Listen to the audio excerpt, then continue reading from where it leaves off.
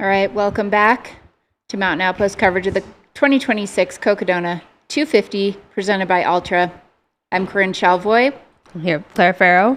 All right, we are here at Sedona Posse Grounds, and we have Zach Hauer, who took a little rest and is now getting ready to leave the aid station. Zach Hauer, head and founder of Open Fuel of the Americas, doing his first 200-plus mile race and making it look pretty easy. I'm impressed. Absolutely crushing it. Zach is a very fast runner. He placed fourth at the Big Alta 100K this year. He placed sixth and ran a 13:30 100-miler at Javelina last year, taking on his first very long-distance race and doing really, really well. Looks like he got a nice reset there. He's looking quite fresh. That's, I think, Emily Mann is one of his pacers. I recognize Emily, yep. Everyone's got that all-star team. All right, and we've got Hillary there on the ground. Hillary, what do you got? All right. Yeah, we got Zach just leaving the aid station here. I don't know if you caught that, but I had a chance to just chat with him as he was getting ready to leave and had a little moment. He actually got a little emotional, I'd say. He got like a little teary-eyed and he was just like, this is really hard, you know? And I think that's the understatement of the whole week. It is extremely hard. This is his first time doing this distance. This is where it gets really, really real. And I think just that moment of being like, wow, we have a long way to go. Everything hurts. But, you know, he took his time at the aid station and he's still leaving before Courtney is. I feel like Joe just came in a few minutes ago and we overheard his crew saying, you're going to take a 60-minute nap and reset. So everybody is hitting that stage where it's like, yeah, you have been going for a long time. You were going so fast. And now maybe it's like your body needs a little bit of a break. So yeah.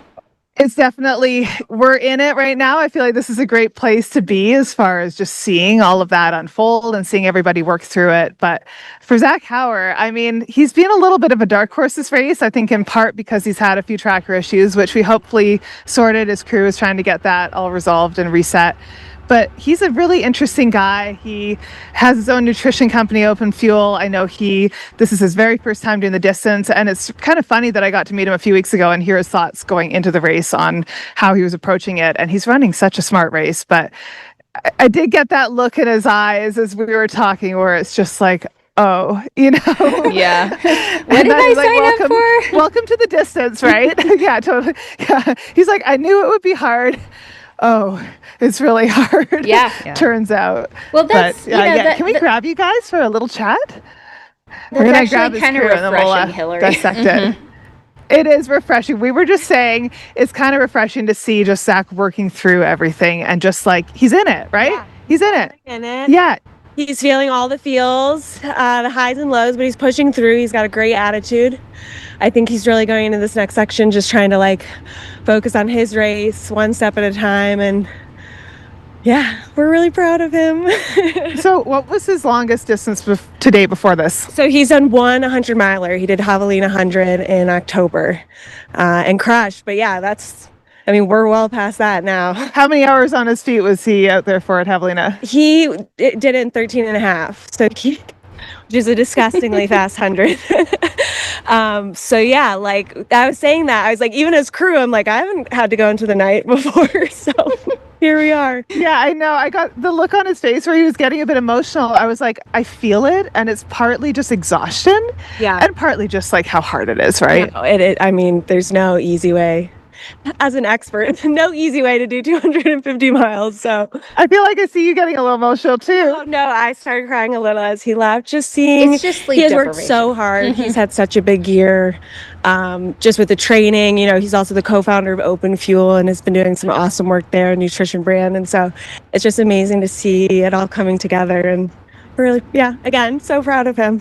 So what are some of the insights that you kind of gleaned from his pacers as they come in? Are you trying to just like get a sense of how he's doing without always asking him how he's doing? Like, how are you approaching this unknown territory with Zach? Yeah, he's very calm and communicative. I'm always like the more anxious one as he comes in, though I try and tamper that. He comes in, he's so far has been really clear-headed, asking for what he wants. His, pacers have said he's been really strong out there and pushing through. And so, yeah, there haven't been too many mysteries. He's been kind of an open book for us, and we've supported him where we can. And how is the food going? I know it is always a struggle with how you get your nutrition in, how much real food you're eating, when the caffeine. I know. I think he's got a steady stream of caffeine going, but he's still taking real food. He took some sushi here, some ramen, some oranges. So we're happy to see him still taking solids. And I know he's doing gels and open fuel out there. So I saw a shoe change as well. Has he done a bunch of those, or? He has. He's been switching, not every aid station. He's definitely been doing socks, but I think that's been just like comfortable for him to be switching up the shoes. We've been popping blisters and keeping his feet taped up. So, yeah. It is sort of just this fun, like uncharted territory challenge, right? You never know what you're going to get when he comes in. Absolutely not. Yeah. Usually he is not a blisters guy. So we're doing blisters today. So, but he's taking it all in stride. So, Hillary, I have a couple questions. Yeah, we have a couple questions from the studio with Corinne. What you got? Okay, so one question is, how much has he slept in total, and was it just that he was going to do it when he felt like he wanted to? Yeah, so talking about his sleep strategy, how much has he slept so far, and was he always like planning to take actual structured breaks or just sleep when he could? Like, how's he approaching it, and how's it actually playing out? Yeah, he came in wanting to just do dirt naps and waiting till he really needed sleep, not any kind of planned naps or sleeping. He's attempted a few dirt naps out there. I don't know how much actual sleep he's gotten. He laid down for 15 minutes here. I'm hoping he dozed off a little. But he is, he's trying to take care of himself there, but hopefully avoiding as much sleep as possible at the same time. Did he talk about being sleepy at all, or just it was sort of a preventative nap? No, I think he was feeling the exhaustion, feeling tired. That's again what he wanted to wait to hit before trying to sleep. And he's pretty in tune with himself and knows himself well. So, when that's going to pay off versus just pushing through. Any other questions from the chat or the studio? Yeah, I just, we had a chance to interview him and talk about Open Fuel. And he mentioned when we interviewed him on Ultra Uncovered that he really saw this as an opportunity to also promote the brand and represent the brand. And so what does it mean to him to also be out there? He's got an additional why for running this. It's to be a representative for what he's building. So the question is just around Open Fuel, and Corinne was saying they had a chance to interview him, and he was talking about how meaningful it is to be out here, but also to represent what he's building as a brand. And so how do you feel like that's playing out, and do you think that gives him an additional why as he's running the race right now? Absolutely. I mean, he's just done some amazing work over the past year. This is a nutrition brand that started out of Cape Town, and he's launched it here as the co-founder in the US. And, it's a really values-based company. They're doing a lot of cool stuff with sustainability and, community-based distribution. And on top of that, it tastes great. And so I think he's building something he's really proud of, and to be able to be here and represent that and use it, it's obviously working so far. So yeah, it's great to see kind of those worlds come together. I mean, if you can run 250 miles using your own nutrition, that's a pretty good testament to the fact it's working for you, right? Yeah, he liked to call this free marketing. And I'm like, is it free? there's a real human cost to this whole thing, right? Yes. He's emotionally, but here we are. He's paying for it in some way. For it with his body and mind. For it in a lot of ways. Yes. Absolutely. Any other questions we got for I have for one Zach's crew here? Slightly less serious question. I just want to know if he's still continuing to listen to the cassette tape at the aid stations. All right. Is Zach continuing to listen to the cassette tape at the aid stations, or did that train sail? I think we've dipped in a little bit, but I think there have been some other higher priorities as we've come in. But a good reminder. We'll get that back out. Yeah, I feel like you should bust it back out. Be like, we're resetting the clock. It's mile 50. Yeah, more cassette tape to come. Perfect. Well, thank you. I mean, it's great to see Zach in here. I know for you guys, it's been a challenge to know where exactly he'll come in.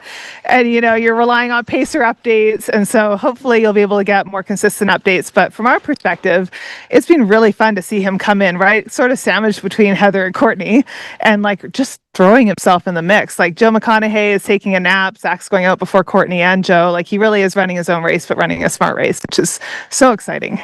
No, it's great. It's great to see. So we're excited to see how the rest goes. I know, right? Aren't we all? Speaking of, I just see Courtney Dauwalter coming into the aid station right now. So we'll go over and take a peek at her and see how she's doing. Thank you so much. We'll chat with you soon. That sounds great. Thank you, Hillary. All right, let's see if we can walk over. Yeah, Hillary, Billy says. Billy wanted to make sure Billy, that you're crushing it on the mic, and also Hello, to make sure you're husband. I am hydrating and eating. fueling. Yeah. Lots of fluid. Take care of that growing child in your belly. Sit Absolutely. down every now and then, and you're crushing it on the mic. So words from your husband and us. I love it. Well, speaking of crushing it, it's good to see Courtney up and getting ready to roll out, looking great, getting a fist bumps from her crew and Kevin. She took a little nap, I believe, in her car. This is really just sort of the place where everyone's doing that reset. You can hear the cheers for Courtney. Always a fan favorite, and so fun to see her just working through this course. And she really is in uncharted territory as well. So I'm excited for her to get to experience the back half of this course and just be doing such a good job at kind of managing everything. You know, it's just, there's no getting around it. This is a really, really long way to go. There is no shortcuts. And I think right about now with 90 miles to go is when everyone sort of realizes that, like, oh, Yeah, it's just really far. And But it looks like she's picking up a new pacer here. yeah, I didn't quite catch who that was leaving the aid station with her, but I do see Marianne here. So she did a swap for sure. Cool. Yeah. And So yeah, knowing- that's sort of the story here, you guys. Yeah. We, Joe took a nap. He sounds like he'll be down for a little bit. This is really interesting because you have these huge time gaps when everyone is like out on the trails and it looks like you're way ahead. But then the real test is when people are coming into these aid stations later on in the race and when they decide to take their sleeps and how that plays out. And I think we are starting to see a little bit of those gaps closing or changing and movement happening, not because everyone's suddenly sprinting, but just because everyone's having to manage the exhaustion a little differently right now. Yeah, exactly. I mean, this is the point where you got to do what you need for your body, and doesn't really matter if that means switching places or falling back in the field. Like whatever is needed for you right now is what you got to kind of do. And I'm actually surprised that we have this many people this close, this late in the race. Yeah. I mean, they're pretty close, all things considered, to have 3 and 4 people essentially in the aid station at the same time, 160 miles in. That's I think that is quite a bit more dense than we will often see the front of these long races. Yeah, absolutely. No, and I had the same thought, Corinne. Like, it's kind of fascinating to see them all just like keeping their paces like pretty consistently. But at the same point, I think we're at the mile marker in the race where no one really cares about the actual racing right now. Like, it's sort of the survival moment, like I think, yes, they will. And as we get closer to the finish line, there's that feeling of like, okay, how is this all going to sort out? And can I push? Can I find another gear? But like in this particular moment, you see a lot of them passing as they're coming in and out of this aid station or doing their own thing. And it's just sort of a general vibe of like, give me a hug. We're all in it together. Yeah, I think I love that. It's an so raw. appreciation, right? It's like a It's like how I think a lot of us feel when we're in the middle of a race and we see the other people and we know what we're feeling and we know we're all in it together, kind of a scenario where you're just also really appreciative that other people are experiencing the same thing as you, and like you're kind of just celebrating being part of it together. There's some solidarity there. Totally. Yeah, the Mutual Admiration Club is very real, and I feel like I love that part of these races, and to see the pros just sort of all experiencing it together, to see Heather and Courtney have this camaraderie out there, to see all these guys just sort of being like, yeah, hey, we're doing it, but it's really, really hard, as Zach said. Yeah. It's really, And it's special to see. Only in a 250-mile race can you have, you can surge for about like 50 miles. Like you can turn on the gas, not surge like over that, but like I'm gonna make my move over the next course of the 8 hours. What'd you say? Like anyone tuning in is like, I'm sorry, but what? For how many marathons are you gonna surge in a row? yeah. But it could right. happen. Yeah, like totally. Joe could sleep for 60 minutes and then he could come back and run at a pace in which he catches the rest of the field and makes up multiple hours with the rate he's going. And it's just this interesting, like, if you take making moves but spread it out over the course of hours and days. The scale is really different. Yeah. It's just a crazy scale. It really is. I mean, even thinking about the next sort of pack to come in, like we have Eder Ramirez, who is just such an incredible athlete, and I just don't want to like forget that. We know how he closes. No, and like we have Jeff Browning. I saw Scott Jurek in the parking lot here a little while ago waiting for Jeff to come in. We have Meg Eckert. We've got these people that we know can close hard. Meg's plan, she told us, or her crew told us yesterday, that she plans to close the second half really hard. And I heard that she was picking up steam. And so I wouldn't be surprised to see her executing, right? She knows how to run for multiple days. Second half. Yeah. Yes. This is the girl's strength. She's sort of, her husband Joe was awesome. I was chatting with him yesterday and he said, like, hey, she knows the first half is not her forte. Her like strategy is to basically like go as hard as she can in the second half, survive the first half with no collateral damage, and then go really hard in the second half. So I just want to say, like, that is where it gets exciting, because some of these guys might come in and not need a 60-minute nap and be able to carve out some of that time like pretty quickly. And so I think just like seeing where everybody lands, like by this time tomorrow, let's have this conversation and see how it's all gone down, because I think there's going to be some shakeups. I want some sprint finishes from Eldon. From Eldon? No, I don't, because everyone will get concussions. I was just on that trail. We do not need multiple trips to the hospital, but you never know. I have an interesting... I forgot. Heather's crew told me one, or her pacer, Luke Nelson, told me one fun little thing was that on that section where they're not allowed to pass, the 7-mile section that they went through, Heather and her pacer actually came up behind Joe McConaughey, and then they weren't allowed to pass him for 3 miles. And so they had to hang out just sort of like, I guess, just like go through that section together, which is sort of, I mean, it doesn't really matter, but it was sort of fun. And when I was reading through the crew guide before the race, I thought, oh, that's kind of an interesting little thing, because it's all about timing, and you could see nobody through there, but for them, they did have that moment of like, nope, like we're all going this pace, and we're going Joe's pace, it turns out, because nobody can go past right now. So that was just like a funny little story from the trail, and there's all these things that come up that you can't control, right? Interesting. I know. I'm trying to picture that. I'm like, oh, that would have been kind of fun to watch them all speed walking through the forest together.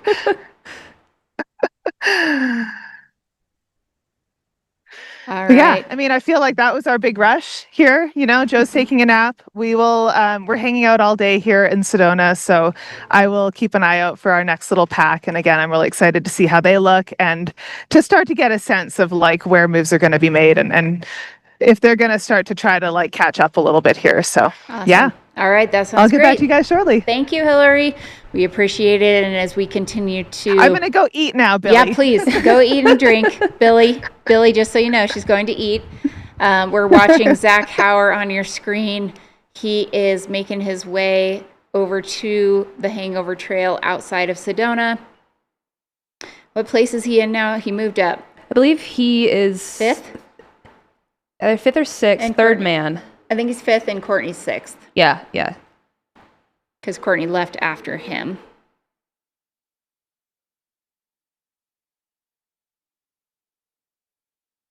Fifth overall, third male. On your screen right now, Zach Hauer, co-founder of Open Fuel, making his way toward the Hangover Trail. Weather seems to be holding right now. Yeah.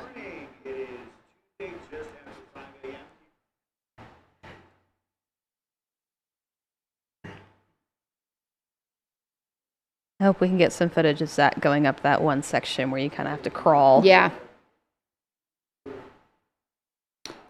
Heard he'd done multiple shoe changes, had some blisters, which was new for him, but not surprising, considering furthest he's run before this is 100 miles and 13 and a half hours on feet at the Javelina 100. Which, I mean, when you're running that fast for 100 miles, that's just an entirely different race than something like this.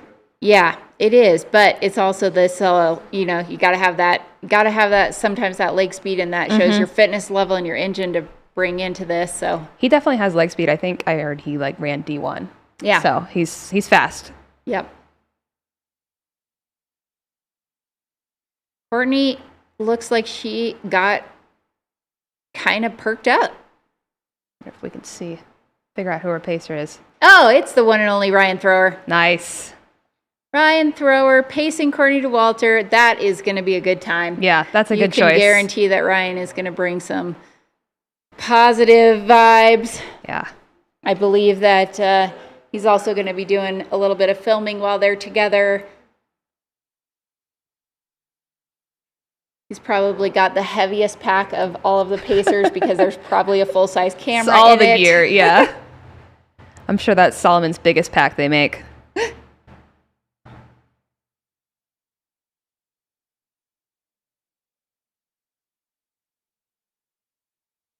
This is I feel like this is a pro move on the strategy side of things with Ryan being the pacer from here and one of the most difficult sections. I think that is very smart of this whole team. Yeah, that was a really good choice. I mean, Marianne also has just really upbeat nature to her.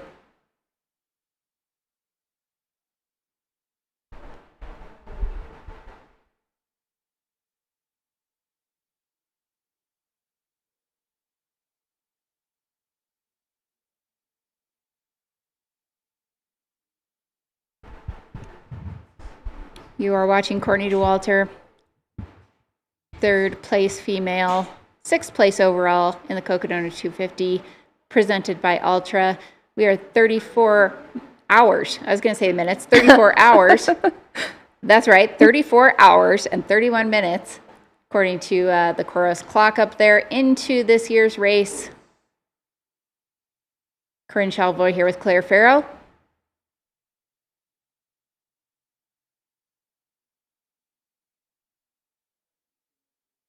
A question in the chat asking what a pacer is for.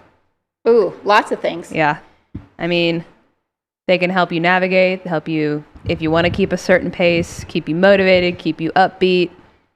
In certain races, pacers can mule. You can't do that here. Yeah, I think the only one I know of is Leadville. Yeah. There's not very many anymore. Yeah. I feel like in a race like this, safety. Yes. Oh my God. Safety is a huge benefit for a pacer right now. And like emotional support and company. Just literally the fact that for stretches of this, they've been running by themselves for hours and hours and hours, and having another human being to just run next to can provide a lot of energy through that. Yeah. It's critical to make sure you choose your pacer wisely Yeah. for those emotional support reasons. Yeah. They can also remind you to eat and drink, help you stay on top of some of the things that, you know, on paper when you were planning this whole event, you're like, I'm going to do this. And then you're not like, doing any of it because you're check in. Have we eaten in the last hour? Slightly out of your mind. Yep. And now we're back to Zach Hauer.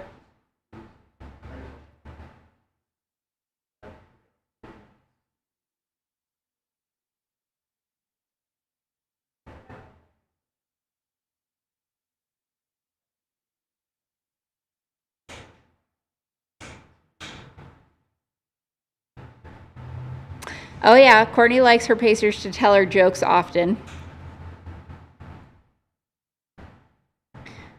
If you're someone who likes tough love, that you can have a pacer who tells you that you're moving way too slow and you need to pick it up. I need that sometimes. One of my pacers at Western States actually apologized to my mom mid-race because she thought she was being so mean to me that we wouldn't be friends afterwards. Well, that's one rule of pacing, is that nothing that's said between either of you is, it's like what happens here stays here. Like, we cannot be held accountable. Sometimes hard choices have to be made. Yeah. I was like, no, she did perfectly. Everything she needed to do. Yeah, Emily Mann is pacing Zach Hauer. Emily, a fantastic runner. Was she second at Run Rabbit Run just a year or two ago? That's I remember that was one of the first times I had met her. She's out of Canada. 10th at this at last year's Black Canyon 100K. Yes, she won Run Rabbit. She won Run Rabbit Run 1948 in 2024.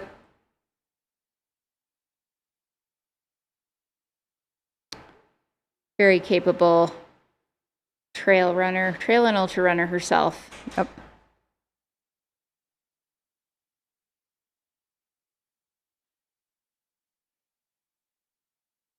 And we had an interview with Hillary Yang talking to Zach's crew and his wife, I believe, and, you know, hearing that he just was voicing how hard this was to her, which we can all appreciate. And Yeah. It's nice a reminder that they are still human like the rest of us. yeah, sometimes we just watch them doing this and it's like, oh, you're just going, no, he was saying how hard it is. But that being said, he seems to be navigating it very, very well. Yeah. I'm not surprised. No, he's cruising. I'm bummed their dogs weren't there. They're very cute. Oh, yeah? Yeah. What kind of dogs? One of them looked like a black lab. And then the younger dog, maybe some sort of mix. Nice. Spotted. Very cute. How many pacers do they get to choose from? So, I mean, you can pick whoever you want as long as you can convince them to come to the race. Yeah, with no, you I think the hard part is convincing someone to give up that much time. And spend time with you. But you can, if you go to the Cocodona website, you can see there are just a number of different aid stations that you can pick up a pacer. The first one is at mile 37, not mile 37, mile 75, Whiskey Row. That's the first one. And then you can switch pacers like almost every section from there on. So you could have lots of them. We've got Megan Eckert here on camera. Where are we at? Is this Dead Horse? This is Dead Horse. I'm like, I don't recognize this aid station. Deer Pass. Deer Pass aid station. Deer Pass is mile 146.9. And the runner in there is Megan Eckert. 6-day pending ratification, 6-day world record holder currently. So, very well acquainted, I would say, for running long periods of time.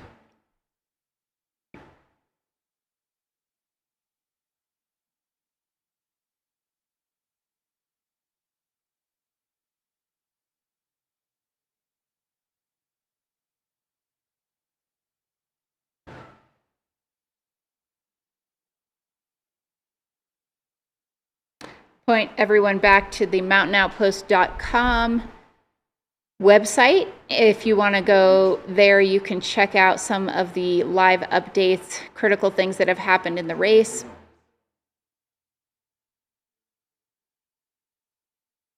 Stay up to speed, get a push notification on your phone for anything that we post there. Lead changes, just important updates. It's a brand new website, mountainoutpost.com.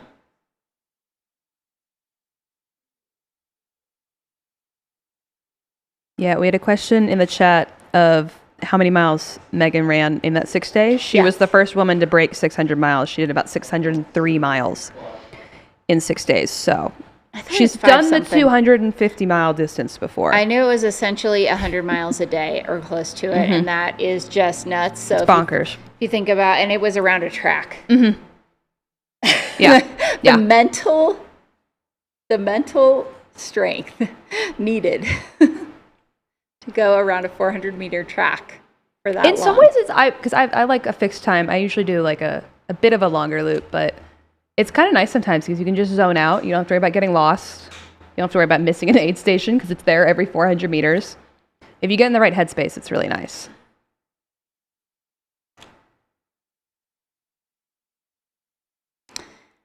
Yeah, I mean, this was in France, May of 2025, and the previous record holder was Camille Herron. Megan ran more than 40 miles further than any woman had before. 40 miles further. So that's a huge leap. Literally like 100 miles a day, 603 total. I'm happy if I do 100 miles in one day and stop there, you know? I'm happy if I do 100 miles in a week sometimes. Yeah, that too. I don't do that very often. But also Big's Backyard, she did a distance of 362 miles. She's also done a lot of trail running. She's run a lot of the most notable races kind of in the sport before jumping into this fixed time kind of era, her fixed time era. And on your screen here again, Zach Hauer and Emily Mann pacing.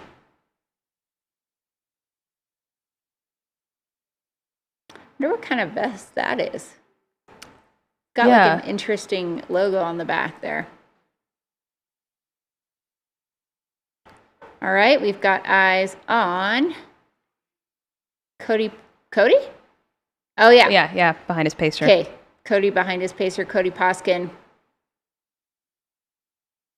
Looked like he's moving pretty good after his total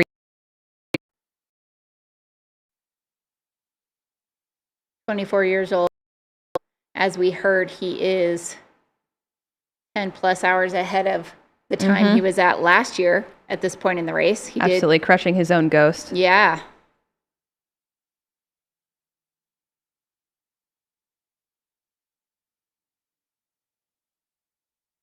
Is that another runner up ahead of him? I think that's his pacer. That far ahead? Oh, okay. Oh, yeah. He's not that far. I was like, no way. Is he catching somebody? Fake news. No There aren't that many people ahead of him. That's what you can check your box for the commentators creating fake drama on your. That's what we're here for. If you're following your bingo card from the free outside and one woman dance party, Allison Mercer, there is a Cocodona bingo card out there, and one of the spots was commentators inventing drama. So that's what I just did. But yeah, well, someone had to, you know. we needed to do it. We did it for the bingo card. Mm-hmm.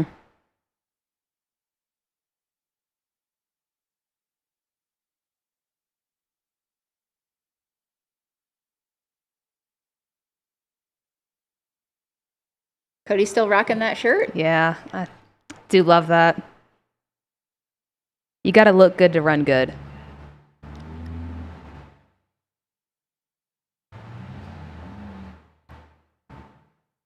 And last we noted, Rachel Entrekin, race leader, had put about 5 minutes additional time on the gap between her and Killian Korth. It is now, or the last time we checked, about 38 minutes between the two of them.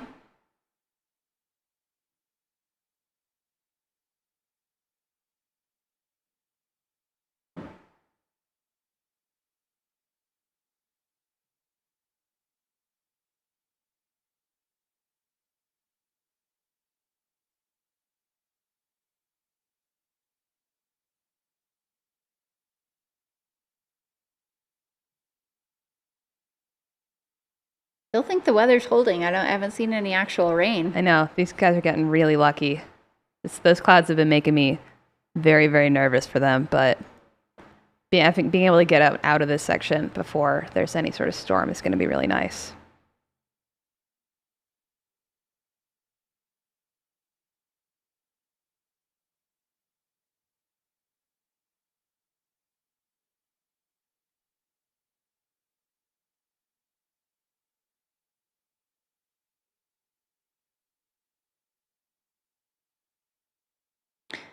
All right. So we are getting some reports of hail happening at Schnebly. And that's go for it. Come on. You got to take out Schnebly Hill. There's hail. There's hail out there at Schnebly Hill. And a lot of wind. And a lot of wind up here. I mean, Eva's, I think, like, yeah, you're just so high. Like, there's a ton of wind up there anyways. It's pretty exposed. But whipping wind on the top of the hangover climb, which is what you're looking at right now. It's looking definitely a little darker than it was earlier. Yeah, it's kind of surrounding that entire, kind of all around Sedona.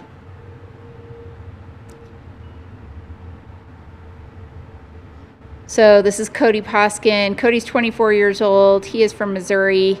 He most recently came 13th place at the Black Canyon 100K this year, back in February, running a very fast 8-hour, 23-minute 100K. That is smoking, and that is a highly, highly, perhaps the most competitive 100K on U.S. soil, if not globally. Yeah.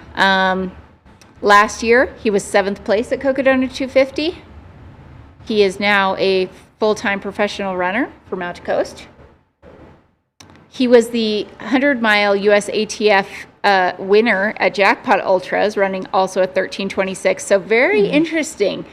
A lot of fast Cody 100-miler guys Poskin here. and Zach Hauer their 100-mile PRs are within 5 to 10 minutes of each other. This is going to come down to this 100-mile sprint we've got going on now and between the two of them. Dan Green actually ran a sub 13-hour javelina. And so, like, basically what we're saying is if you can run 13 hours, 13:30 easy at javelina, you can come crush Cocodona. That's I just like the javelina to Cocodona pipeline. Yeah, it's good. javelina to Cocodona They're two pipeline. extremely similar races. You're good at one, you're going to be good at the other. I don't make the rules. Yeah, Cody's also done some mountain stuff. He did Leadville when he was a ripe young 22-year-old. Lord. Sub 20 hours. And it seems like he likes to kind of return to races. So he did the Black Canyon 100K in 24, came back and took a good chunk of time, 30 plus minutes off his time a couple years later. Actually, 1 year later. No, 2 years later. I can do math. That's right. Math is so hard. Yeah, math is very hard. But he's only been racing for a few years, since 2023, and just jumped into the deep end of the very long stuff. Yeah. I feel like there's a lot of people that do that with the really long races, just jump right in. I don't understand that. No, that could not be further from me. It took me like 25 years of running to do my first 50K. I was like, okay, now I'm ready. Well, I'm actually thinking back. I was a year from my first 5K, and then I did my first ultra. So but I haven't gone up to 200. Like, that's crazy. Yeah, it's a special breed. Yeah.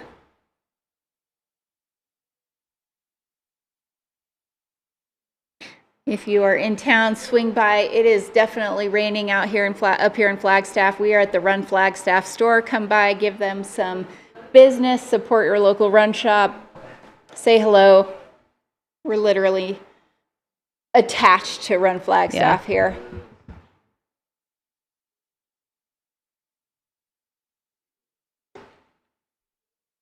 We got some mentions in the chat that Cody also won the Ultra Gobi 400K. That's right. Yeah, which I don't think is on Ultra Sign Up, which may be why we didn't say it. But I did remember that. Pretty incredible. I mean, there's some sandy stuff out here, so you can run through the... God, running on sand is so horrible. Yeah, but probably was an incredible strength workout for his legs. Yeah, oh my God, my calves could never.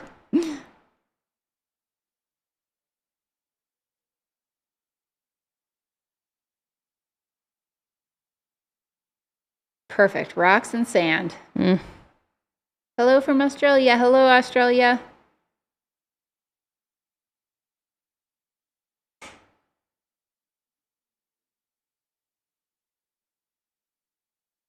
Yeah, the weather here in Flag right now is nuts. I'm very glad I got that run in earlier. Yeah, my husband told me, you better go before your that shift. window is not going to be open later. The Dark Lord Versteeg. Someone, yes, in fact, I do believe that Michael Versteeg has dropped. Got a note from Satisfy Athlete Manager Kyla that, they're still out there rooting for... There is a Satisfy athlete still in the field. It is the dark horse, Jakob Aberge. Am I pronouncing that right, Kyla, if you're listening? Is it Jakob or Jacob? But Jakob Aberge is what I'm going for. Input, please. He is Swedish. He is potentially in the top 10 or 10th male. That's probably 15th to 20th. Moving well. Getting paced by Satisfy founder Brice Partouche. Navigating through some challenging stuff, but continuing on.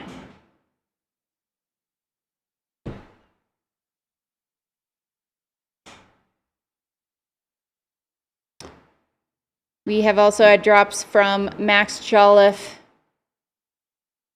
and Cam Haynes, both somewhat injury related. You can check out their own Instagrams. I think they're sharing their thoughts on that and what happened on their own channels.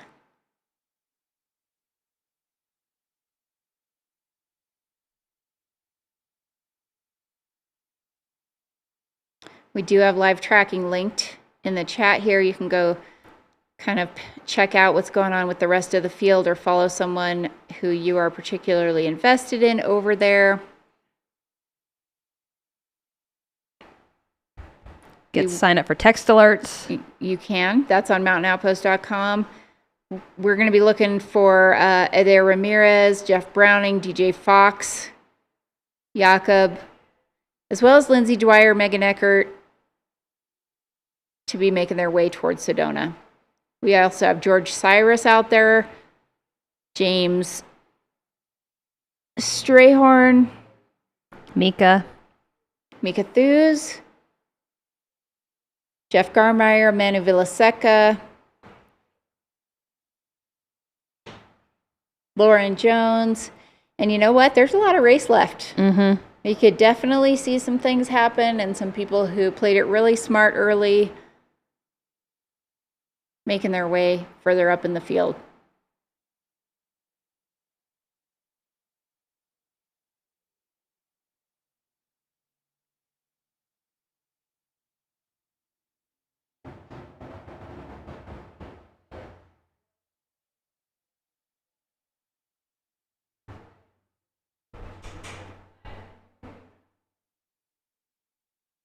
Yeah, on screen right now we have Cody Poskin and his pacer as he's making his way out of Sedona.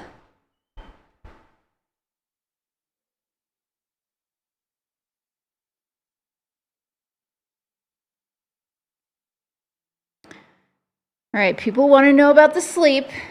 We'll tell you what we know. We know that Rachel Entrekin has not slept, unless she's taken a minute or two dirt nap. All right, we're correcting pronunciations. Jakob Auberge instead of Auberge. Oberg. That's what, there's a golfer with the same last name. Oberg. That's how it's pronounced. All right, is what I'm going hearing. with Jakob Oberg. That's what I'm going with. I'm sure it's also If probably we're wrong, you can yell at us. Probably That's still fine. wrong. But sleep. So we have Rachel, who supposedly has not slept at all unless she's taken very, very short trail or dirt naps. Then we've got Killian Korth, whose sleep situation is a bit unknown at this point. We have not gotten Don't have a ton of intel. We're not going to speculate. But then behind him, who's right behind him? Heather? Cody. Cody and then Heather. Cody has taken 2 naps, Yes. a 10-minute and a 15-minute. Mm-hmm. Heather has, I think, also slept some, but I don't know how much. Yeah, don't know the specifics on that. Yep. And then Courtney may have taken a nap just here at Sedona. We don't know if that was her first one or not, but it was, I don't know, 5 to 10 minutes maybe? Yeah, not very long. That's what we know so far. The lesson or the summary of all of that is there has been very little sleep that has occurred among this front pack. Now, I don't know how long a full REM cycle is, but I feel like not many people, if any, have gotten minutes? a full. Yeah, I don't think anyone's gotten a full. Because I think I've heard people say, like, yeah, I'm going to do 45 minutes so that I can actually, like, fully get into REM. But I am not sure if that's occurred. Oh, Joe Stringbean McConaughey is taking a 60-minute nap. Yes. Yeah, so Joe's napping. Oh. Oh, boy. Mead is in the house. Woo! After Dark's getting started early. Hey, if it looks like it's 5 outside. That's true. It does look darker outside, so that's fine. This is Drinking Horn, bringing us special deliveries. What have you got? Only the best for Coco. Only the best for Coco Donuts. Wow. Pomegranate Master Sword for the Zelda nerds. Hell yeah, that's me. I'm Okay, a Zelda wait, nerd. pomegranate what? The Master Sword. Master Sword from Zelda. The Master Sword from Zelda. For We're those being of us who play delivered video games. mead.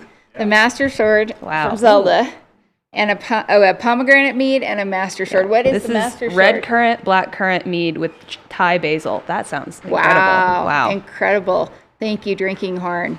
Yep. And Unicorn Blood, our international gold medal winner. Ooh. We have an international gold medal winner Wow. called Unicorn Blood. It's a lemon raspberry mead. And then we actually have a horn. Oh, wow. Yeah, you got to drink out of the horn. Oh my gosh. Okay. course. Well, we'll have to like have the get the cameras camera on for us that. to actually drink it out of here.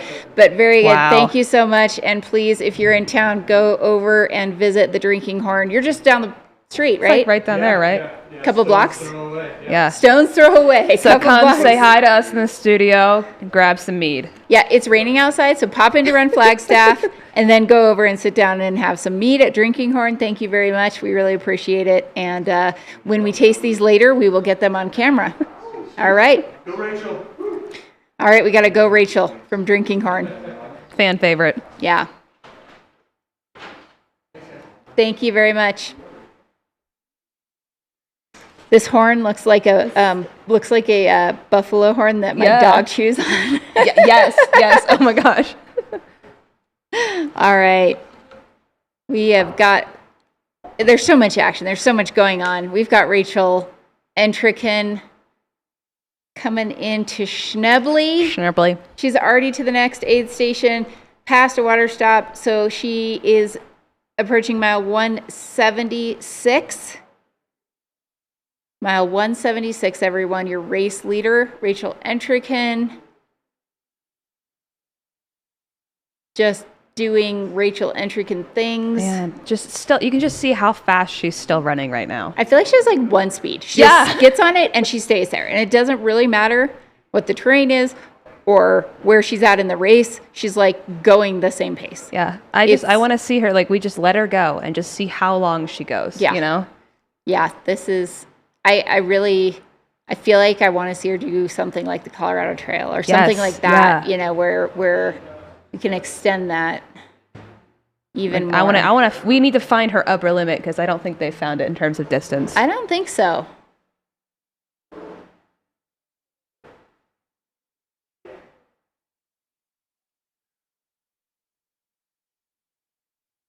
But yeah, we've got Rachel Entrekin moving right along here.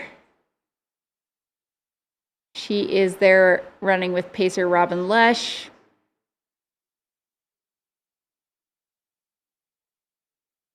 I want to see Rachel, like, drop her pacer at mile 200 something. It'd be wild. She just gets a burst of energy and just takes off. So they can have pacers from now until Eldon and then no pacer over Eldon, right? Yeah, I think so. Or is there a section Kelly Canyon? Mons Park to Kelly. Well, you can't switch pacers there. I thought there were a couple of pacerless sections. Yeah, pacer access. Consulting my notes here.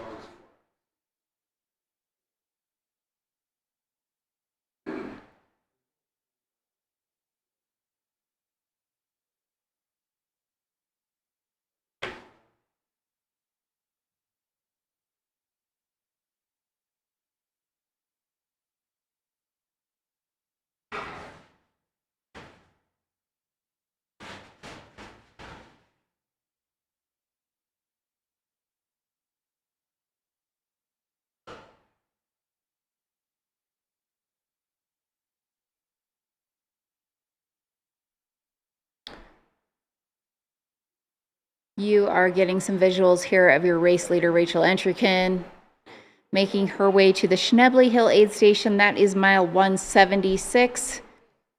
We are just under 35 hours into this race, according to our Coros clock. This is the Cocodona 250, presented by Ultra. Corinne Chalvoy here with Claire Farrow. We are looking through the rest of the race to see if they're going to have pacers from here on out, except for the Eldon climb, because there were a couple of pacerless sections in this year's race, I thought, but might just be that very last section. That is to preserve the spotted owl. Always working to comply and work with the local land agencies.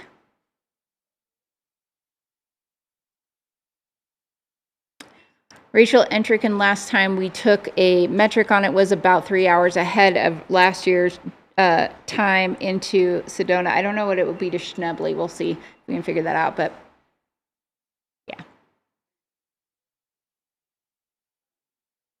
We are considering the fact that she ran a 63-hour Cocodona last year. I believe I've heard her mention that she would like to aim for that sub 60-hour mark. The current course record on the men's side is 58 hours and changed by Dan Green, set last year.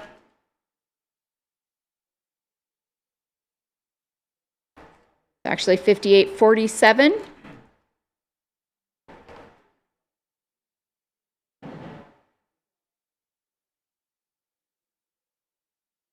The race is about 4 miles shorter this year than it was last year. That being said, it's still over 250 miles. It's around 252 to 253 miles total.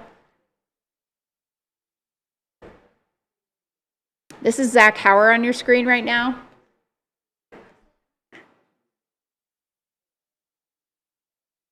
Zach Hauer, 6th place overall, 3rd male, currently sitting on the podium in the men's race.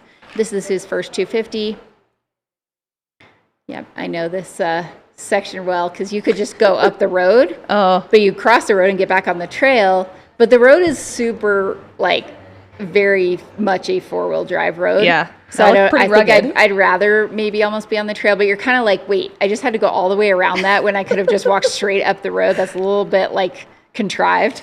Rude. Yeah, this is Zach. He's going to be making his way up the Hangover Trail outside of Sedona. We know Joe Stringbean McConaughey is in the Sedona aid station. He intended to take, we heard, a 60-minute nap. Mm-hmm. So hopefully we'll get an update from Hillary once he has done that.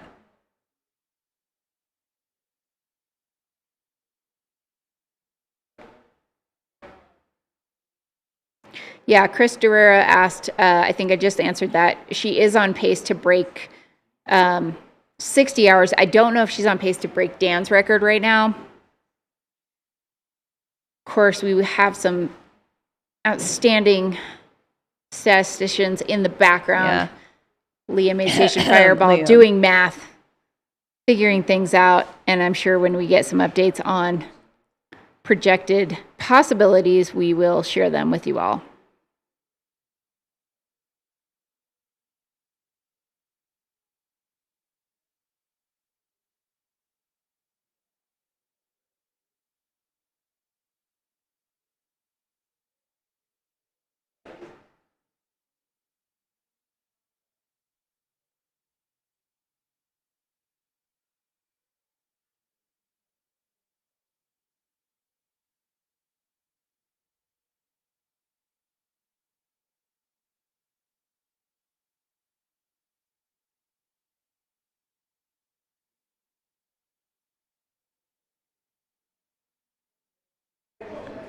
In the chat asking how do they know which trails to follow. There are so many course markings out there. You can kind of see some of them. There's some yellow signs, some flagging. In the towns, they have like big stickers on the sidewalks. Yep. The course is super well marked.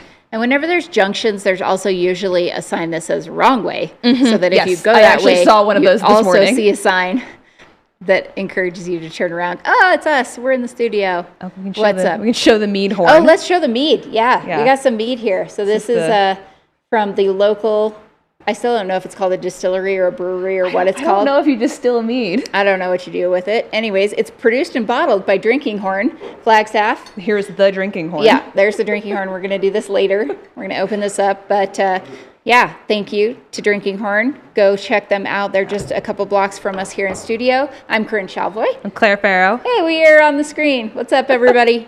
It's great to have you here. Thanks so much for being part of you guys make this happen. Like, you're making it exciting. You're helping fill the space. Yeah. So what do you want to know? Ask us questions. We got a little time here in between some of the visuals. We love the good energy from the chat. Drop your favorite emoji in there. Tell us if you've ever tried mead. Yeah. It is a honey wine.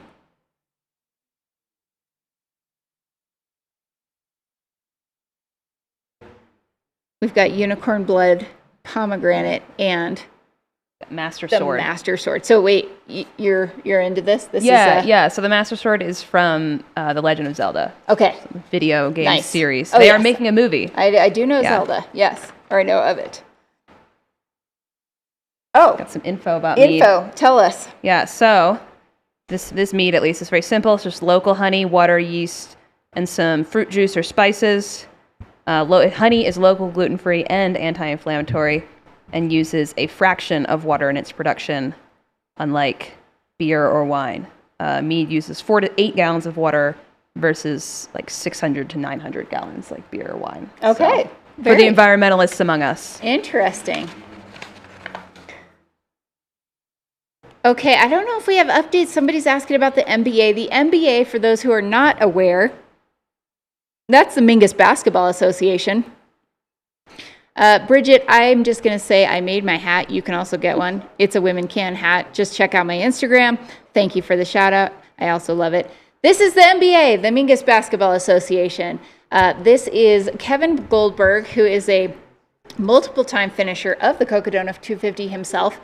This year he's not racing. He hosts a podcast called Distance to Empty. They interviewed many of the runners in this year's race. And he decided to set this up. This is in conjunction with John G. and I think Mountain Coast. And I mean, very John G. branded out there. So this is right by the Mingus aid station. The Mingus aid station is around mile 107. This is a basketball court that exists there, and every time he ran the race he would stop and shoot some hoops just to break it up and kind of have fun during his race. So he's now turned that into a competition. He's encouraged all the runners as they come through to take some shots. You can see the cones out there. You get 3 shots, and then he's got a leaderboard. And I do believe that I saw Zach Hauer and On the Megan leaderboard? Eckert both potentially leading the last time I saw the leaderboard. Yeah. So they are, you take 3 shots. They have different point values depending on Yeah, where you can see the somebody's different shooting. kind of flags for Somebody's different point shooting values. with their vest on. I think I'd take yeah, my I would vest take off. the vest off. Is he putting it on or taking it off? Unsure. There's also, okay, here we go. We not only bring you running, we bring you basketball. All the sports. Yes, multiple sports in one broadcast stream. This is real hybrid athlete behavior. Oh, that's what this hybrid is. athlete. Forget, yeah. This is like, I think, you get 3 shots and then the point values. And if you get on the leaderboard, you win some fantastic prizes. Oh, wow. Layup. All right. Scored. Moving really well for what, mile 107? Kind of looked like a pacer bib. Okay. Okay. That makes a bit more sense. This is making sense. So the pacer is partaking. There might be a pacer category. I think there's a media category. I'd like to go out there, but it's like 90 minutes away. So Yeah. I'm not sure I'm up for making the drive. How did ADW do? Because he was going to go do this yeah, earlier. I don't know. I think I had to leave before he got back, so I don't know how he did. But also there's a whiteboard out there, and if you were on the podcast, you got to write yourself a message, or you get to tell them to write you a message to give to yourself when you hit mile 107, and some of those were really fantastic. I love that some of them were actually about basketball and not about running. Well, the important things. Yeah, I know. Like, don't miss this shot or something. Is that Kevin?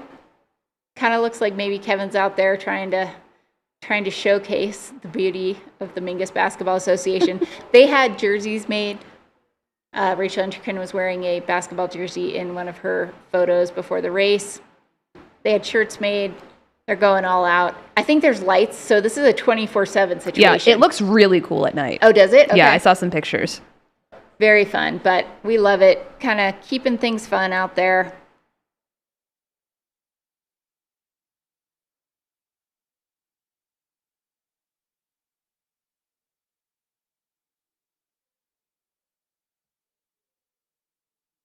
Kevin is the LeBron James of the NBA.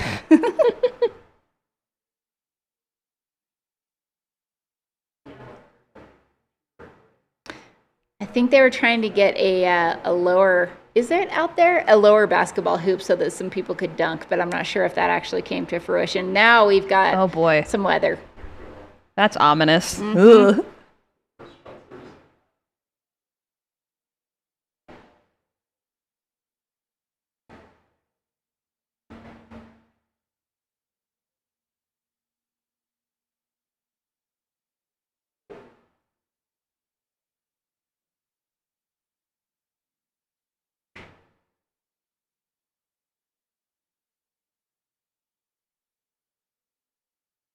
back to the NBA. So how far apart Mingus and like 60 miles between Mingus and I don't know. Nothing. But the Nothing weather's to it. very different between the two. I think that's a good example of how far this race really is. Yeah, you can get such different weather the whole way. Oh, we got an athlete coming in.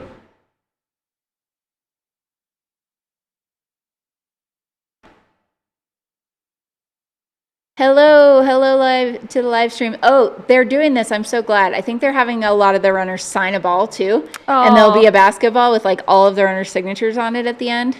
That's so cool.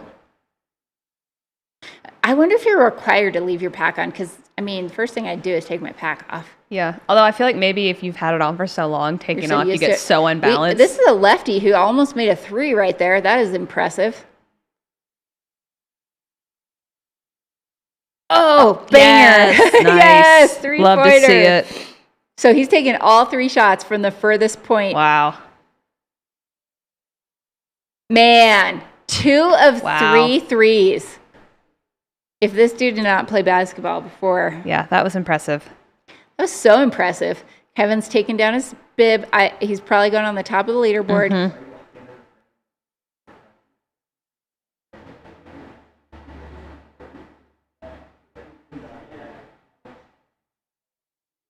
What a fun way to break up things.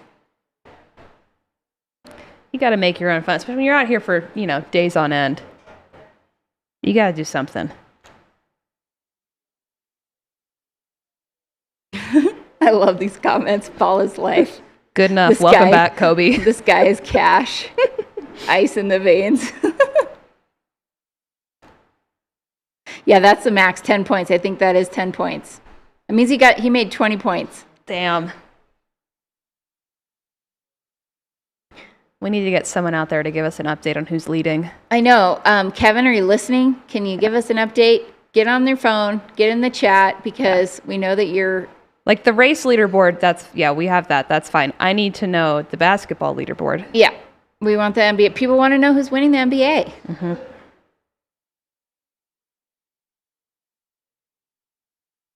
All right.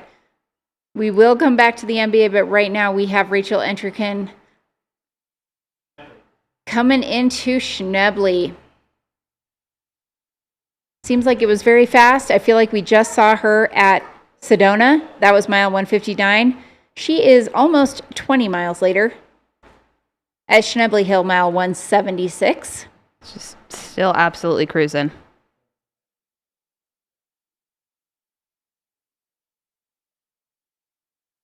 A lot of white out. This all-white kit, man. I'm a nervous. little bummed they're not in the tracksuits anymore.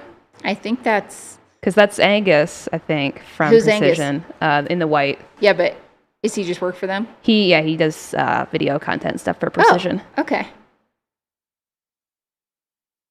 The all-white is bold out there with that dust. I know. I would be brown already. And then the Dirt Brigade, isn't that Heather? Heather's brand? Or Heather's? I don't know. I wonder if that's Waddy also getting some content just for guarantee there's going to be a good... all right, we're back to the NBA. We are going to come back to Rachel. We're going to give her a moment there. And we are going to see if we got kiddos out there shooting hoops. They got to practice for, when they eventually do Cocodona. Yes, they do. I mean, with how young people are starting, we're going to have like 12-year-olds in the 40 miler next year. Oh my God, It's going crazy.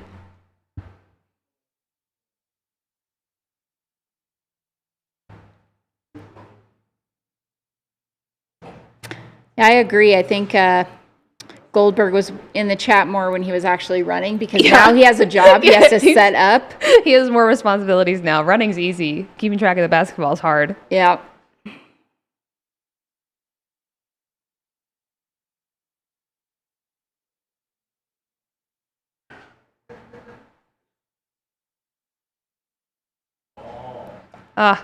Look at the ball with all the signatures. Ball. So cool. Look at all those signatures. I love it. Memorabilia that's going to go for tens of thousands of dollars on eBay. Yeah. No, this is just going to be immortalized. It's priceless. All right. All right, Back with Rachel. Rachel Entrekin.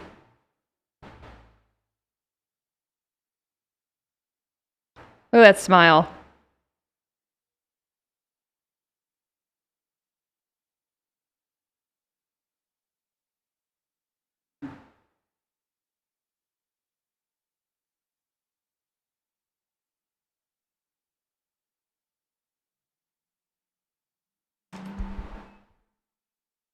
This is your leader of the Cocodona 250, Rachel Entrekin.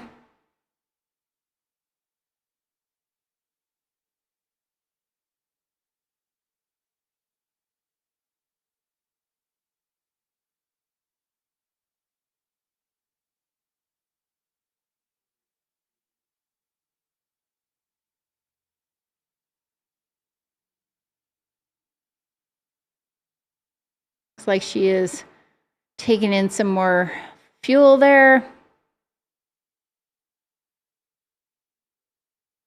She was smiling, throwing on a jacket maybe.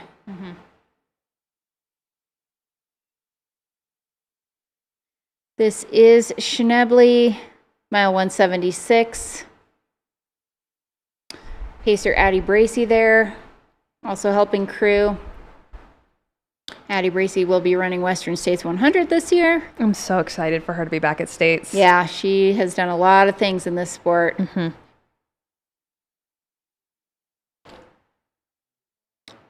You can tell it's probably chilly if she's got a puffy on. I know.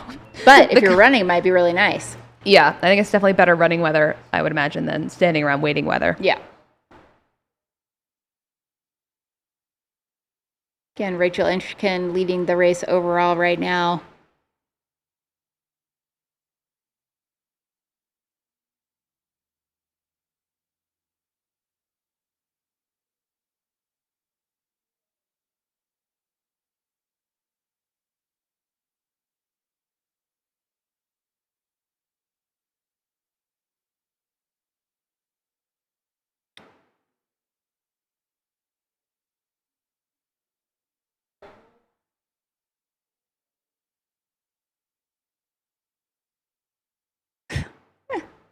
A question who was pacing her. It was Robin Lesh, I believe, pacing her for that last section, possibly still.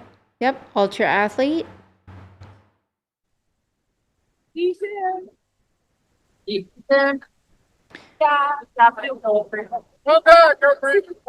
peasy.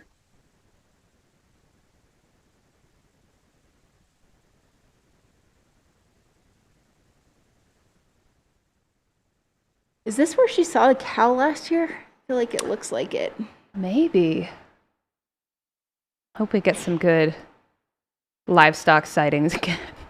We had a Arizona black rattlesnake. That was pretty epic. The snake was wild. Yeah. Looks like I wonder if Robin is continuing with her from here or if she's going to stay back.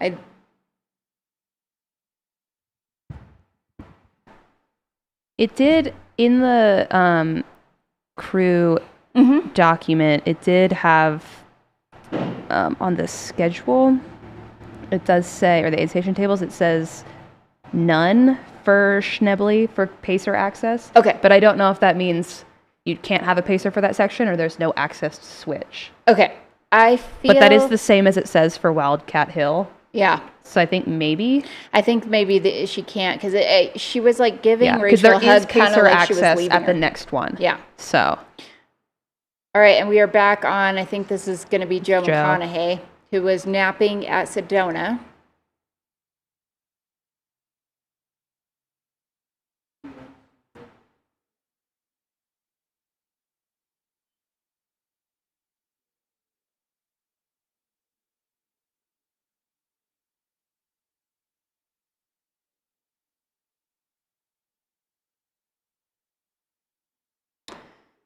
We do not think that Rachel Entrekin has slept to this point in the race, and I think she also went around 60 hours or was it less at Mammoth when she won without sleeping. I don't believe that she slept during that race either.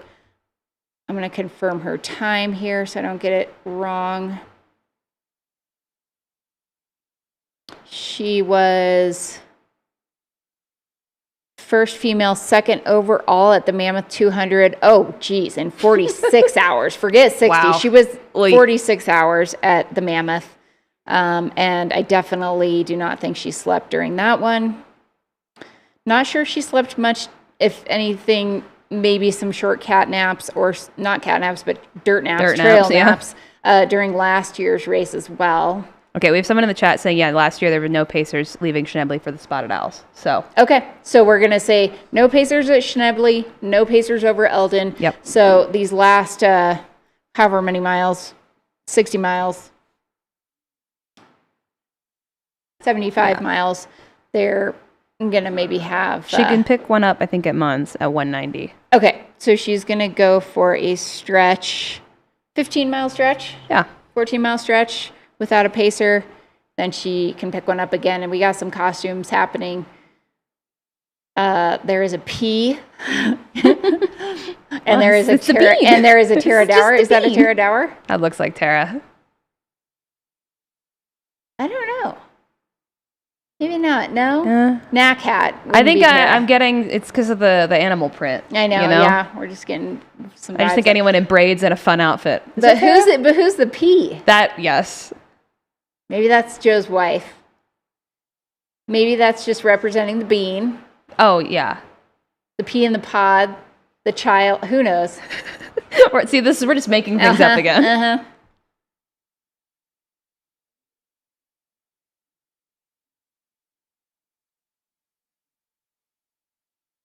You're right. You're right, Minnesota Tom. 776. Goldberg did not sleep at Mammoth either. Let's get some pea in the pod emojis in the chat for Stream Bean.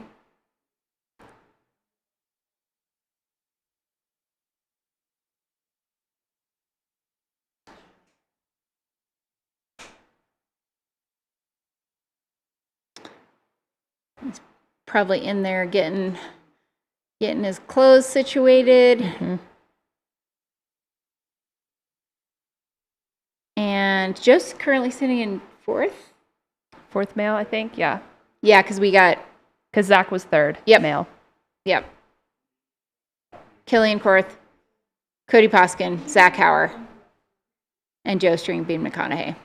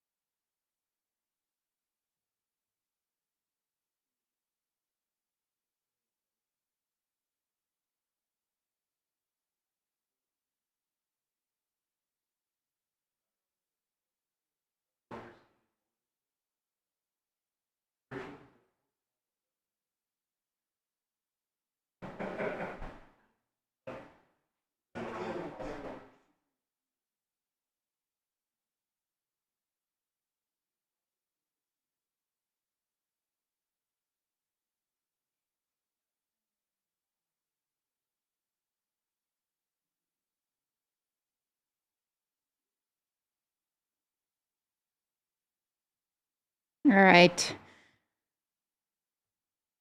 We appreciate everyone tuning in this fine afternoon. It is 4:24 in the afternoon in Flagstaff. Somehow only on day 2. We're on day 2, but it is nothing compared to these runners having been out there for 35 and a half hours. This is the 2026 Cocodona 250 presented by Ultra. Corinne Chalvoy and Claire Farrow here with you. I'm here for another 35 minutes. Are you on till 5, 6? 6. Okay. 6. Yep. Then we got some great guests and evening action happening. Mm-hmm. I know that Trail Gangstas AZ Rory Moynihan is going to be on tonight. You'll have to tune in to hear some Oh, I think that's some Killian bars this evening. That is Killian Korth. in Looks his like. pink shirt.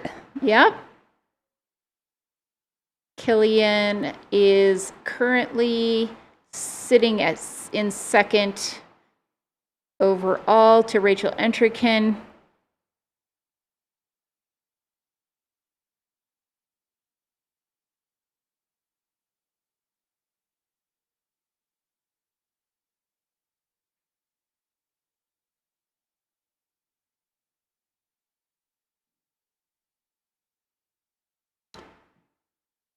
So the pacer list sections late in the race, there's a question in the chat that is out of necessity to preserve endangered Yes. owls, The spotted owl. And we were asked, or the race was asked, to not have too many folks in those sections. So we are working with land agencies who graciously allow this race to happen through many, many, many different, trails, parks, Jurisdictions. Very good word, jurisdictions. Yeah, I can't imagine the amount of permitting that has to go on for a Yep, race there's this a lot big. of permitting that has to happen. 400 runners. Race is full. If you want to race Cocodona, you can enter the lottery. Yeah, it's open for 2027. Get on in there. Yep, they instituted a lottery that will be open, I believe, through the end of May. And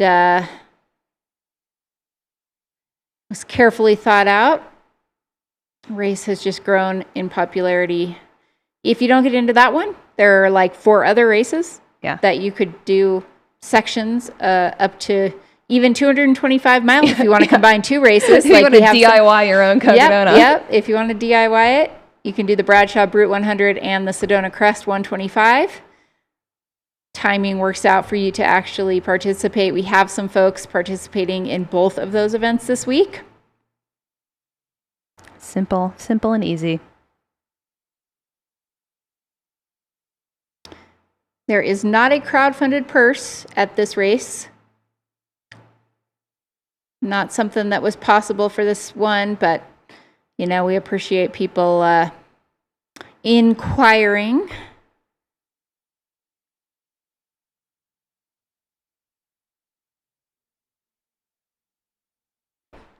And if you want to donate, just show some love. You can click the like, you can subscribe, you can donate a super chat. All of that is appreciated.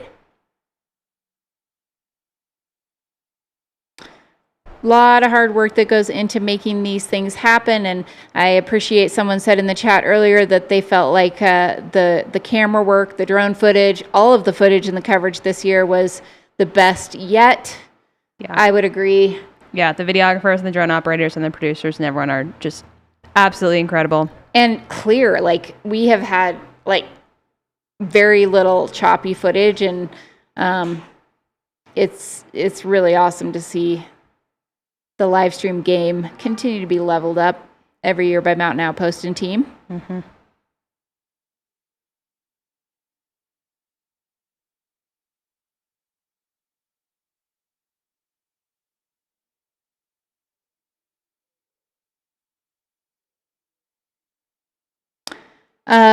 Question from Andy Atch. Has a woman ever won this race or been in the lead at this point? So last year, Courtney Dauwalter was in the lead over all of the race early on through around mile 80 or so, I believe, or for a period of time there. And no woman has won this race, the Cocodona 250, outright. That being said, Courtney Dauwalter did win Tahoe 200 outright as a female a few years back. And yeah, I think it's just something that is starting to not surprise us as the distances get longer and longer.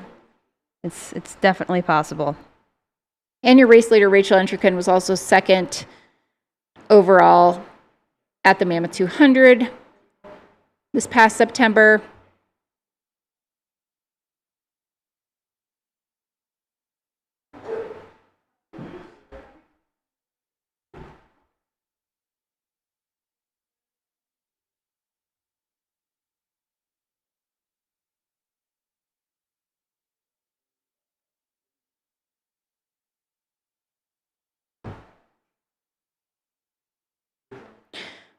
Claire Banworth apparently won the Tahoe 200 outright in 2023. Okay. I believe she's crazy strong runner. So. And Sally McRae winning multiple 200 plus mile races on the women's side, though not overall. Just checking kind of for other things, but it sounds like outright wins. Courtney Dauwalter, 2017 Moab 240. Claire Banworth, 2023 Tahoe 200. And are we going to see Rachel Entrekin this year at Cocodona 250?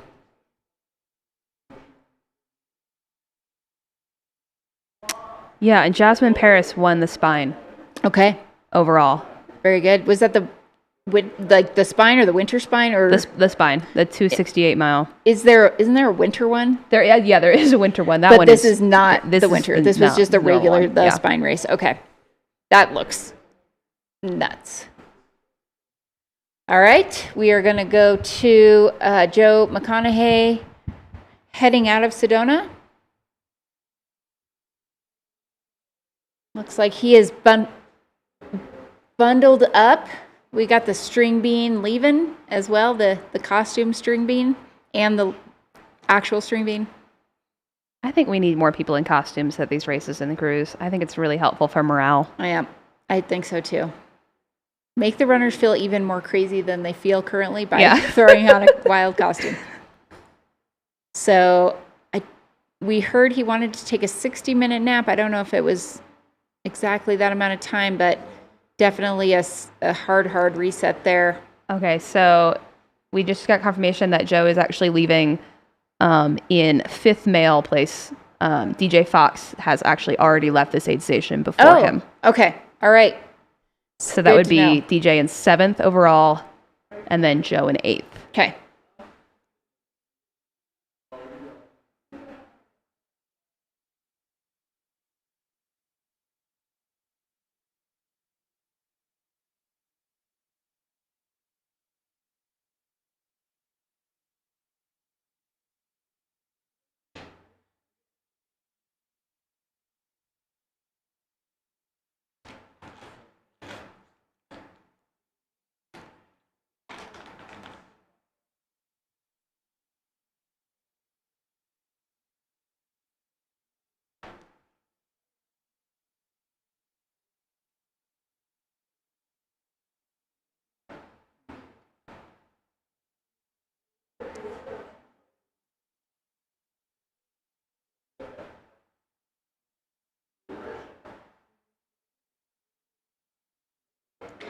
This is Joe McConaughey leaving Sedona Posse Grounds. Precision Fueling and Hydration sponsoring this aid station. He's making his way out after a nice long nap. Unknown if he slept or not. Could go either way. He rested. He was in his vehicle for around an hour. DJ Fox also has left this aid station.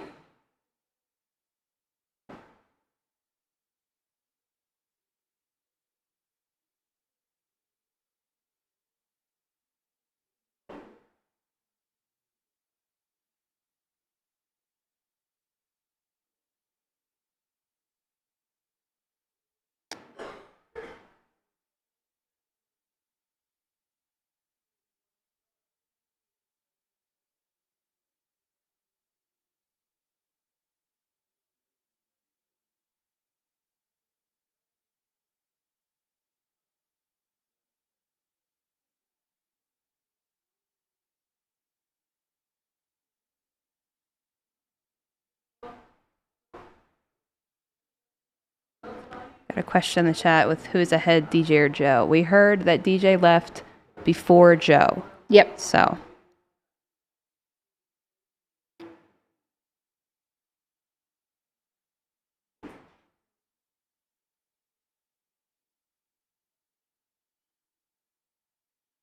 And we will be expecting potentially Jeff Browning, Adair Ramirez, Jakob Oberg, Lindsay Dwyer, Megan Eckert, George Cyrus, all making their way towards Sedona as well. We do have the live tracking link pinned in the chat if you want to go check out what's happening over there. If you click into an athlete, you can then see, how long it's been since their tracker pinged to get an idea. You can also see kind of what their miles per hour moving rate is. One crazy stat was that Rachel Entrekin, she crossed 100 miles in under 18 hours, 17:57 or something like that. That's crazy. And that first 100 miles has more than like 15,000 feet of climbing in it. So a lot of people, me included, would take that as a 100-mile take that PR. as a 100-mile finish. And man, that'd be a fantastic time. I think this is Heather. It looks like Heather, on our screen right now. Yeah, so we are giving you some footage here of Heather Jackson on the Hangover Trail. Again, shout out to our videographers out there. Taylor. Yes, Taylor. Taylor. Absolutely crushing it. In this spot, getting the good stuff. So Heather Jackson, second place female currently. And the weather seems to be holding right there on the Hangover, although we did hear it was very windy. They need that tailwind is what they need. Yeah. The tailwind nutrition and the actual tailwind. Yes, both of them. Heather is being paced by her current coach, Luke Nelson. She said, when I decided to take on Cocodona, I was like, I need somebody who knows what they're doing to help me out in preparing for this, and it seems to be working. Heather raced the Big Alta 50K earlier this year, and then most recently in April, I raced her. Actually, I was on the starting line with her at Desert Rats 100K. She threw down there, won the race, got her auto entry into UTMB as well. Nice. Check that box. Great training day, and now she is lining up, and I think her entire season is just something to behold. Yeah, that's already a lot. Yeah, that's already a lot, and but she's still got gravel races ahead of her. She is also a gravel cyclist. She's going to be doing UTMB. She's also signed up for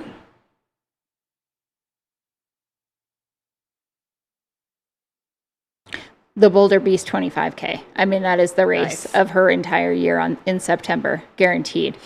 No, but I know that's the main focus. I know for she sure. has at least one or two gravel unbound type races, including also some kind of long trail bike adventure, multi-day. Yeah. Why not? Let's do a multi-day running race and a multi-day bike packing adventure.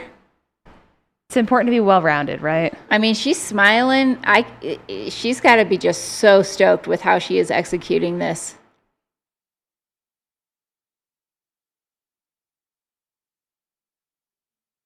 This is like the spot I feel like a lot of people have stopped to just kind of look around and take in, because it looks like the views from here are pretty incredible.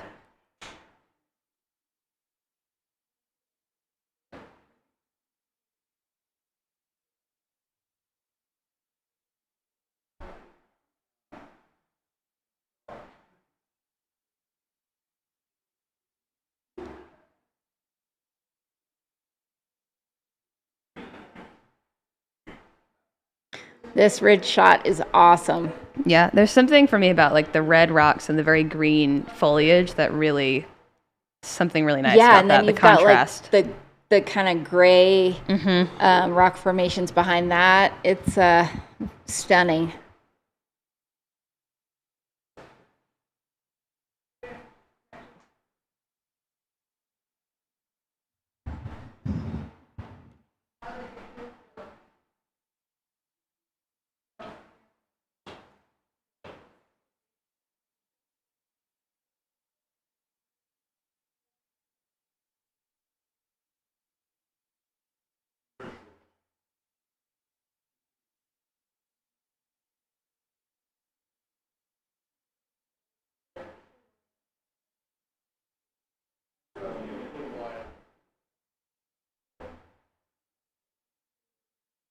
If you're just joining us, welcome to Cocodona, day 2. You've got Corinne Shalvoy and Claire Farrow on the mic. We are watching Heather Jackson second place female making her way out of Sedona up the Hangover Trail. This is a new section of the race that was instituted last year. Rachel Entrekin is your race leader and your overall leader.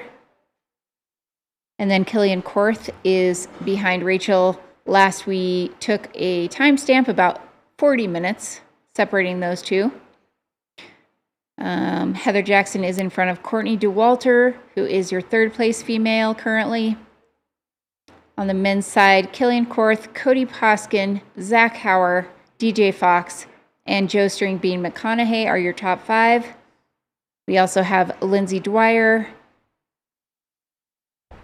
as well as Megan Eckert, Manu Villaseca on the women's side in the back half of that top 6.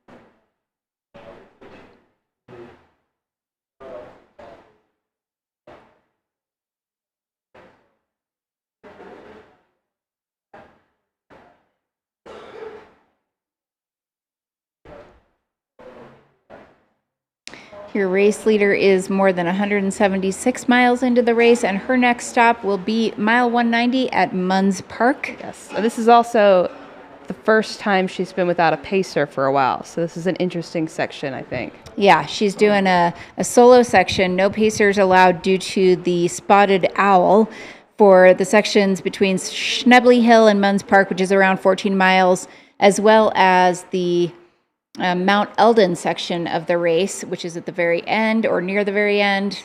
Also need to, the athletes are going to need to traverse those sections by themselves due to permitting.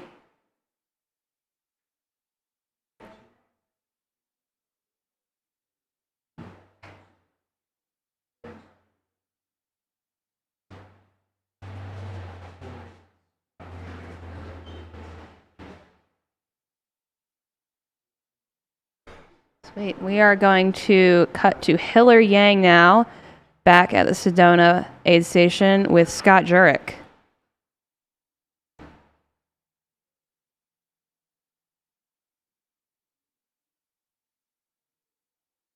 Yeah, the infamous, the one and only Bronco Billy, Jeff Browning, for your second leg of this adventure and your first time out at Cocodona. How's it going, Scott? It's going great. I mean, always wanted to come out here and experience it, and I'm definitely doing that. I feel like You were getting the full gamut. You were saying to me just now, like you finished running at what, 8:30 this morning, and then here we are back I again. was thinking, oh, I've got I'm starting running in like 5 hours, like by the time we got here and everything. So yeah, it's fast and furious now, but As fast as furious as the 250 miler gets, right? Like who knew? no, it's yeah, I mean, it's wild. I mean, the temperatures have been phenomenal, I think, from what I've seen in years past. So, and hopefully that stuff holds off because that's where I'm headed into the eye of the storm. But yeah, no, it's amazing to see all this put together. I wish I could sleep for 20 minutes. I mean, check this out. Those are like amazing. I mean, this aid station has toothbrushes, I know. Toothbrushes, eye masks. Like, vegan burgers. Like No. you got to get it all. here earlier and Scott's taking a just, nap. he's picking up all the Totally. swag. Quiet. But yeah, Relatable. no, it's been an amazing experience. I mean, what the folks do with this event, I mean, you think of just the distance and putting on all these aid stations and just the support for the runners. It's incredible. I don't know. Does it make you want to dabble in this world? Do you feel the urge, like more or less after being out here? I mean, Bronco, part of the reason he like got me out here this year to pace and cruise, like, I want to show you this section because like I'm gonna get you out to do this. I can picture it, the intensity, right? Like on the CT a couple years ago, he's like, dude, you got to do it. He's like, I'd love to see what you could do out here. But I don't know, like 200 milers, racing them hard. Obviously, people are doing it. I don't know. I've done a lot of things that are probably not good for my body in general. And I know you can bounce back from it, but this is another level. I mean, you just think about it, like right now, they're just beyond what 160 some miles.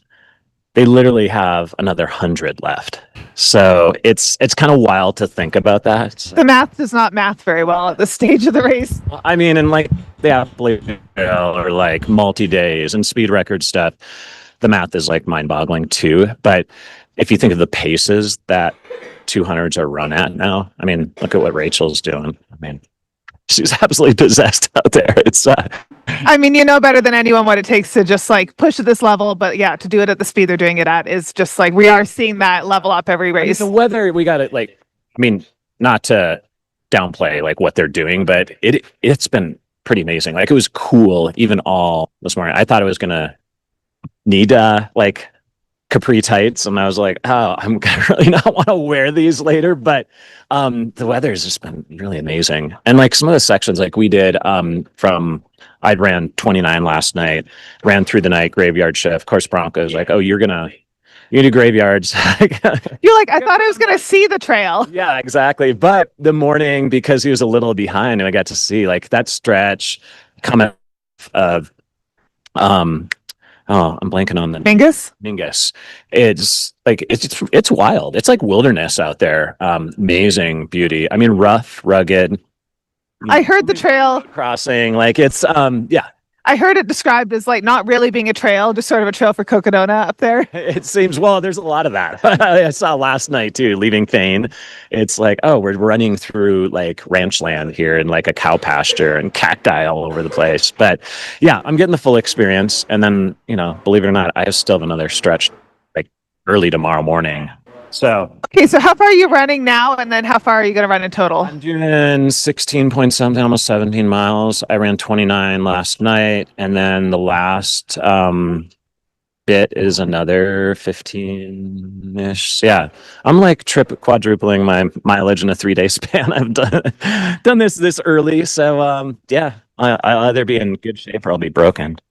Totally. Well, you'll be in good company either way. Yeah, there's a lot of people doing it. Tell me something that has surprised you about being out here just with the 200s.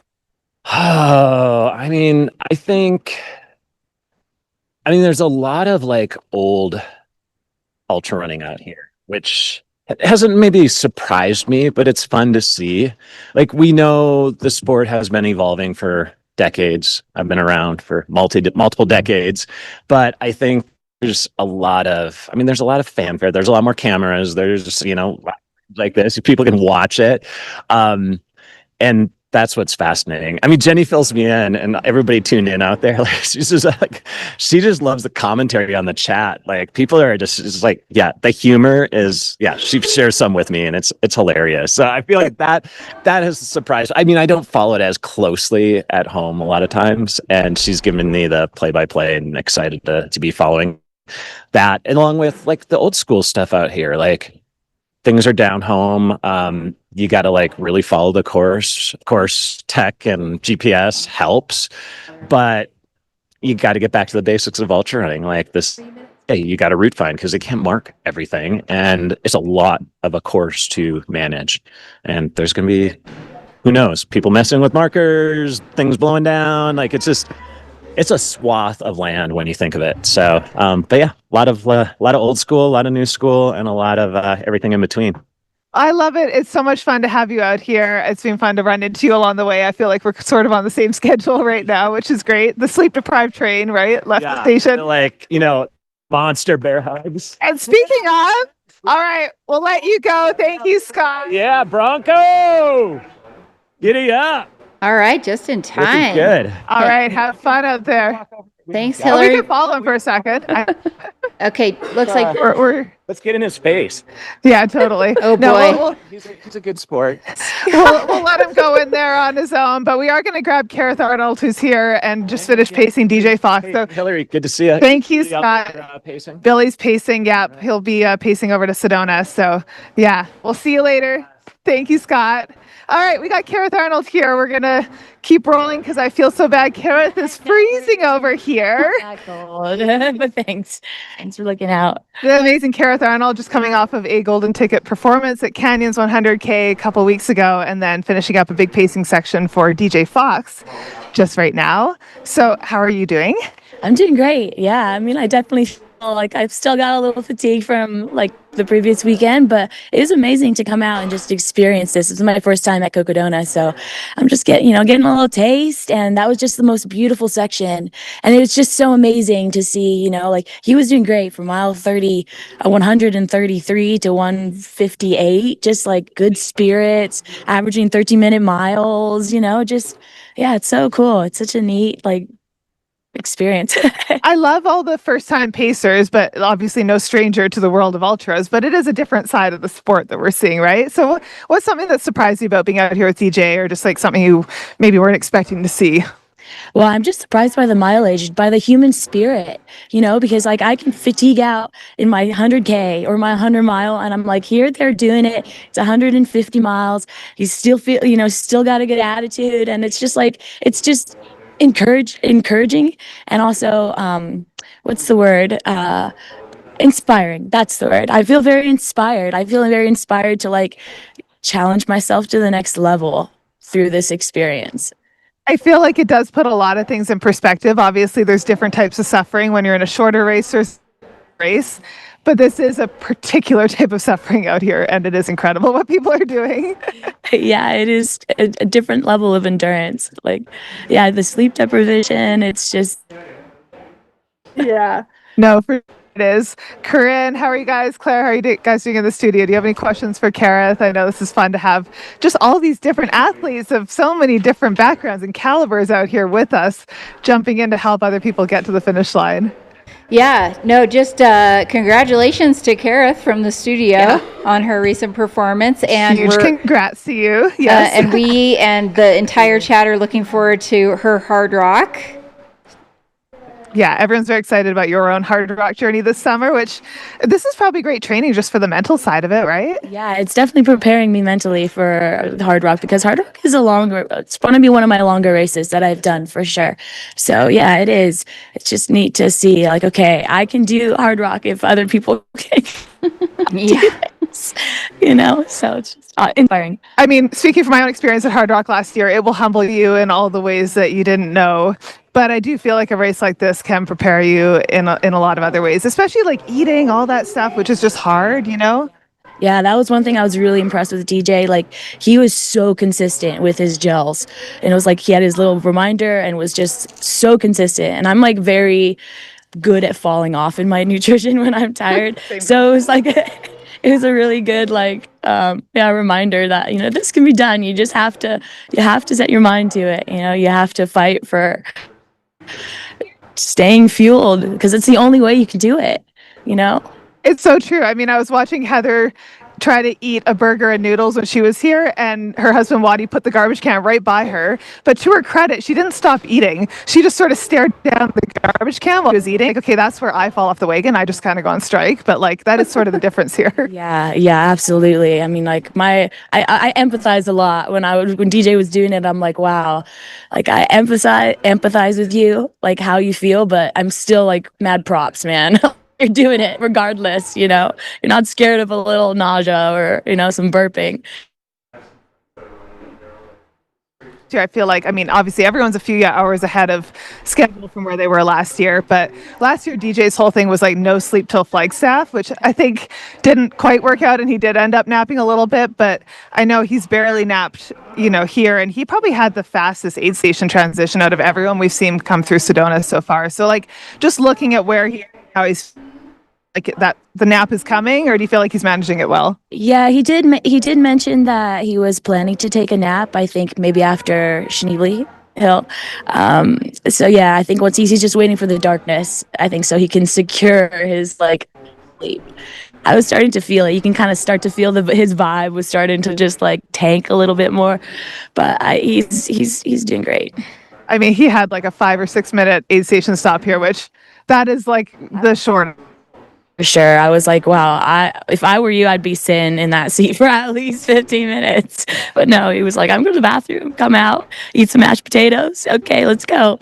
It's pretty cool. It is absolutely incredible. Thank you, Kareth, for taking the time to chat with us. And it's fun to have you out here. And yeah, we're also excited to follow along with your own epic journey at Hard Rock this summer. it's its own special experience. But yeah, are you pacing anymore? Or are you done? I think I'm done. I'm gonna go hang out with the ultra team at the finish line tomorrow and just cheer on people as they come in. So I'll be around. Yeah, it'll be pretty special. All right, well, we'll see you at the finish line, and I hope you can put your feet up tonight and get a little bit of sleep. Yes. Thank you so much. Yeah, so fun. We were able to grab a couple of our pacers here as they're coming and going from Sedona, which it's an interesting aid station because people are coming in and taking longer, and so we're sort of trying to feel out the vibes. And then Joe McConaughey actually just left before we started talking to Scott Jurek, and he took, I want to say it was like a 90-minute nap all told. I think he was in his van for a good 90 minutes. But he looked better. He definitely looked refreshed. He had his jacket on and his layers, and we're just starting to feel actually a couple raindrops here. So this little thunderstorm that's been threatening us for the last couple hours probably is going to hit the runners on the trail at some point in the next little while. We've had a lot of thunder here, but the winds died down a bit. But it does feel a little reminiscent of last year. I'm not going to lie. I'm hoping that this is a storm that blows through a lot faster. But yeah, it's good to see people going out of here with those layers on.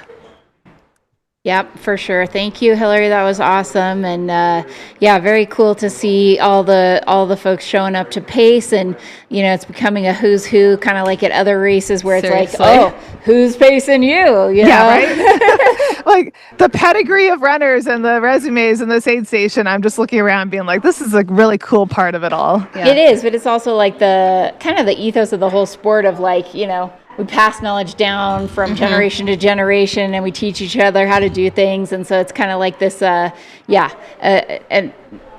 joining of all of that together. And, why not utilize that knowledge and run with somebody who has been in similar situations as you, and that, can, kind of help you get through that. Yeah, it's nice to see all the competitors helping each other. It is. And it's sort of like a different environment for everybody. And so I feel like it is a bit of a level the playing field, and you can go share miles with someone that you might not otherwise share miles with. So it is a totally cool dynamic here. For sure. So much fun. Anyways, I'll be back All right. with more later, but good chatting with you guys. Did you eat? Can we report to Billy Can we that get you some ate? confirmation? I did. No, I did. Did you I sit had down? a burger. The Sedona crew here. All right, It she made had a me burger. Made me sit in a chair. I know. It was wonderful. No, I am taken care of here, guys. Good, This good. is like, I mean, if you're a runner, hurry up and get to Sedona. You will be taken care of. They have everything here. I'm going to brush my teeth. I might have a lie down with an eye mask now that Scott told me about those. Like, I mean, yeah. Things are good. Oh, awesome. Very good. Well, thank you very much, Hillary. We appreciate the commentary and the interviews. It's great to hear from boots on the ground, and we will come back to you, I'm sure, soon. Absolutely. Yeah. Check in soon. All right. Sounds great as we continue to watch Heather Jackson. Heather Jackson. I don't know. Earlier, it looked like she was moving really quick, and I couldn't tell if we sped up the camera or if she was just hauling butt. Like, it might feel kind of good to, like, open it up every now and then and just change your gait. Oh, we've got eyes on Eder coming in to Sedona. Yeah, Eder Ramirez.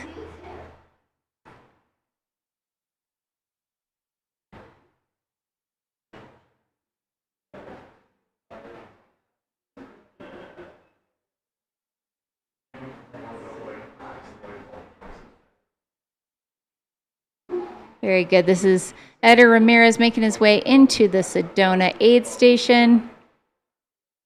Eder, if you're unaware, has done this race before. Maybe this was maybe a race that kind of put him on the map with folks. Yeah. And he placed, I believe, third. I'm going to confirm that and fact check myself since it's been many hours of talking. He was. And then he placed second at Mammoth last year. But Cocodona, he was third place. He ran a smoking fast 63:10, 63-hour Cocodona in 2025. He ran a 51:58. And he's also got a At the pretty Mammoth? smoking fast 100-mile PR. Yeah, he ran 13:44 at the Got at Jackpot. another one of these sub-14 Another guys. sub-14 guy, Eder Ramirez, out of Las Vegas, Nevada. He is a family man. He is a locksmith. And he is someone who you do not want to be getting anywhere near you at the end of races because he tends to close very, very well at these. Oftentimes moving up places, he knows exactly how to kind of spread that effort out over multiple days. And Seems like he is running really well yet again this year. They've got their jackets on. Hillary said it was starting to sprinkle there in Sedona. Here he is making his way into the Precision Fuel and Hydration aid station at Sedona. We're going to follow him into aid, and we will also be taking a quick ad break here in a moment, but we will be right back with great coverage for you very shortly. I'm Steve Adderholt, race director of the Cocodona 250. Janji has provided these Sun Chaser hoodies for each of the race distances for Cocodona. It's our runner shirts. First thing, they're great because they have a hood. So if you're wearing a ball cap, man, it's such a great way to protect your face and your neck fully from the sun when you're out there playing. Integrated thumb slits, so you can cover up some of your hand. It's got a watch slit on both arms. It's UPF 50. So they don't even need sunscreen. Thank you so much, John Chief. Thanks for supporting Cocodona.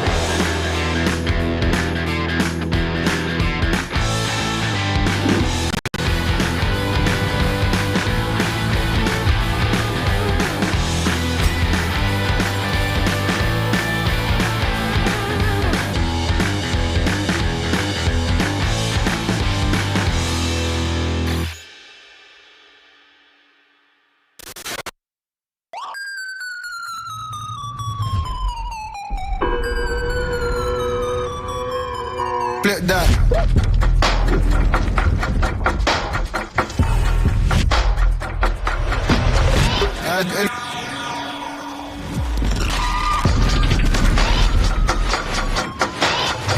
Ultra fit, with room for your toes to crush your run, not your feet.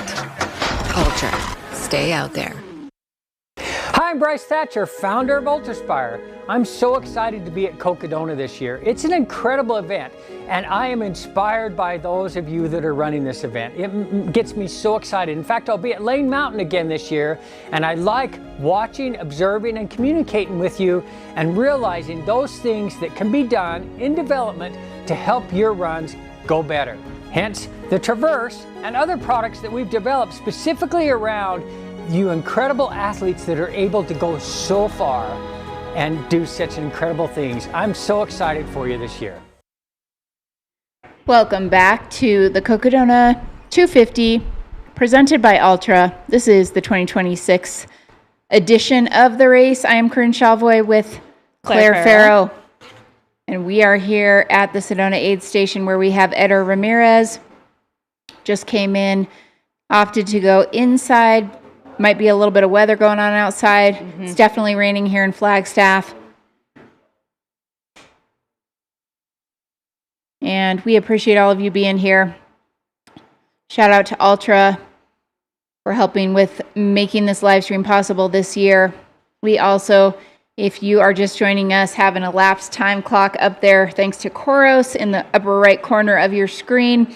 The Koros clock shows that we are 36 hours into this race. And it has been wild. I don't know what word to describe it. It's been wild's a good one. It's been wild, yes. Current race leader Rachel Entrekin leading the race overall. She is on pace right now to be a few hours under the course record, or at least under times that were run by last year's winner, who is the current course record holder, Dan Green. Currently in the chat saying that, yes, Rachel is about 3 hours faster than his splits. Thanks, Dan, for confirming from the horse's mouth that she is 3 hours ahead of his pace. We also have some timing updates for Rachel and Killian, our first and second place in the race. They went through Schnebley Hill. Rachel went through at about 35:13 elapsed, and Killian went in at about 35:44. So they're about 30 minutes apart now, which means Killian has closed the gap a bit. They were 38-ish minutes apart at Sedona Posse Grounds, so he has definitely made up some time on her now. We're on for that sprint last 90 miles like I wanted. Just a 90-mile sprint. Yeah. No big deal. But no joking, the runners are moving incredibly well. Everyone is absolutely in a running gait. I mean, people, I don't know. I don't know how it's possible. Yeah, I think I've seen the footage I've seen of Rachel and Killian both running, and Heather and everyone, they look kind of better than I have at the end of like a regular marathon, which is kind of slightly demoralizing, but also pretty inspiring. I think it just goes to show kind of that, you know, we're figuring this stuff out. People are studying things. We are running these distances. The sport is evolving. People are dialing in nutrition for long efforts like this. Gear, shoes, taking care of feet, figuring out the sleep piece, and just really learning how to take care of themselves. And I think that's a cool thing about this. You know, people have referred to 200s as being kind of like in the area of what hundreds were when they first started to become popular, of like the Wild West. But we're learning very quickly. We're smart. There's a lot of very smart people in this sport that, you know, it's amazing what they've done and how far it's come in just a few years. Absolutely. Yeah, they say 200's the new 100, right? That's nuts. Because you get out there and, you know, it's a lot of time. It's a lot of time to be on your feet. Yeah.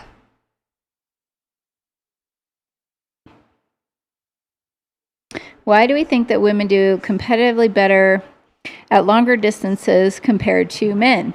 Well, I think the longer the distance, and this is, I guess, just I'll love to get your thoughts on it as well, Claire, but just as in general, as an endurance kind of being built for endurance, I think that it's shown that women maybe have just genetically a little bit of an ability to do these things for longer. And I think that maybe they're a bit more patient. Yeah. You know, we've heard kind of that, yes, testosterone is a hell of a drug, but it also can make you go out a little too fast and not pace yourself for what the distance entails. What are your thoughts? I definitely think there's something to be said for the mental aspects. I think, you know, I'm maybe a little biased speaking as a woman, but I think women are generally better at, yes, being patient, also dealing with long pain, like long-term pain. And I've seen some chatter about just different levels having a higher level of body fat and being able to possibly use fat metabolizing a bit more than men as something in there as well. I do think there's probably some different physiology between men and women that could account for that, just narrowing that gap the longer the distance gets. Yeah, I mean, I think also giving birth. Yeah, no, see, exactly. Like I'm talking about, there are certain things that like women go through that men don't necessarily, that kind of leave them generally more used to being in pain for long periods of time. Yeah, I mean, I don't know. It's fascinating, and I think it'll continue to be studied. Shout out, hey, Cal Mia is in the chat. What's going on? They've been all over the world lately, and I've been following their adventures. I saw Cal at Boston. And we're at Cal was like at Boston. My friend's Adidas event. I mean, yeah, like everywhere. I was like, that looks fun. Can you bring me? Thank you. But hey, thanks for tuning in here. Yeah, we are with Eder Ramirez, who is in the Sedona aid station. Looks like he's getting ready to go out, and he's throwing on a jacket. Yes. He didn't I'm take sensing too long we're going to see a lot more jackets right now. I think so too. People are preparing. There's some potential thunderstorms that are happening. You know, Eder made quick work of this. We saw Joe Stringbean McConaughey spend a while, maybe 60 to 90 minutes, whether he was sleeping or just taking a break. That was probably the longest stop I've seen to date, and it is definitely looking what? Heather ran through a wedding and took a picture with the wedding party. What? We're hearing. What? That's incredible. amazing. There was a wedding? I kind of always feel forget bad. again that like real things are happening this week. Oh, what's up, Eder? What is up, Eder?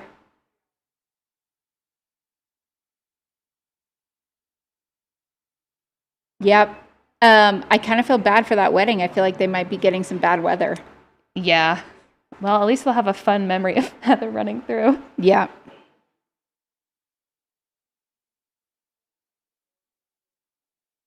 Yeah, potentially some thunderstorms coming in here. Hopefully they are not, I don't know that it's going to rain for long periods of time, although it's been raining here in Flagstaff for a while, for a couple hours, I would say. We have definitely been getting some capital W weather. Capital W weather. That is happening.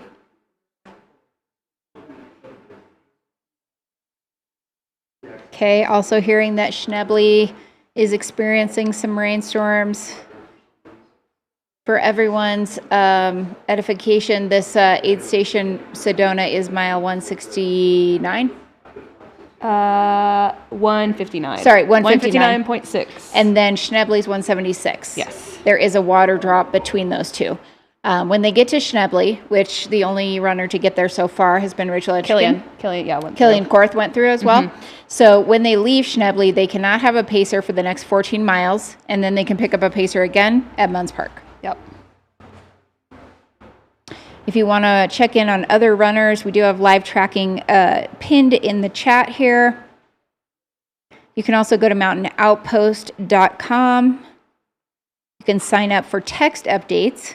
You go to the race updates, and then you can sign up for live updates. If you want to put your number in there, you can get texted if notable things happen. Just to give everyone a rundown of kind of the field here. We have, as mentioned, Rachel Entrekin leading the race overall. Second place, Killian Korth. Third place, Cody Poskin. Fourth is Heather Jackson or Zach. Was Heather? It was Heather, Zach, Courtney. Heather, Zach, Courtney. Heather Jackson, Zach Hauer, Courtney Dauwalter. Oh, so we have eyes right now on Zach. All right. And his pacer, Emily Mann. This is Zach Hauer making his way up the hangover.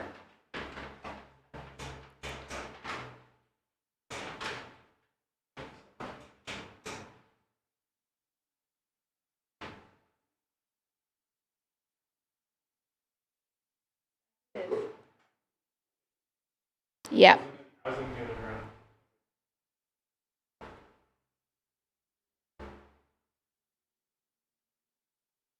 And this is both Zach Hauer and Heather Jackson's first attempts at 200-plus mile running races.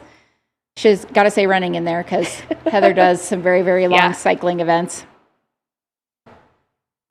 The reason they can't have pacers for a couple of short sections late in the race is due to the spotted owl, an endangered species, and permitting is not allowing there to be that many people out there. So we're grateful that we could even go through those areas, but that is the reasoning behind it.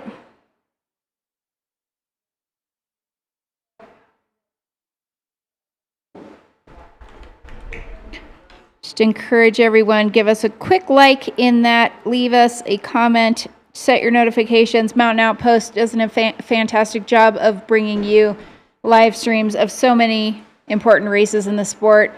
The Cocodona live stream started the very first year of the event. Smash that like and subscribe. Show some love to the sponsors of the event: John G. Koros, Tailwind, Never Second, Precision Fuel and Hydration, Satisfy, and this live stream is presented by Ultra. Squirrel's Nut Butter. I think I saw an ad for that. I was able to go visit the Squirrel's Nut Butter HQ this morning. It was pretty cool. I actually poured some Happy Toes. So if you get Happy Toes in I don't know how long, a couple weeks, 3 weeks, I may have actually poured your Happy Toes. That was pretty cool. A lot of anti-chafe needed in a 250-mile race. Absolutely.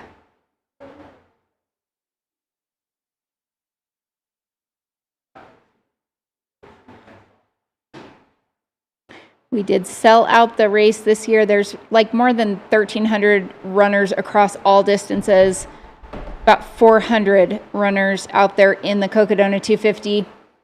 I found this crazy stat because they always say like, oh, only 10% of the population have ever run a marathon. Well, I was like, well, what percentage of the population has ever run a 200+ mile race? That would be a very, very small, like literally like 1 in 1.6 million, something like Jeez. that.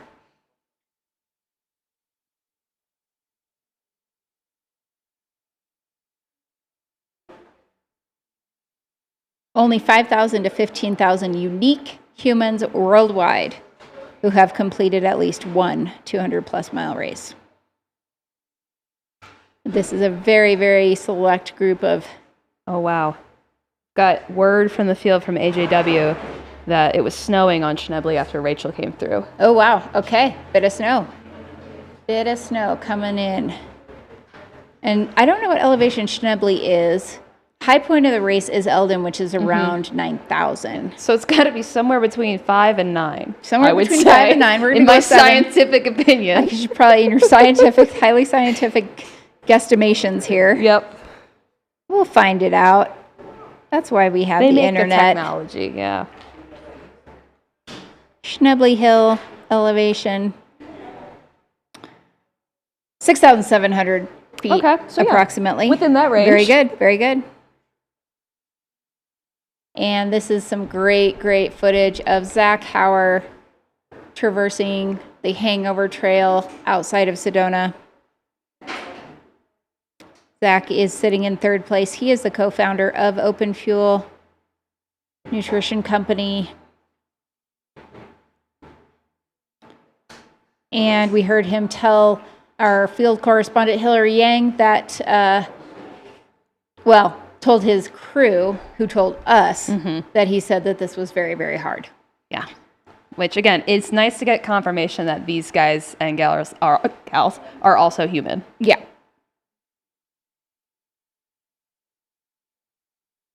I tried Open Fuel for the first time on Sunday. Okay. Took a sip of Liam's flask. It's good. Which flavor was it? The raspberry? Yes. Yeah. That is Zach's favorite. It's really good. I heard it is good.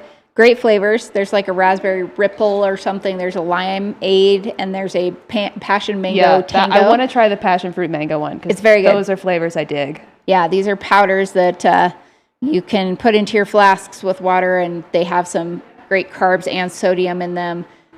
He started in South Africa, actually. So he decided to bring it to the U.S. after seeing it in a shop, much like we are here at Run Flagstaff. Sometimes you see cool things in your local run shop.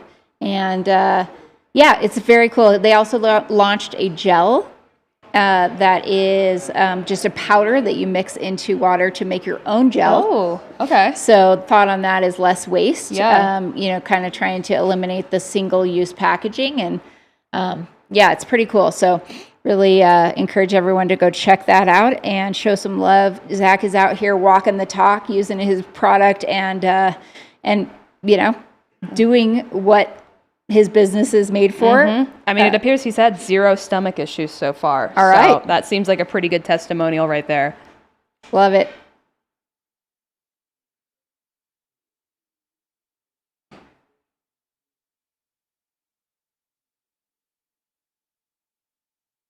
We will be we'll be providing coverage all the way through the final finisher of Cocodona. So I know we are following the front of the pack here, but we will be giving some love to every single runner out there attempting this as they make their way toward Flagstaff and finish in Heritage Square.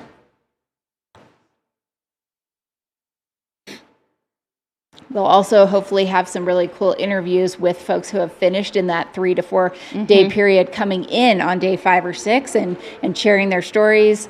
We have other interviews from local businesses. We'll keep it entertaining for sure. Yeah. Plenty of more video to come of everyone in the whole field. Yeah, and I would also point people toward the Cocodona Chronicles. That is a recap done by Tony with the Sony. I think so, yeah. Okay. Recap done, look at this. Like, there's some stoke going on. But yeah, the Cocodona Chronicles is a great way. That really does shine some light on runners throughout the entire field and get some thoughts from them while they're out on course, and is put together in this cool montage.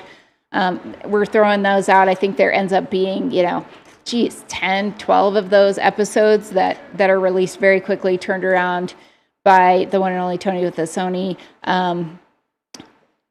Frequently. So check that out. I think you can find those on the Mountain Outpost YouTube channel. Mm-hmm.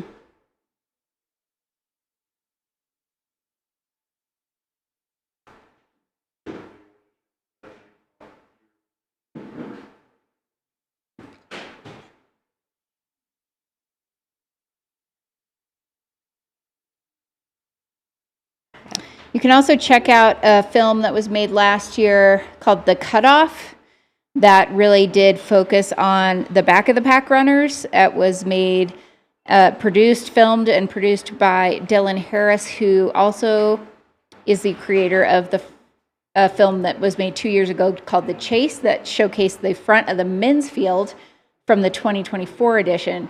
The Cutoff talks about the 2025 edition and the back of the pack, and this year there is a film being made on the women's lead pack. From this race that we're seeing is going to be probably a pretty great film with the way this women's race is going. They picked a great year to do that. Yeah. They've gotten very lucky, I would say. There have been some really incredible films that have been coming out. Yeah, there's just a giant boulder in the way of the trail here, so you got to kind of go around that.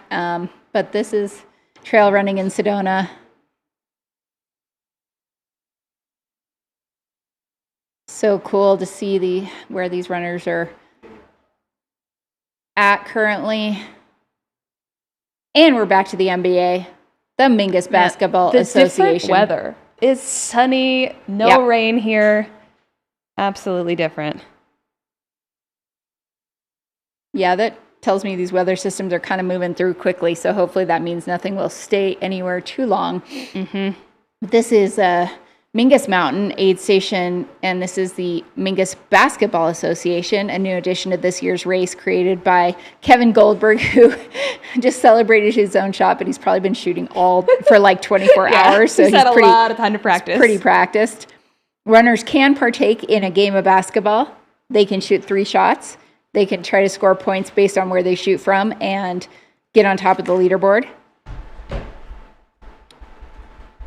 This is the creation of Distance to Empty podcast and John G.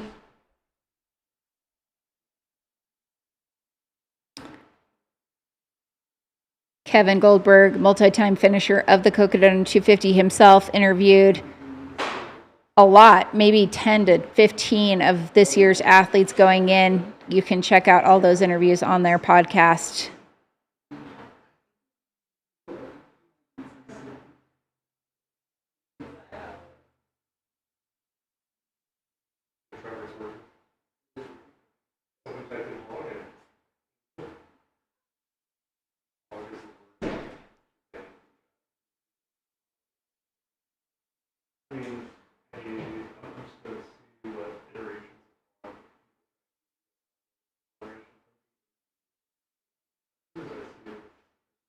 Another really cool stat is that it takes more than 900 volunteers to put on this event. Shout out to all of the volunteers out there, whether they're working at an aid station, helping with medical, helping with any aspect of this race, drop bags, driving, setting things up, marking the course. Yeah. Literally the amount of time to take that it takes to mark this course, and then to sweep it and pull up all the flags that are literally like few hundred feet on this course is a huge endeavor. So we really appreciate everyone who is making this happen. Yeah. This is Courtney Dauwalter. Yep. And her pacer, Ryan Thrower is out there pacing Courtney.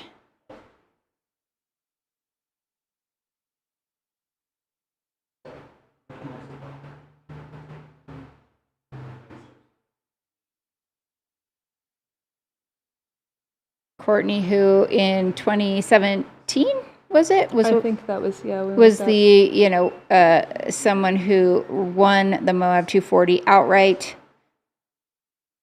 in her first attempt at that time of the 200-mile distance. Back in the day. Way back in the day. I think I remember like reading some article and was like, what? What happened? That was right when I was first learning what ultras were. Me too. It was like, wait, she won by how many hours? It was like 8 hours. So, and then last year, Courtney did not finish the race. She ended her race. She jokingly says that she ran the Mingus 108-mile race instead of Cocodona. And this year, back for redemption. And she is well beyond that mark. She is more than 160 miles in. She's just soaking it all in. Yeah, I want to know what the view, I mean, we can kind of see the view because of the great shots we've got here, but it must be incredible because I think every single runner we've seen has stopped to kind of take this in. Yeah, and shout out to the cameraman, videographer, or photographer who's up there, all the way up there, getting what are sure to be some amazing photographs. Follow along on Instagram on the Cocodona 250 and Aravipa channels. I know Howie Stern is out there taking some bangers. Oh, those are going to be so good. Very good. It's always good to get some photos of other photographers because we rarely see photos of Ryan Thoreau because he's the one taking the pictures.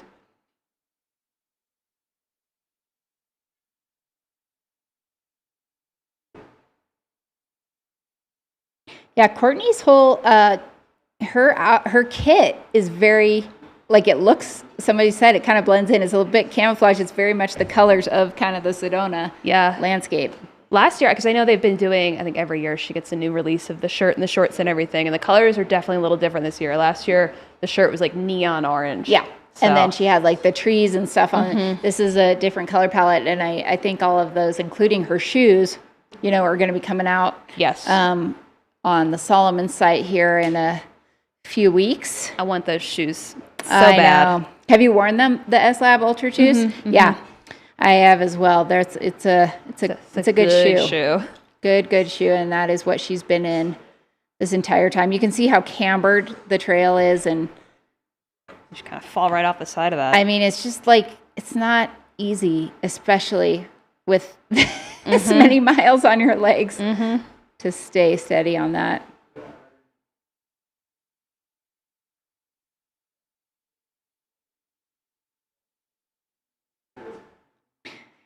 Yeah, some folks that are in that top 10, top 20 that we're going to be keeping an eye out for.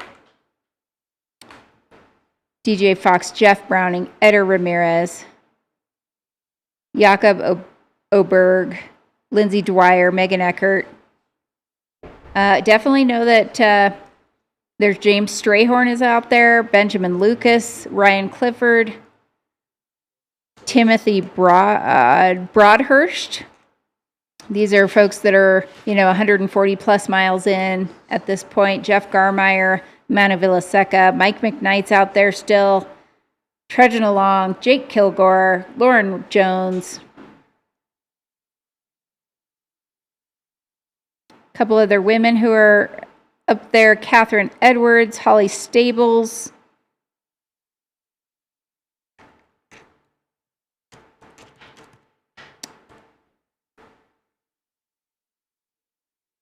Fan favorite Sally McRae is still out there. Sally's just over a mile 114.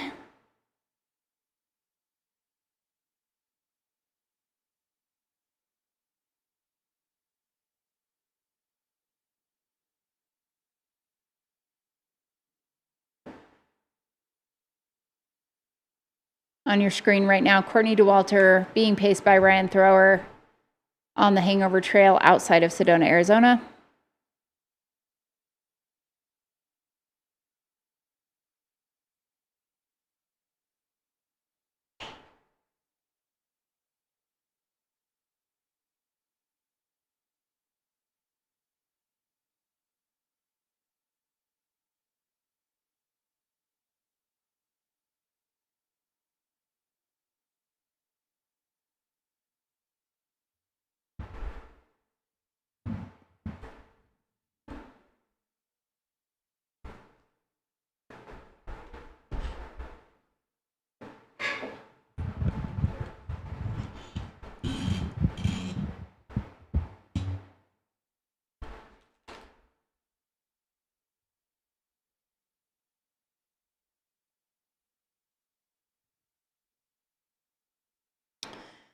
All right, this just in, 30 minutes from now, there is a watch party happening at Run Flagstaff. Anyone can come by. Come on down. This is hosted by Ultra. Come in to Run Flagstaff, watch the live stream, hang out. And yeah, we'd encourage everyone to come out. So if you're just seeing this in your local, tell your friends, spread the news. It's raining outside. Just come over, hang out with us at Run Flagstaff. I know we have some special guests tonight too. You might happen to hear some, there might be some live musical performances or bars being dropped by individuals. I need to check in on the copywriting situation for that. I was supposed to do that. Good reminder. Royalty-free music. Yeah, that royalty-free music. That being said, as we watch Courtney Dauwalter traverse the Hangover Trail, we are going to go to a quick ad break. We will be right back with you. Stay there. Hi, I'm Bryce Thatcher, founder of Ultraspire. I'm so excited to be at Cocodona this year. It's an incredible event, and I am inspired by those of you that are running this event. It gets me so excited. In fact, I'll be at Lane Mountain again this year, and I like watching, observing, and communicating with you and realizing those things that can be done in development to help your runs go better. Hence, the Traverse and other products that we've developed specifically around you incredible athletes that are able to go so far and do such incredible things. I'm so excited for you this year.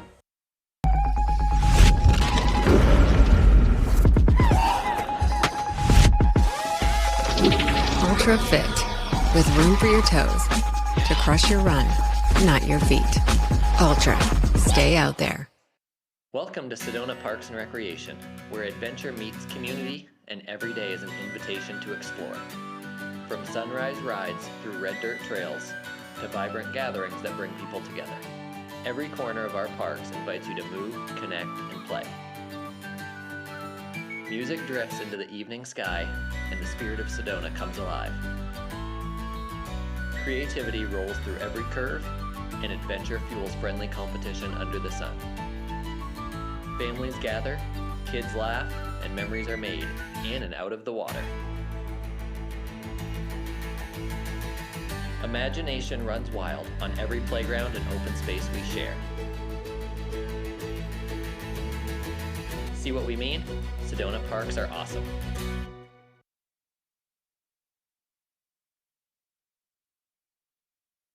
Everybody has skin, and we have the skin salve for you.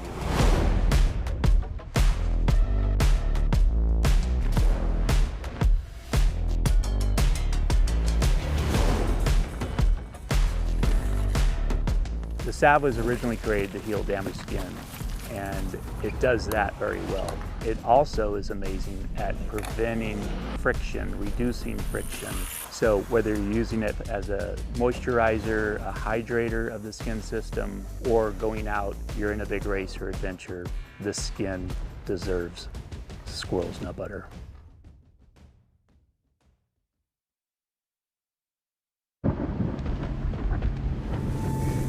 To lose yourself on the burning sand as the skies unfold and logic comes undone is to enter another plane of existence where your dream ends and the desert's dream begins.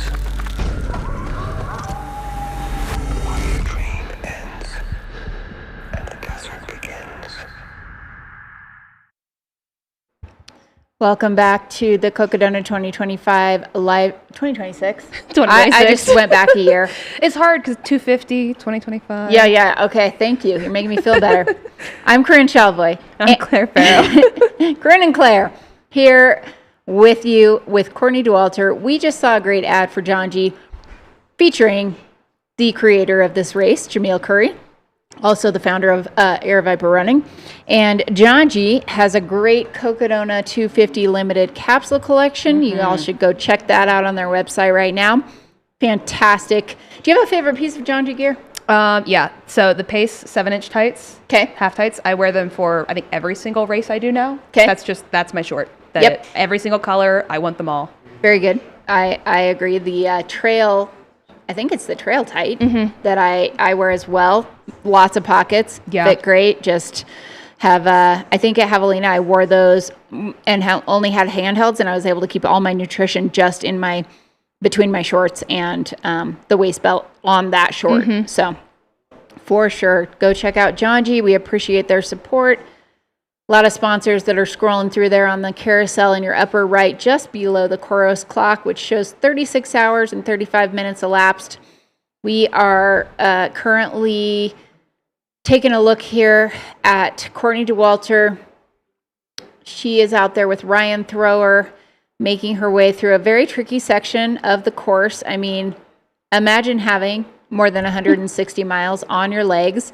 No. And trying Not to even, no. Done there. and trying to traverse what is a very off camber slick rock section of trail.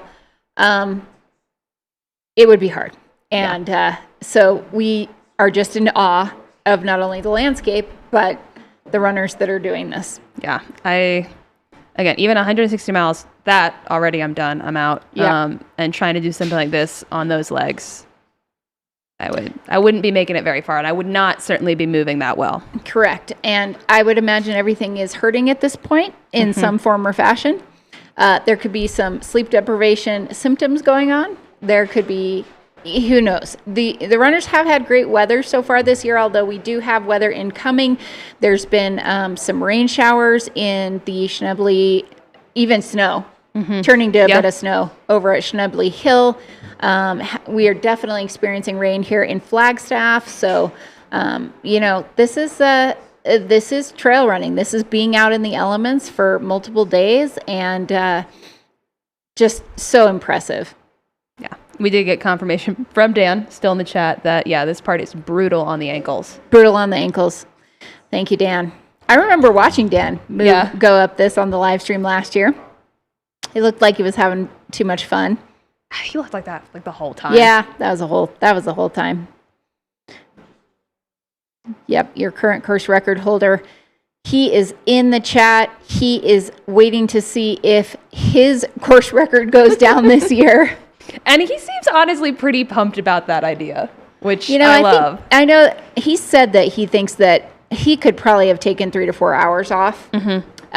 If you eliminated the mud, if you maybe did a little bit of a shorter, aid station kind of situation. So I think he believes that time can be run. And I know Dan, I'm sure he is stoked, whether it's a man or a woman, equally as stoked just to have set a standard and, potentially see that being broken. Right now, Rachel Entrekin is tracking around 3 hours ahead of that time.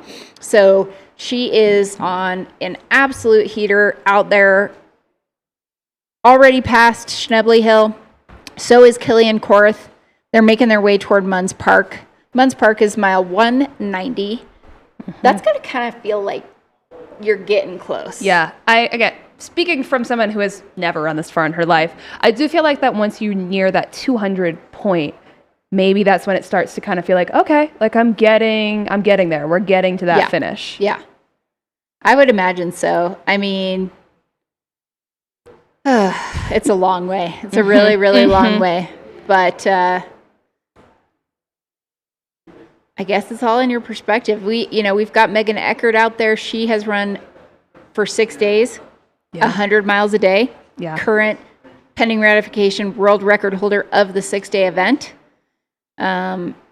We have individuals out there who have definitely done this kind of distance. So I think that they have that experience. And then we have some people doing really well in Heather Jackson and Zach Hauer who have never. This is brand new territory. This is uncharted. All right. I really like to see this. I am so excited that Courtney Dauwalter is putting a jacket on right now. You do not even understand that. I am so happy to see that happening right now. And I really hope that, Ryan was like, hey, Courtney, you want to put that on? Yes, let's do that. Okay, we need to. Good choices. We need to do that. That's what a good pacer does. This is. And maybe it was her choice, and maybe she's just learned. But, man, as you can see, this there's not really a trail right here. It's more like these white painted dots that you just follow along the rock. And it is very, very off camber. As you can see, it's like, where do I go? Okay, There. Ryan's going, please God, Courtney, do not fall on Okay, my watch. here's the big rock. Oh yeah, this is the rock that's in the boulder that's in the middle of the trail. And we saw Zach traverse this just a little bit ago.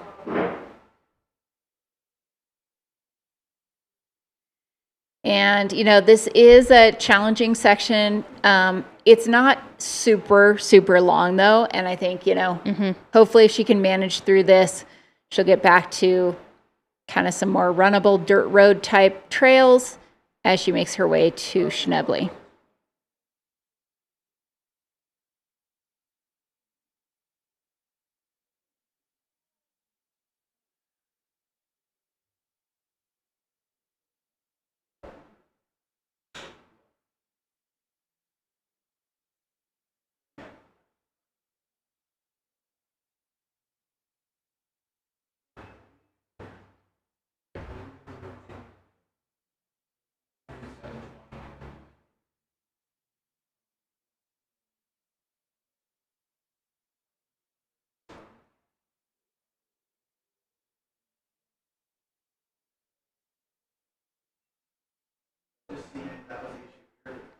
Yeah, we're keeping an eye on the race between Killian and Rachel for sure. It was about 38 minutes that separated the two, and then Killian had actually moved up a bit and made it about more of like a 30-minute gap the last we saw. So we'll keep track of that. Also got word from Munns that the weather has cleared up a bit there. It was really slushy snow, gross conditions, but it is now cleared up. So that's Awesome. good. Okay. Moving through. Someone's asking about Jeff Browning, that he hasn't pinged in 40 minutes. He could be taking a nap. He's in Sedona, and we saw him go inside, so it might be time. We're seeing that this Sedona aid station is kind of a turning point or a critical point, and a lot of people are taking a fair amount of time to reset there. It definitely feels like a kind of a crux of the race this year for sure. Yeah, Joe Stringbean McConaughey spent 90 minutes there. Hopefully he slept. Yeah. We're really hoping. Fingers crossed. That he slept.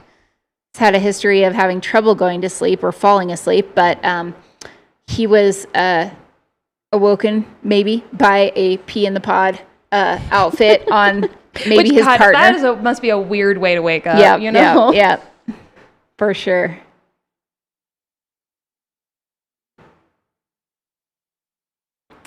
Oh, so we've got Jakob on the screen right now. Is it Jake? Yeah, Jakob? Jake. Jakob Oberg. I think Kyla. Jakob Ingebrigtsen, so I think Jakob. You think Jakob Ingebrigtsen? He's a runner. He's the Jakob Ingebrigtsen of Cocodona 250. You know, that's my frame of reference there. Let's go, Jakob. I feel like it sounds way cooler to say Jakob, so we're gonna do that. And I want to correct myself that Chronicles are done by Tony Hill. Okay. That is Tony of the Hills. I apologize. There is a Tony with a Sony out there. There's a lot of Tonys, but need to give proper credit. Shout out Tony Hill. He is the one that films and produces our Chronicles. So thank you so much to Tony Hill for putting those out. I know everyone looks forward to them, and we really appreciate your work.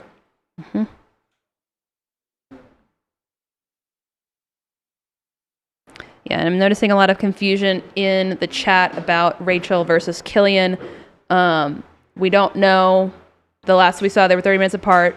Just because Rachel's tracker hasn't pinged in 40 minutes does not mean that she hasn't moved. Yeah. I mean, trackers do weird things. They are in very remote locations. And I think that we're not going to confirm or deny anything till we get eyes on the ground. Yeah. This is Jakob Oberg, runner for Satisfy. Got some info that he had really had a lot of things go wrong, but he is battling through and holding strong here. Still running really strong if a lot of things went wrong. He's in a really good spot in the race. He looks like he's moving great.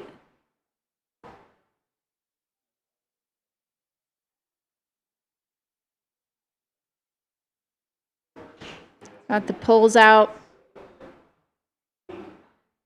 runner out of Sweden. Wonder how different this terrain is than anything he's experienced. I don't it's know for sure what they got in Sweden, but I don't think it's super similar to this. Yeah, I think it was Manu Villaseca who was like, man, I'm going to go to the exotic land of Arizona because it's so, it's all depending on where you grew up and what you're used to. It could be a very unique landscape to be in. I mean, and it is super gorgeous and definitely feels a little otherworldly at times, I would say. Yeah. Just a reminder, we do have a watch party going on at 6 p.m. here at Run Flagstaff. Come on down 15 minutes from now.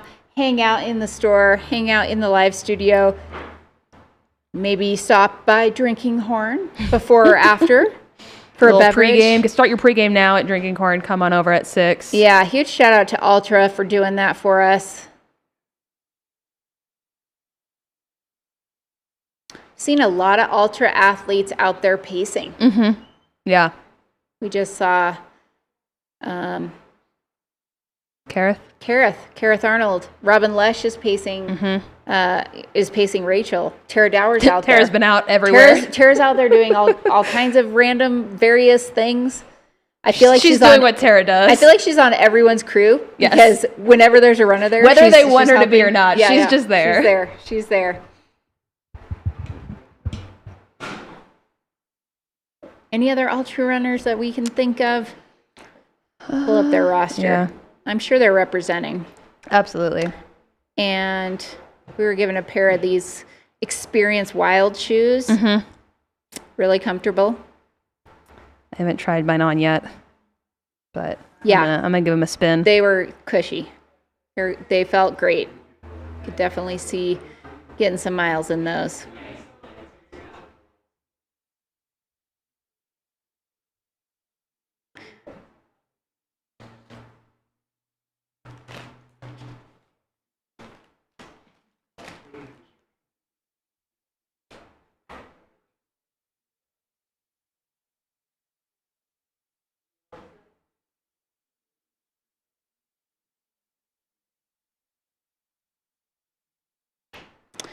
Kyle Curtin's someone who it was a bummer to see him scratched from the race because he was on the list to start. I was so bummed about that. Current record holder on the Colorado Trail in a mind-boggling time. So hope Kyle's doing well. I know he was hoping to be here to represent Ultra. I just love the Durango crew. So there are a bunch of Durango people. Wow, little hub there. It's the secret. It's the secret Colorado town. You want to be good at. Everyone thinks Boulder, but I really think Durango has something. Durango's great. There's a lot in Durango. Mm-hmm.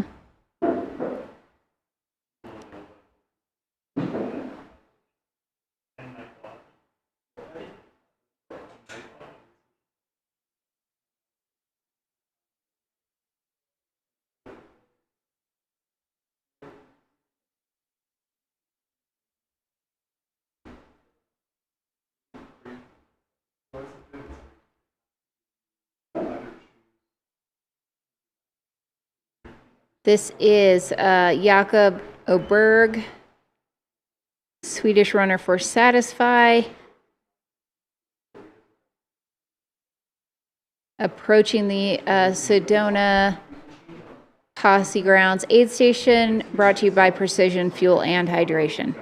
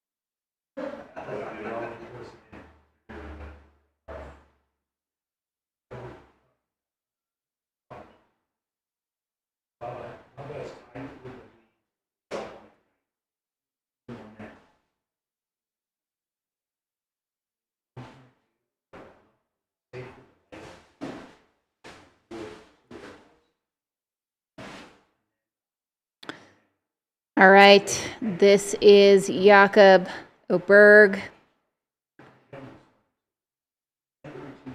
He has arrived at the Precision Fueling and Hydration Aid Station out there at Sedona Posse Grounds, mile 159.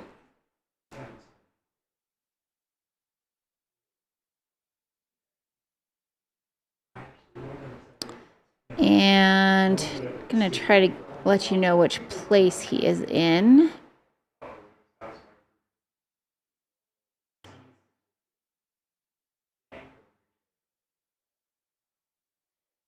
Jakob is 10th overall.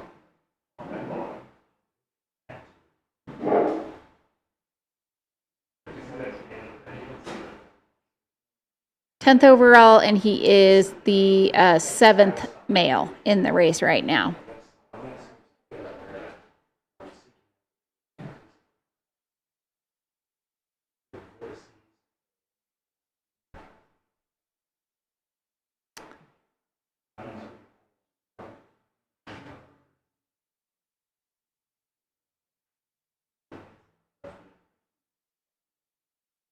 Looks like he's eating some McDonald's. Respect. Nice. Fuel up. Sweet. Everybody's got their own version of that total reset. Well, I mean, and that also could be like something that you just don't get all the time in Sweden. And he's like, I'm coming to America. I'm eating McDonald's at my aid stations. Absolutely. That is what is happening. Get a lot of calories in that way. Do we think it's a burger? It looks burger-like to me. I Really see some fries down there. Looks like double burger type. It's It's burger maxing, as they would say.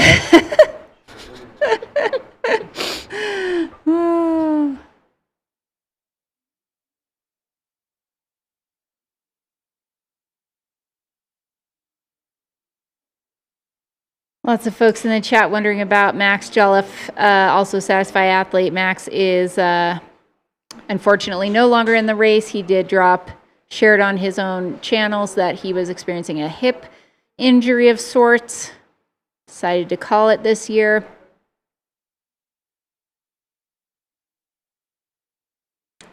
You know, Cam Hanes is also someone who a lot of folks are wondering about. He also decided to drop after having a bit of a fall and hitting his head. Decided he was going to call it a day. Yeah, always better, I feel like, to be smart, especially with head injuries. Yeah, head injuries you don't want to mess around with. Mm-hmm. And this is a long event. I think that sometimes that's just the cards you're dealt. Someone thinks it might be a chicken sandwich. Could be. Okay. Could be. I will defer to the McDonald's experts. I can't really eat anything at McDonald's, so I will say I'm not the best at identifying their products on screen. Yeah. But, you know, McDonald's, if you want to update your fry recipe to make them gluten-free, I would not be against that. I mean, I feel like that would really bring in a whole new audience if there were gluten-free fries. And I don't think it would be that Who's hard. Who's going to do that? Does anybody do that? Chick-fil-A. They use a different fry? Yeah, they use a different fryer. Okay. A separate fryer. Okay. All right. It's McDonald's has wheat in the broth that they put their fries in. I see. Okay. Things you learn. We're back at the NBA. Andy, Jones Wilkins, did you participate? How'd you score? People want to know how you did in the NBA. Scored Jamil by 1 point. What was your point total? Wow. Okay.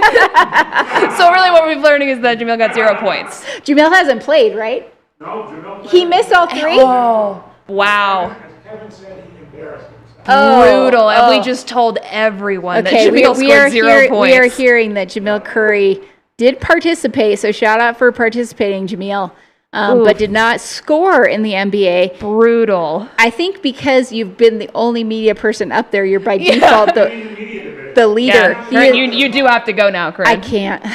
We got to find the time. I don't know. Yeah, I might be. I might have to do it. Just go up tonight in the in the spirit of competition, but.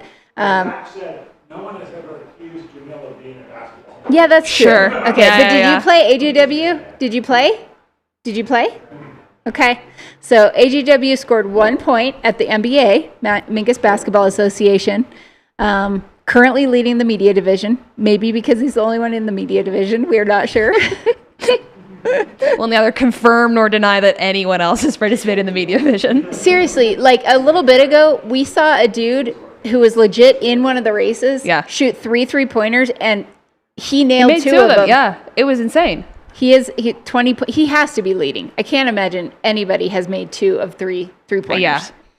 This is, for anyone wondering what the heck we're talking about, this is the Mingus Basketball Association.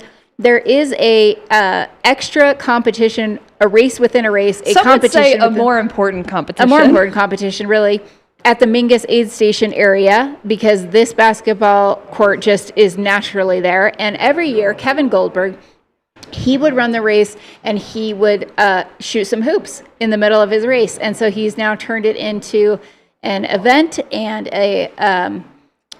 just another layer of the already complicated and complex onion that is Cocodona 250. This is the NBA, the Mingus Basketball Association. Everyone gets to shoot 3 shots from any point values that they wish, and there is a leaderboard out there. I do think Megan Eckert, at one point, who I heard played basketball pretty seriously, was leading the women's division. I'm not sure if she's still up there, but it's a good time. That is what you guys are checking out right now.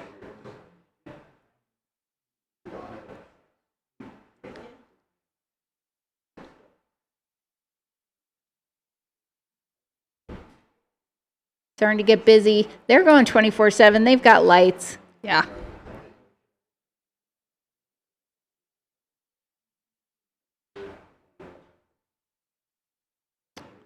As we continue to watch the NBA and some folks playing basketball up at Mingus Mountain, we are excited to be bringing you shortly a interview with one of our runners. I mean, one of our runners is going to give us an interview during the race.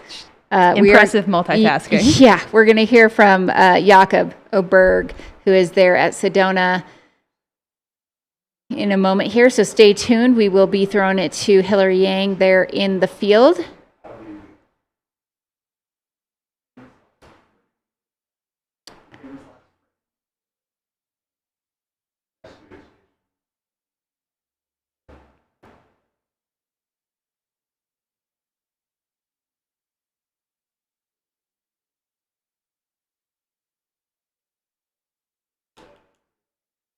Actually, a little bit of sun peeking through up there at Mingus. Oh yeah, Mingus looks incredible weather. Yeah, it does. It looks great. It's beautiful up there.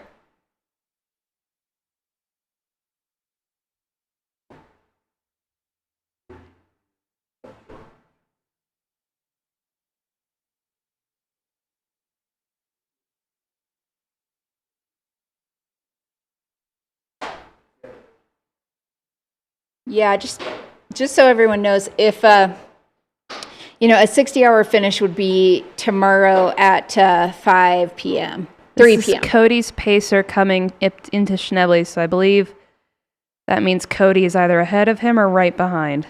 Okay. Guessing that's him coming up right now. Yep.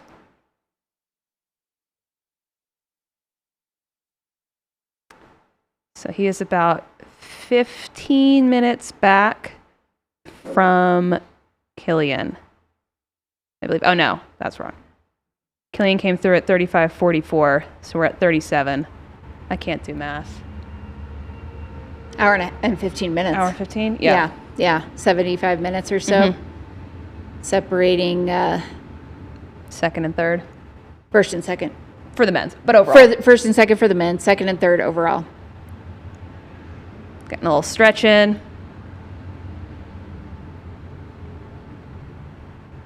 He's been doing that a lot at these aid stations, really stretching it out. Some impressive mobility for this far into the race. I think it's smart, yeah. And he also took a short, 10 or 15 minute nap. Mm-hmm.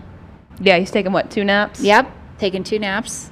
Slept maybe 25 to 30 minutes, not including any dirt naps that we are not privy to, but maybe... We've got Finn in the chat saying this is a key moment for Cody because last year he spent over an hour here trying to rebound. So great. Looking a lot better this year than last year. Thank you, Finn. Yeah, and he is, I think he's just, he's well ahead of splits from last year. He is just going to take hours and hours. If he keeps up at this rate, he's going to take hours and hours off his time from last year.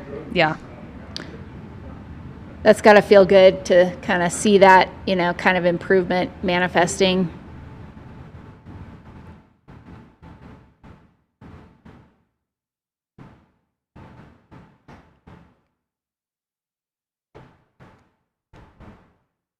Dan Green letting us know that the top 6 runners are all ahead of course record pace. I don't know. If that's true, that's crazy. That I can't grok that in my head. And let's just remember that 3 of them are women. Yeah. That's so wild. Huh. I'm gonna get chills. I mean, I think a lot of things could be factoring into this. The weather. Do we think... Is this... I'm trying to figure out if this is Zach, because that looks like Emily's neon shirt. Yeah, I think it could be. So we think this might be Zach Hauer, who is our 3rd man in the race.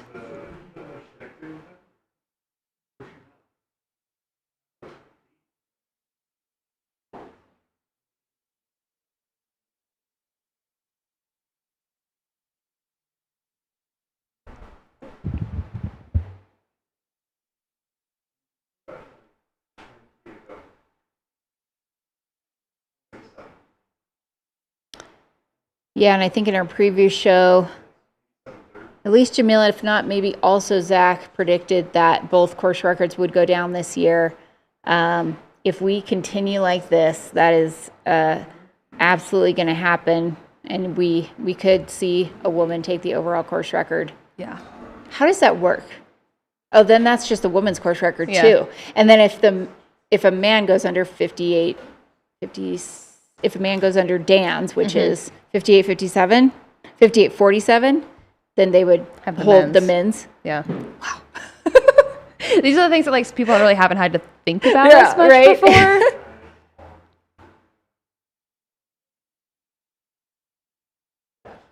Yeah, for the person in the chat noting if anyone wants to be noticed on a live stream, wear neon. Yes, neon is so great. Bright colors, crazy prints. It's a lot easier for us to identify you.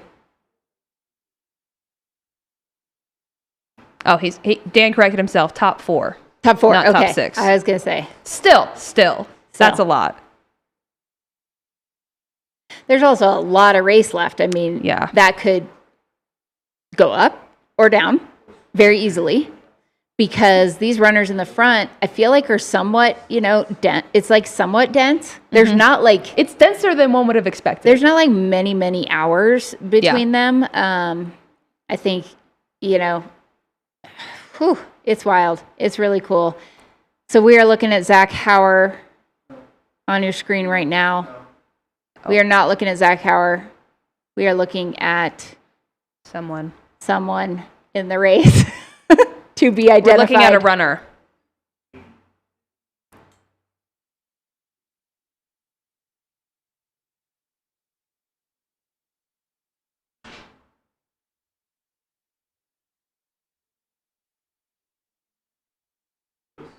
Benjamin Lucas of Flagstaff, Arizona. Nice. We believe this is Benjamin Lucas of Flagstaff. 39 years old. He did not fill out his runner survey, so I cannot talk about him. This is why everyone needs to fill out their runner survey. Benjamin Lucas. He is running home to Flagstaff, Arizona. That's got to be motivating. If you know Benjamin Lucas, let us know. What do you know about him?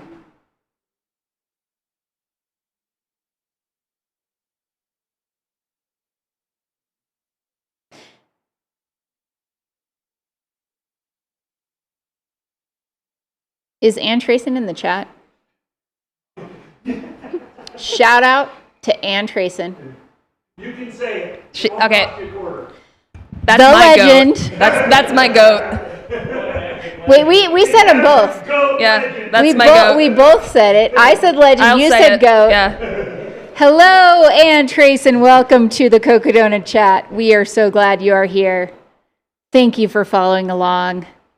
Thank you for everything you've done. Thank you for being you. Thank you for what you've done for women's existing. trail and ultra running. You are incredible.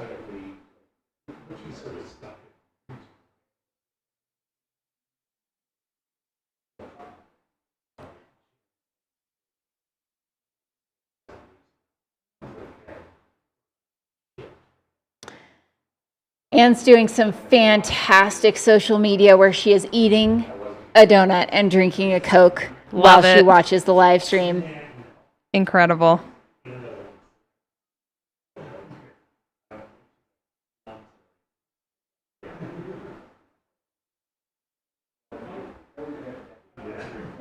All right, and are we on Benjamin here?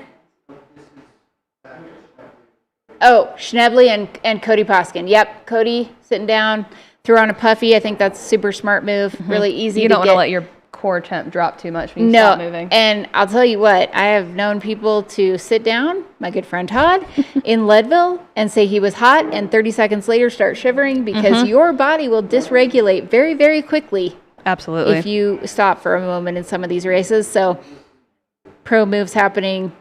He is throwing on a puffy. He is eating, drinking.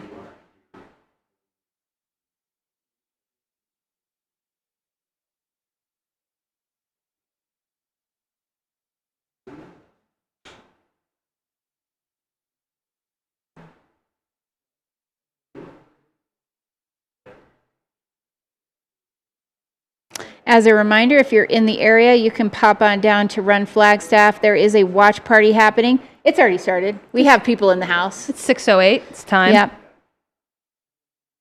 Come on down, hang out.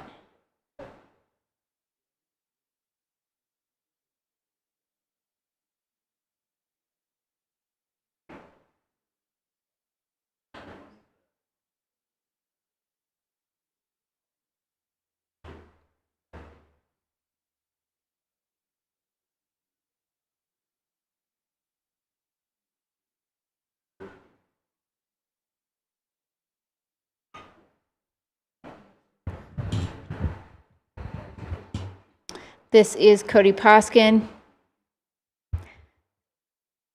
Cody is third overall, second in the men's race. He is well ahead of his splits from last year, seemingly having a really, really good race. Sitting here taking in some food.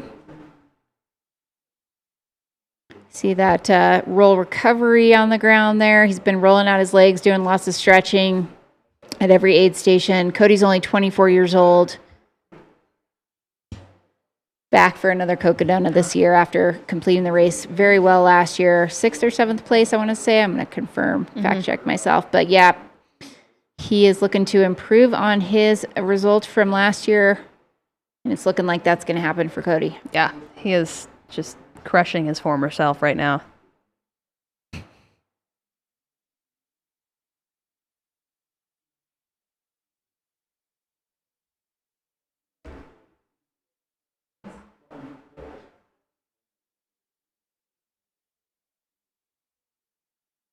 Seventh place last year in 71 hours and 11 minutes. Feet still holding strong. And we have audio. Anything you're craving it? That's a peanut M&M's. Okay. Sounds like an old man. Great. I thought it was great too, just in case those sounded like a handful would sound good. They're costly. With me baby birding the, nope. I'm gonna want some cold weather stuff this next section. It's already in your pack. You want we don't have a long sleeve shirt in there. I don't think I will. It's because he's wearing. Yeah, well, I was gonna say if you wanted like a long sleeve shirt. Do you want another long sleeve shirt on top of what you're wearing now? Okay. I'll put my puppies in there and my hat. That one, put your hat on now. He wants his hat. It's underneath the Marshall. Hey, how was the rocks and the light? Hangover. It's pretty. It's still tough. But yeah, I was like, damn, I mean, And they did it. pretty, but shit, you're in pain the whole way. You're looking at it. And you got focus on the show. You can't really clear the eye, you know? See any warthogs this year yet? So big coyote lived yesterday. Can they get us? Good friends too.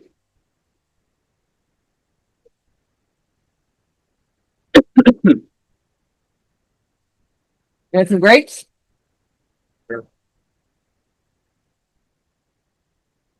Yeah, you didn't care for a wash, so. Yeah, Cody's 24 years old. We were Question in going the to chat. Colorado with Cody. We were in a, I think it was a Safeway or something like that. Walking around, get food. He's like, I'm going to show you a cool trick. Walks over the grapes, rips off a vine, keeps walking, keeps going. He's eating grapes. Got a sample of grapes. Yeah. Sure. Good thing the Mountain Outpost is only visual and not audio. I think it's liberated. You grapes and Yeah. That was the best. You gotta try them before you buy them, know if they're good. One of his crew said, "Good thing the Mountain Outpost is only visual and not audio. Yet we have audio." I think they did tell him. They did tell him that they have audio. What do you have on the yellow? Good. Good steel. We're early. You got it. 14 miles. You're going to rock it. Smart, smart. And then Jesse will be there with you. Do you want gloves right now? All right, Cody, what, I need it. Headband, get his headband. hey, what's the motto going into the next section, Cody? Okay. Right. Not. Oh, dirt. I want whatever one. That one. Yeah. And you have backup battery in there too, right? Yeah, it's in the. We took it out because he told us to. We have backup battery stuff. Let's You put can the put it in backup battery. No, I don't know if that was ever. Okay. I'll see you in like 2.5 hours. Okay. You want it in the back or on?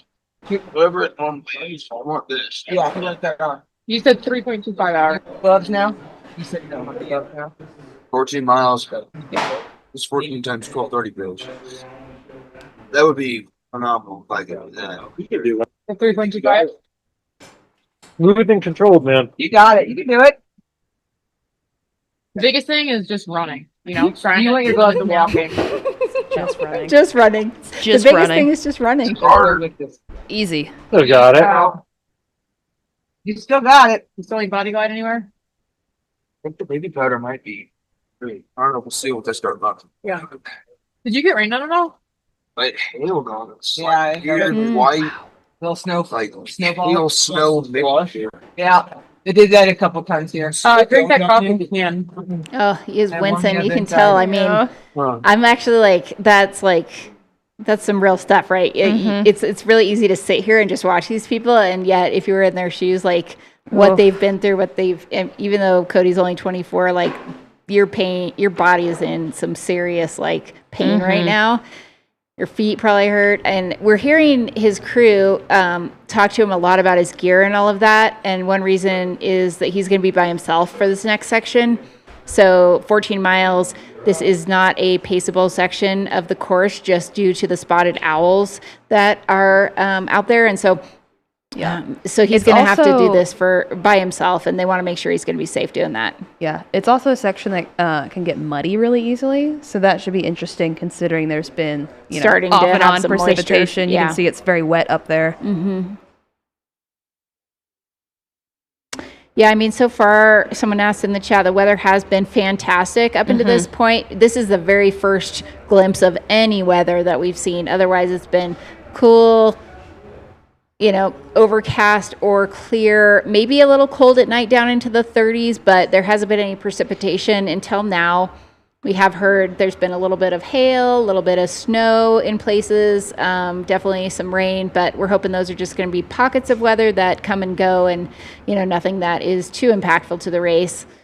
did hear that early on there was some kind of loose footing and that the rocks were kind of, the trail itself was kind of loose. Eder Ramirez made that remark. He said it's a lot looser than last year, and unknown if that's why maybe we saw quite a few spills, some blood, and it could be taking a toll on people's feet too. If it's really loose underfoot. So we've seen a lot of foot care going on. A lot of people taking really paying a ton of attention to their feet. So overall, optimal weather conditions, and hopefully what's going to happen in the next 24 hours or so isn't going to be too impactful to the overall results here.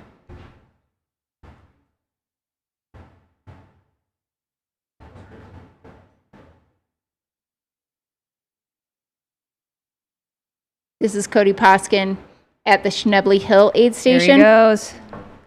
Getting ready to take off from mile 176.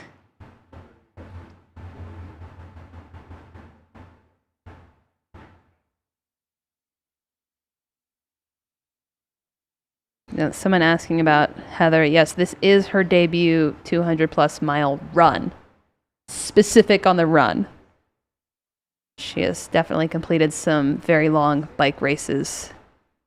So, yeah, and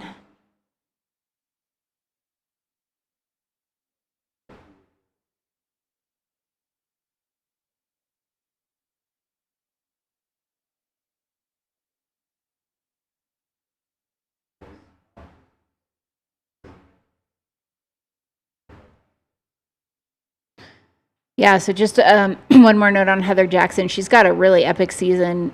Even after this race, she's going to be doing the Unbound XL, which is a 350-mile cycle, and the Tour Divide, which is 2,800 miles of cycling.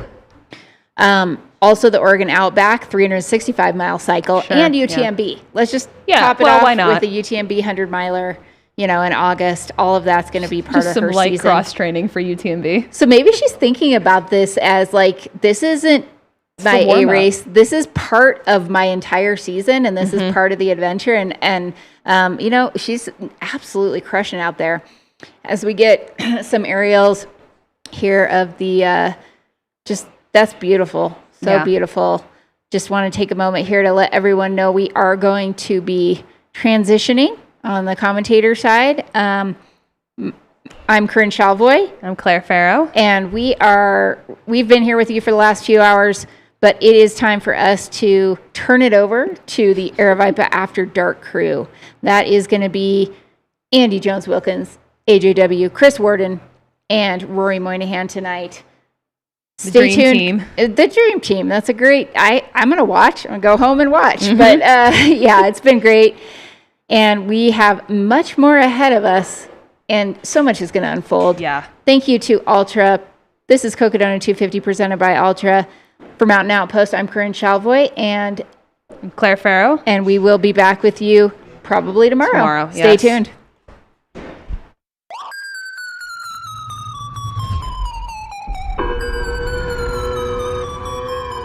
Flip that.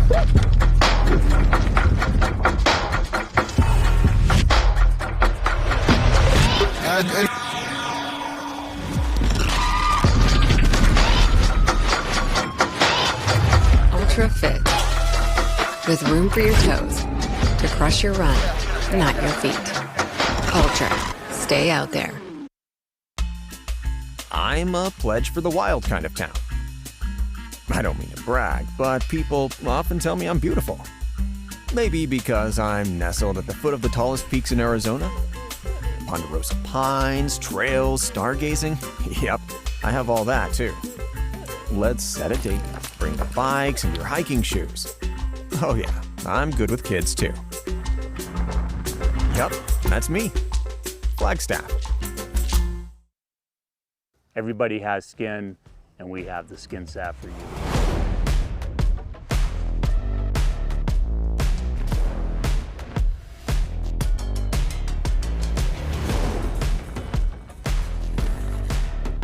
The salve was originally created to heal damaged skin, and it does that very well. It also is amazing at preventing friction, reducing friction. So whether you're using it as a moisturizer, a hydrator of the skin system, or going out, you're in a big race or adventure, the skin deserves squirrel's nut butter.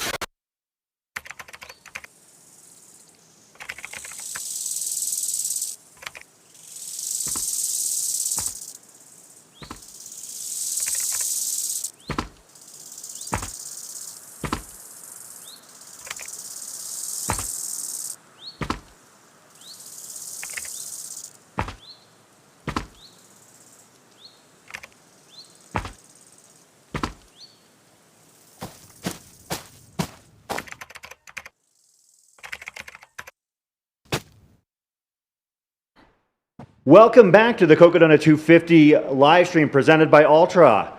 We are in the beautiful event space for Run Flagstaff, and I am so glad to be back here for Aerovipe After Dark. How about you? Oh man, Chris, it's awesome. Lots of cool vibes here. It's a little bit after 6, and yeah, we're ready to go. Aerovipe After Dark, day 2. Yep, Chris Warden. Andy Jones-Wilkins. And we're being joined tonight by a special guest. Every year we pretty much do this, don't we? Just about. Yeah, so... I don't think I've missed a year. Yeah, I think you've been with us every year. Rory Monahan, the trail gangster himself. How you doing?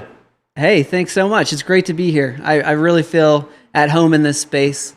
I think like the running store is like the heartbeat of a running community. So, yeah, owner of Run Flagstaff is great. Vince, he sponsors one of my races coming up, the Flagstaff Doggy Dash and Buffalo Loops Ultra, and yeah, this has just been an incredible race so far. Like we were saying, people are ahead of course record, and I mean, I love to see even more eyes on the race. And we'll maybe delve a little bit deeper into what you've got coming up. The Doggy Dash, of course, you mentioned. I know that's going to get the live stream excited, because any chance that they get to see doggies on the chat, or doggies on the live stream, that's right. It takes over everything. Like Short of Rachel and Killian, they want to see doggies. Yeah. Like any mountain town, you know, everyone has a Subaru here and a dog. And they probably do something outside, obviously, hiking, running. So I love this community, and that's why I've, you know, sadly, in some ways, I moved from Phoenix, but I haven't come back for a reason too. I've moved in let's see, 2018. And yeah, this is a place to be. Well, we're glad to have you with us tonight, Rory. We'll do what we usually do, and that is keep the car on the rails as long as we can before things get completely out of control. I know, because we do know from experience that the combination of Rory and I, You two, the rails can split within moments. So Absolutely. let's just keep that Is under it better or wraps worse that I'm over here? I'm not sure. For the time being. Yeah. But of course, the reason we are here, the reason for the season, is the Cocodona 250 presented by Ultra, and it's amazing so far to see what these runners are doing. Of course, the number one story has to be what Rachel Entrekin is doing out there. Rachel, the two-time defending champion in the women's race, but now leading the race overall by, it depends on what you're following, what you believe, maybe 30 minutes, 2 miles, somewhere in there, off of a hard-charging Killian Korth. We're going to be following them as they make their approach to Flagstaff. And up to this point, the weather's been fantastic, but as any other mountain town, things can turn on a dime, and that's what we've experienced so far this afternoon. I walked outside for a few moments to my car, and it was snowing. Mm-hmm. Yeah, and obviously if there's rain in town, that means snow on the mountains, and I got a quick message, shout out Dylan Leppert. He sent me some visuals of Eldon Summit, and there's snow on all the I saw course marking that. signs. So Eldon has gotten at least a dusting. Yep, they've got a dusting on there. Not necessarily ideal for the runners, but the footage and the photos are going to be incredible. Yeah, so now that we've got our propers and our introductions out of the way, we will we've got Luke J out in the field tonight. I believe we've got Hillary Yang as well, so whenever they've got something to bring from the various aid stations we're going to be following, we will go to them. So, once we can get some visuals up, as you can see, beautiful shot right there. I want to just comment, Finn Melanson's in the chat and brought something up that I think is good to talk about right out of the gate. He mentioned AJW, this is looking more and more like 1995 Western States. Rachel is Ann Trayson, Killian is Tim Tweetmeyer. Now, Ann Trayson is actually in the chat. We know because she signaled that to us from Auburn, California earlier when our previous hosts asked for a roll call of where everybody was from. If you're not familiar with the 1995 Western States, first of all, shame on you. Second of all, it was known and is still known as the Fire and Ice year. It was extremely hot, and it was 25 miles of snow, and it was a knockdown, drag-out battle between Tim Tweetmeyer, 5-time men's winner, and Ann Trayson, 14-time women's winner. Ann led. Tim slowly drew her back in and ended up winning, and it was the closest Ann ever got to winning the race outright in second place. So good on you, Finn, for mentioning that. And we may come back to that a couple of times more. What place did you get that year? Also, because I know I'm going to have trouble getting a word in edgewise with this crowd. One of our friends asked what I was sipping on tonight, and another friend guessed the Sierra Nevada hazy little thing, and they're right. Haven't started yet, but that's likely to happen. All right. That's my little summary. Oh, this looks like a stretch on top of the Cocodona Plateau. I'm not quite sure what we're looking at. Maybe on the outskirts of Sedona, you can see the wall of red rock in the background. Of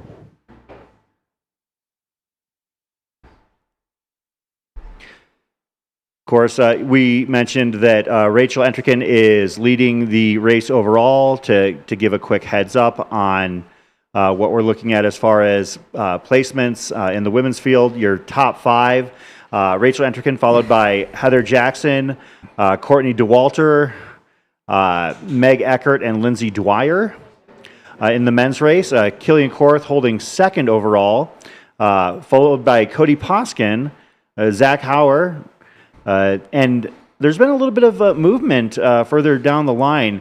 I can't quite tell. It depends on how much they've been moving since their trackers last pinged, but it looks like it could be DJ Fox, could be Joe McConaughey. One way or another, they are very close to one another, followed closely by Jeff Browning and Adair Ramirez. Yeah, and I was watching earlier back at our place, and some incredible drone footage, too, of Courtney Dauwalter navigating the Hangover Trail about 6 miles north of the Sedona Posse Grounds aid station. And I will probably won't see very much more of that, but, man, a tricky section of trail for sure, and something that certainly is going to have an impact on this race all the way to those last finishers. Of course, we're also following what is happening for those whose journey has drawn to a close. We've talked about some of the significant names, the familiar names. We mentioned Max Jolliffe, early race leader, Kevin Tedonio, Cameron Haynes, but I do want to recognize some of the other people who gave it their best shot. And so I'll do that right now. Ron Hammett, Josh Courtwright, Jason Drobeck, Elizabeth Flores, Stan the Man Berry, friend of ours, Jeanette Brass, Michelle Brooks, James Willett, shout out James, Cameron Hall, Nicholas Madera, Fra Balby, John Quigley, Christopher Raup, Christian Glotfelty, Michael Lowe, Adam Ellenstein, Anthony Trujillo.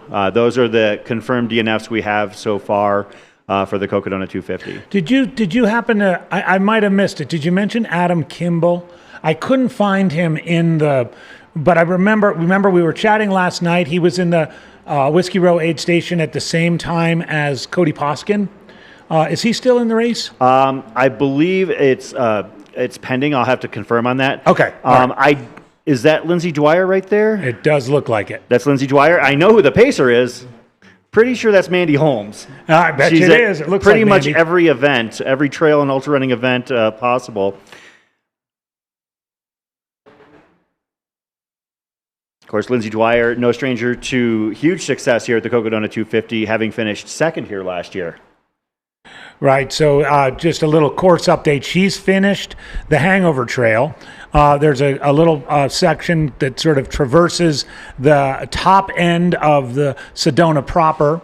The crosses a couple roads that are mainly used for sort of ATV tours and so forth, and then makes a left-hand turn and begins the climb proper up to the Coconino Plateau, which, by the way, and I know I've said this before, is a much more pleasant climb than the formerly used Kasner Canyon climb, which was thankfully eliminated from the course 2 years ago when they added the Hangover Trail.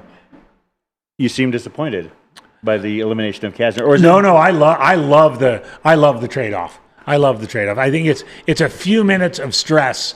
It's relief of a few minutes of stress for a much more gentle and fun climb on a nice wide road. Rory, as a member of the Air Viper racing team, I'm sure you've hit a lot of these trails. Have you hit the Hangover Trail specifically yet, or is that something that's on your to-do list at this point? Oh yeah, I've done that loop a few times. I think it's a great one to take friends on who are just visiting town, and it's pretty gnarly on the back end of the loop. It feels like, you could topple over the edge, and it's pretty impressive that mountain bikers can go down that. I think it's most famous with mountain bikers, but I'd rather be on my 2 feet for it. But navigating that at night is one, very tricky, and then going to be a loss because you're missing the views, of course, as people have referenced. They're so far ahead this year, they're seeing it in the daytime. Yeah, that's wild. It's funny you mentioned mountain bikes on the Hangover Trail. I've actually seen video of a unicycle on it. You know, it's pretty I wild. think I've seen it. It was probably one I've of also those seen viral video of a unicycle, not the rider, but the unicycle Yeah. itself heading down the side of the Hangover Trail. Hey, respect to anyone out there on feet, wheels. I think locals or people in town might agree. The pink trucks, the Jeeps that's a little bit too much. If you're going to see Sedona, Absolutely. even on Lake Power. And they get stuck a fair bit too. Those pink trucks. Yes. I think I'm going to have to correct myself here. Sorry about this, but I don't think Lindsay has hit that main section of the Hangover Trail yet. This is in the lead up to it. Okay. Still moving very well. Has a very experienced, talented pacer as well. Lindsay, for those that aren't familiar with her build up to races, if you check out her Strava, she puts in ridiculous amounts of mileage, a couple hundred miles or more every single month. 80, 90, 100-mile weeks are the norm for her. And she still comes into these events, fresh enough to maintain a position in the front of the pack.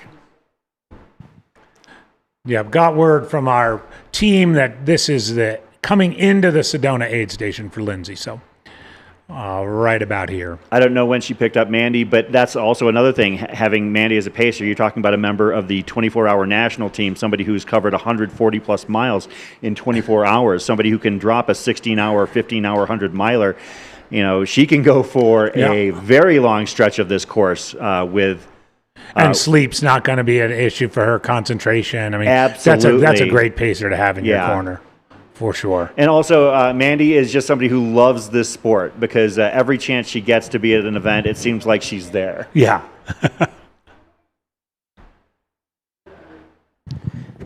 Anna, I'm curious, do you know what Lindsay's training might have looked like leading up? Because she didn't have too many, no races this I'm spring, guessing several 100 miles. I'm seriously not exaggerating, 75 to 100 miles a week for the last few months. That's just how she rolls. Having gotten to follow her and talk, we had an opportunity to interview her last year after her race, which was pretty great as well. Is she the type, because a lot of people heading in this race have bulked up their miles via the Burrito League. Is that some kind of format she was doing for training? Or I don't know if she's a Burrito League veteran. That's a good question. We have Meg Eckert coming into the aid station now, just behind Lindsay Dwyer. Talking about another runner who has a resume as long as her arm. Meg Eckert, the current pending ratification 6-day world record holder, running 526 miles in 6 days at the Dome last year. Also has run 153 in 24 hours. Also has, I know at the very least, a couple of Hard Rock qualifier course records. Has done 3.5 days at a backyard, covering 350-ish miles. Meg Eckert was actually one of my picks for the podium this race, talking about somebody who, Cocodona seems like the opportunity for her to meld her years of experience in multi-day running along with her experience in 100-mile-ish tough trail races. All right, we have Hillary Yang down on the ground in Sedona Posse Grounds. Hillary, how's it going? Hi, guys. It is great. We are just inside the aid station here inside the building, so I won't talk too loud, but Lindsay's getting crewed here. It's a little cold outside, a little windy, but, and I believe Meg is just coming into the aid station in a few minutes here, so we'll also try to track her down. It's awesome to see these two ladies coming in, our F4 and our F5. Yeah, Meg is going to be literally walking in, I would say in about 20, 30 seconds from where she's at. She's just behind the building right now, so she'll be in there in a sec. What are the conditions out there right now like, Hillary? We have had things turn on us here up in Flagstaff. Yeah, I mean, the weather got really dark here. We had a little bit of sprinkling, but I would say we missed sort of the bulk of the actual precipitation. But it got really windy. All the precision tents were blowing over, so it was a little bit eventful. Lots of propping cacti up again and all the amazing decorations here. Definitely looking like it's clearing a little bit. I hear Meg as well. Yeah, we'll see if we can wander over and track her down. Sure. Yeah, it looks like they've moved a lot of the things inside at this point. Yeah, absolutely. Yeah, no, Meg's just out here. Looks like her husband's got her wrapped in a sleeping bag. That just this kind of tells you how cold it is, like especially with that wind, it's quite biting. All of us sort of standing around, I think, are feeling that quite a bit. But yeah, I mean, it's fun to see these two ladies both in the aid station at the same time and both of them looking like they're on a mission. Yeah, with runners that are getting to that aid station at this point, are you seeing them start to get prepped for a colder night, or do you think that maybe some of them are thinking that they're actually going to make those moves when they get to Schnebly? No, I think this is where people are putting on the cold weather gear. They're doing the cold weather checks here as well.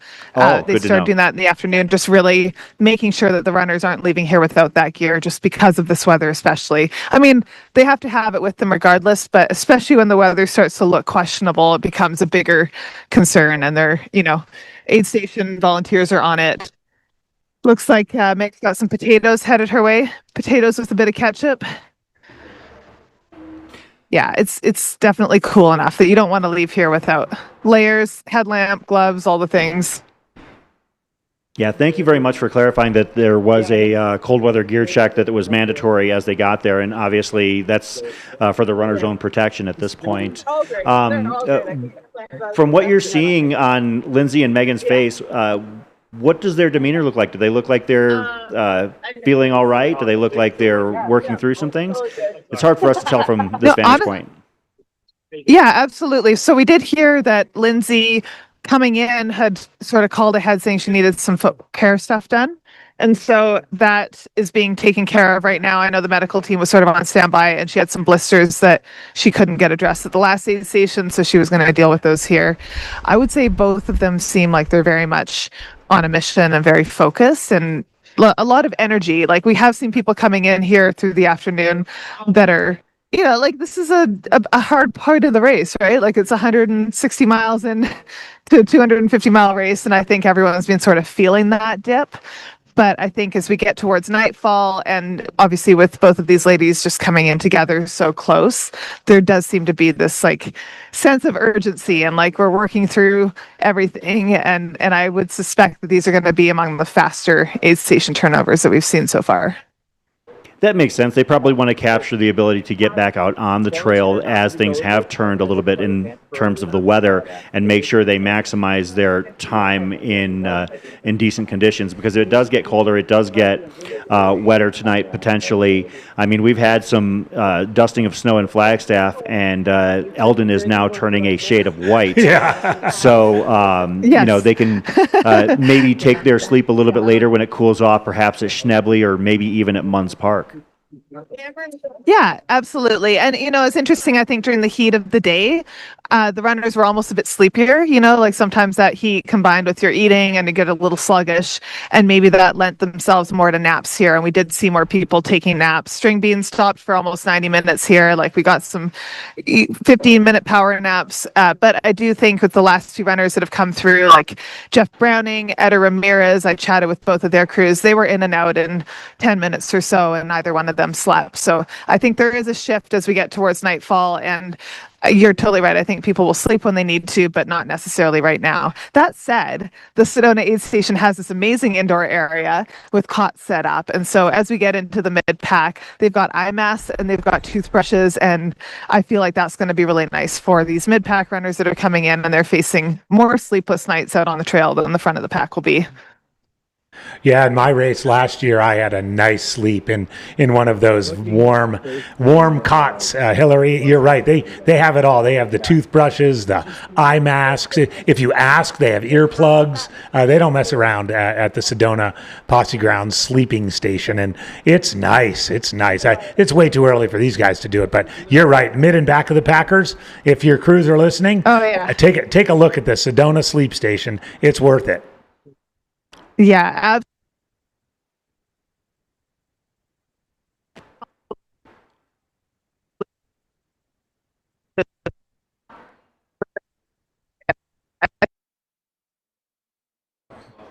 Cutting in and out just a little bit there, Hillary. Let's see if we can get to the bottom of it with our team here.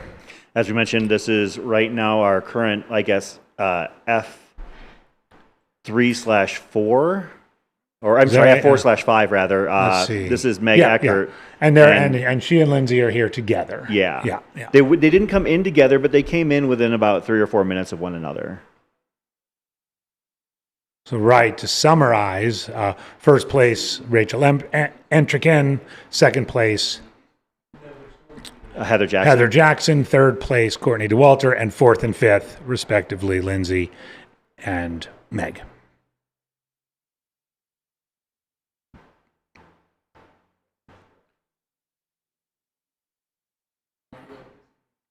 Has third place male Zach Hauer come through Sedona Posse Grounds? I believe so, yeah. Actually, the first, I think 6 men have come through. Okay.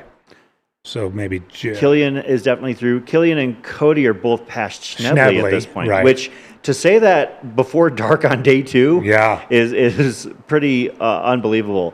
Zach Hauer holding in third place actually is at that water drop at mile 171. DJ Fox, Joe McConaughey, Adair Ramirez, and Jeff Browning leading that chase pack. Got it. Okay. So those are the runners that have already passed Sedona Aid. Jacob Aberg has hit that aid station as well, a Satisfy athlete. So quick count, I guess then Lindsay and Meg would be 9th and 10th. Overall, yeah. That sounds about right. That sounds about right. Next, we would expect to see, in all likelihood, George Cyrus, 2025 Triple Crown runner-up, coming in, a Phoenix Valley native. I believe Queen Creek is what he calls home. Actually, one of his neighbors, Jimmy Strayhorn, right behind, who also lives in Queen Creek, the East Valley of the Phoenix metro area, sending their best here. That's right. To Cocodona 250, presented by Ultra. I think we have Hillary back. Hillary, how are you? I'm good. I'm just hanging out with Meg and watching her go through her little changeover here. I'm hearing a lot of talk about what her and her pacer are excited about going into the next section. And also Meg is looking for the strongest forms of caffeine that she can get, which checks out, right? That would track. That would track. So she does have an energy drink in her hand right now, which looks like a good start. And Meg is probably the runner, men's, women's race, period. And this is not to shortchange anybody else. But if I had to pick somebody to be able to stay awake for the entirety of a 250-mile race without a second of sleep, based on what I know about her experience, it's Meg Eckert. Yeah. Yeah, she. Yeah, I absolutely agree with you. Yeah, it's a well-known superpower, and I know just talking to her husband Joe, at the aid stations here, he was just saying like the second half of the race, Meg was very much excited about and knows she can open up and really like run a bit more, which is also one of her strong suits. And I think the technical stuff in the first half was always going to be a challenge for Meg. And then coming into the second back half of the race, I think she's pretty amped to be able to really stretch. Yeah, of all the competitors, she's one of those that I'm really curious to see how this, I can't believe I'm saying it in these terms, these last 100 miles treat her. Yeah, right. But a lot of running. I mean, the section that Rachel and Killian are on right now. Yeah. 13 and a half miles from Schnebly to Munns. You can run every step of that thing and pretty fast.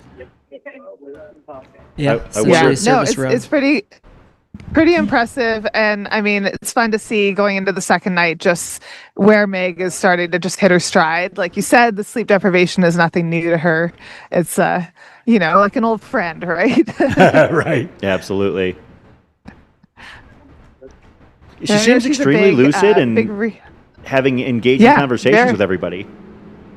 Very much so. I was just going to say, she was chatting with her pacer here, and it sounds like they are going to have a bunch of heated discussions about their favorite books. And Meg was saying how much she loves reading and found this cute little bookstore when she was out here doing her course recon in Cottonwood. And just sort of like, I think it's very important to talk about not running while you're running this long. And it sounds like Meg is doing a good job of just like staying engaged, staying focused, but also, keeping her brain busy. Do we know how Lindsay's doing inside potentially, or?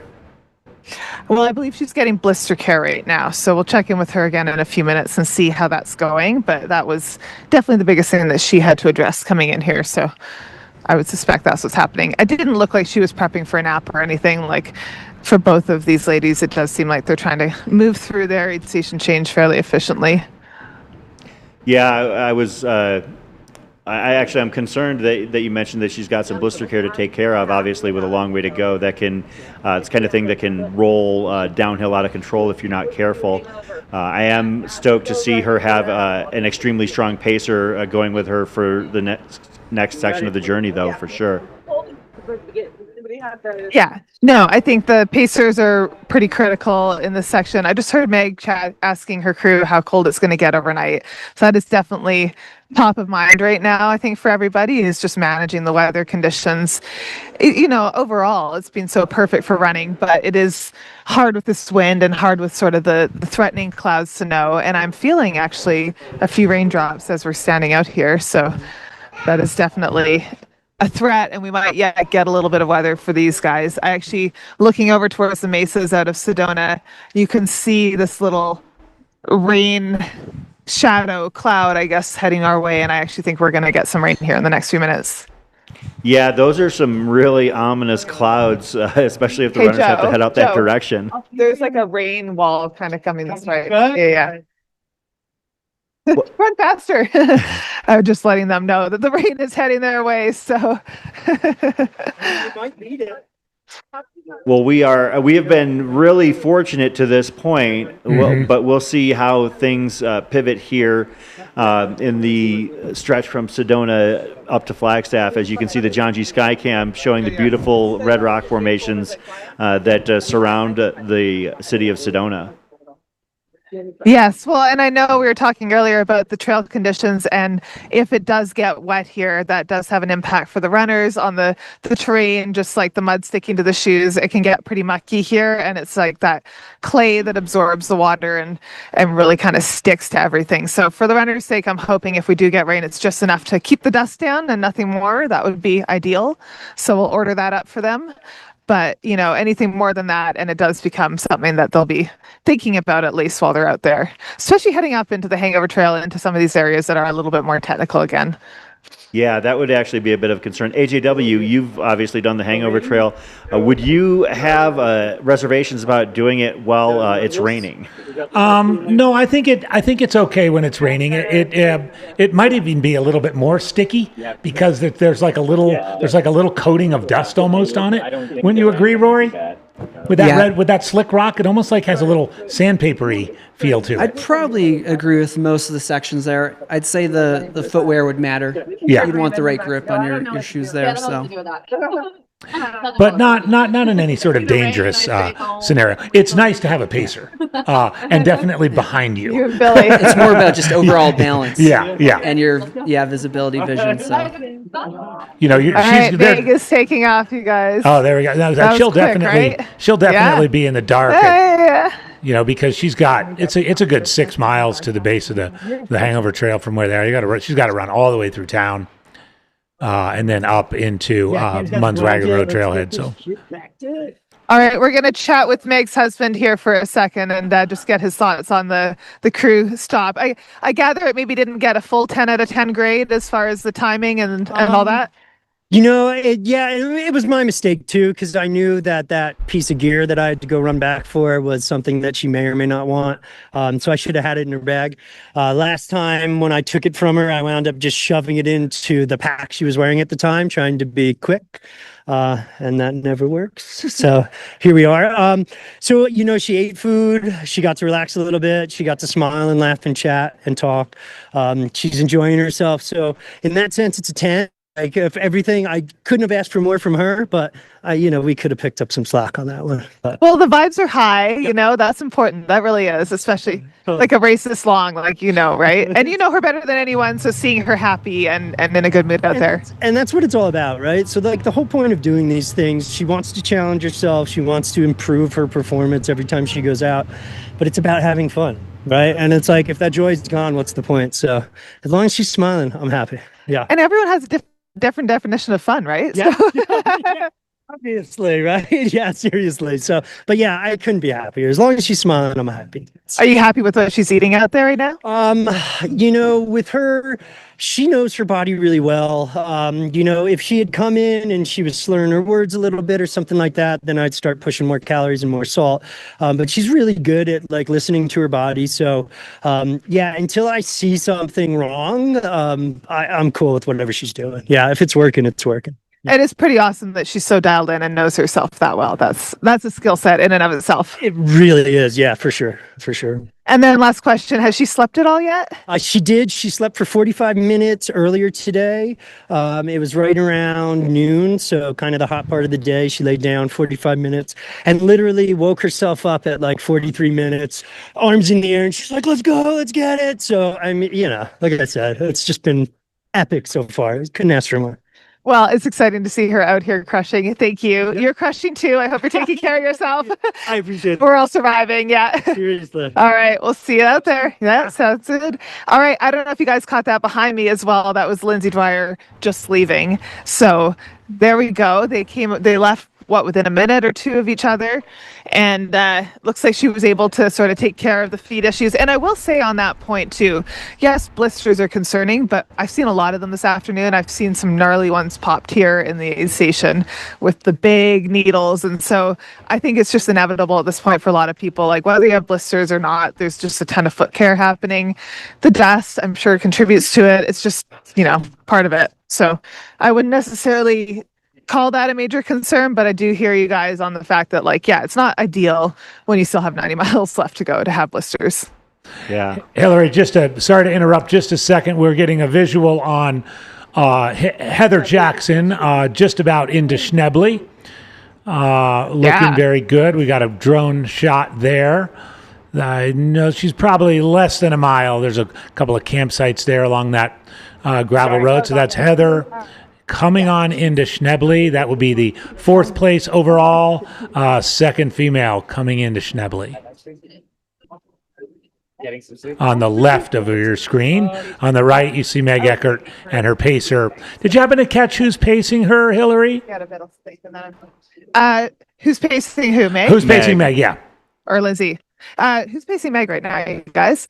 My wife, Lauren. Okay, all right. Haroldus Suberdus, Harry's wife, Lauren is pacing. Oh, got it. Okay. I mean, in good hands. I feel like she's got the best pacing crew, and all the expertise that comes with that. So yeah, I was actually just chatting with Harry right now. Harry, do you want to say hi?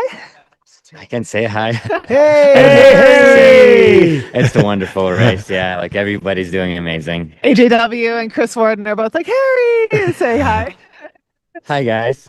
Hey, and you Harry. were with Mika for a little bit too, weren't you? Or were you guys? Was supposed to base Mika from here, so that's why Lauren and we were swapping between Mika and Meg. I did with Meg the first 56 miles, and then Lauren having fun with Meg, so Meg wouldn't get tired of me. And I was gonna impossible. Yeah. But questionable about Mika, if she's gonna come back or not still. So waiting. We'll see. Yeah, for sure. And how was your 56-mile stretch with Meg? I love how that's just a casual, whatever. That's all I did today. I had blast. Honestly, who wouldn't love running with Meg? Meg. Yeah. We talked so much that I lost my voice and she lost her voice. We did not stop talking entire time. We forgot we were running. It didn't feel like a race, we just had fun. And she still has fun. And that's why it's so fun to swap with the pacers and just keep new conversations going, Yeah, it's amazing. I mean, that's incredible. I love that. The fact that you guys can be like, oh, we forgot we were running this 250-mile race. It kind of speaks a lot to the insanity of it and you. But, that aside. Is that we're running. So, we're insane, of course. But, you get a little bit sleepy, so you start making jokes, weird things, kicking some rocks, and then conversation keeps going from there, Everything becomes so much funnier, right? It does. Always. It always does. Yeah. And feel drunk, but you haven't been drinking, Yeah. Who needs drugs, you guys? Just go run really long. That's what we've discovered. But yeah. Be high on running. Were you trying to give Meg some tips on this race at all? Or do you feel with all her experience at long distances that she really gets it?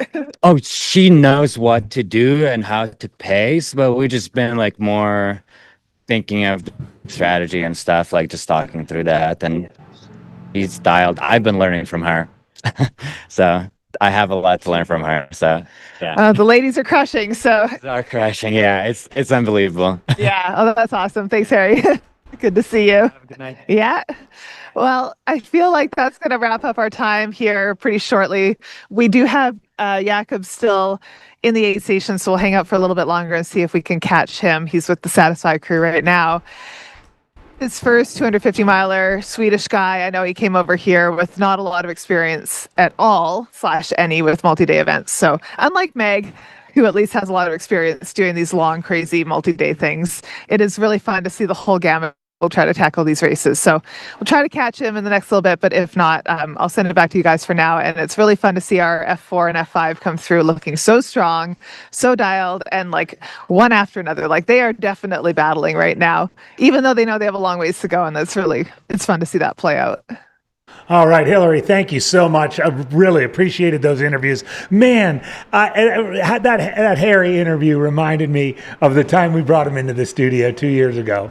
To just get to know him because we didn't know who he was. And he was so flattered and he was like starstruck with us, which was so weird. The Mutual Admiration Society was in full effect there. But his humor and his delivery, it just all came flooding back to here. And I could imagine he and Meg, because I know Meg loves to chat and laugh, and they must have had a blast out there. Yeah, the last couple of years getting to know Harry, talking to him after the race, after Cocodona, talking to him at Western States last year as well. I was a little bit surprised he didn't come back to take another bite at the apple this year, but he obviously is going to, he wanted to do other things this year, which is his right. But I'm glad that he's here. Yeah, I am too.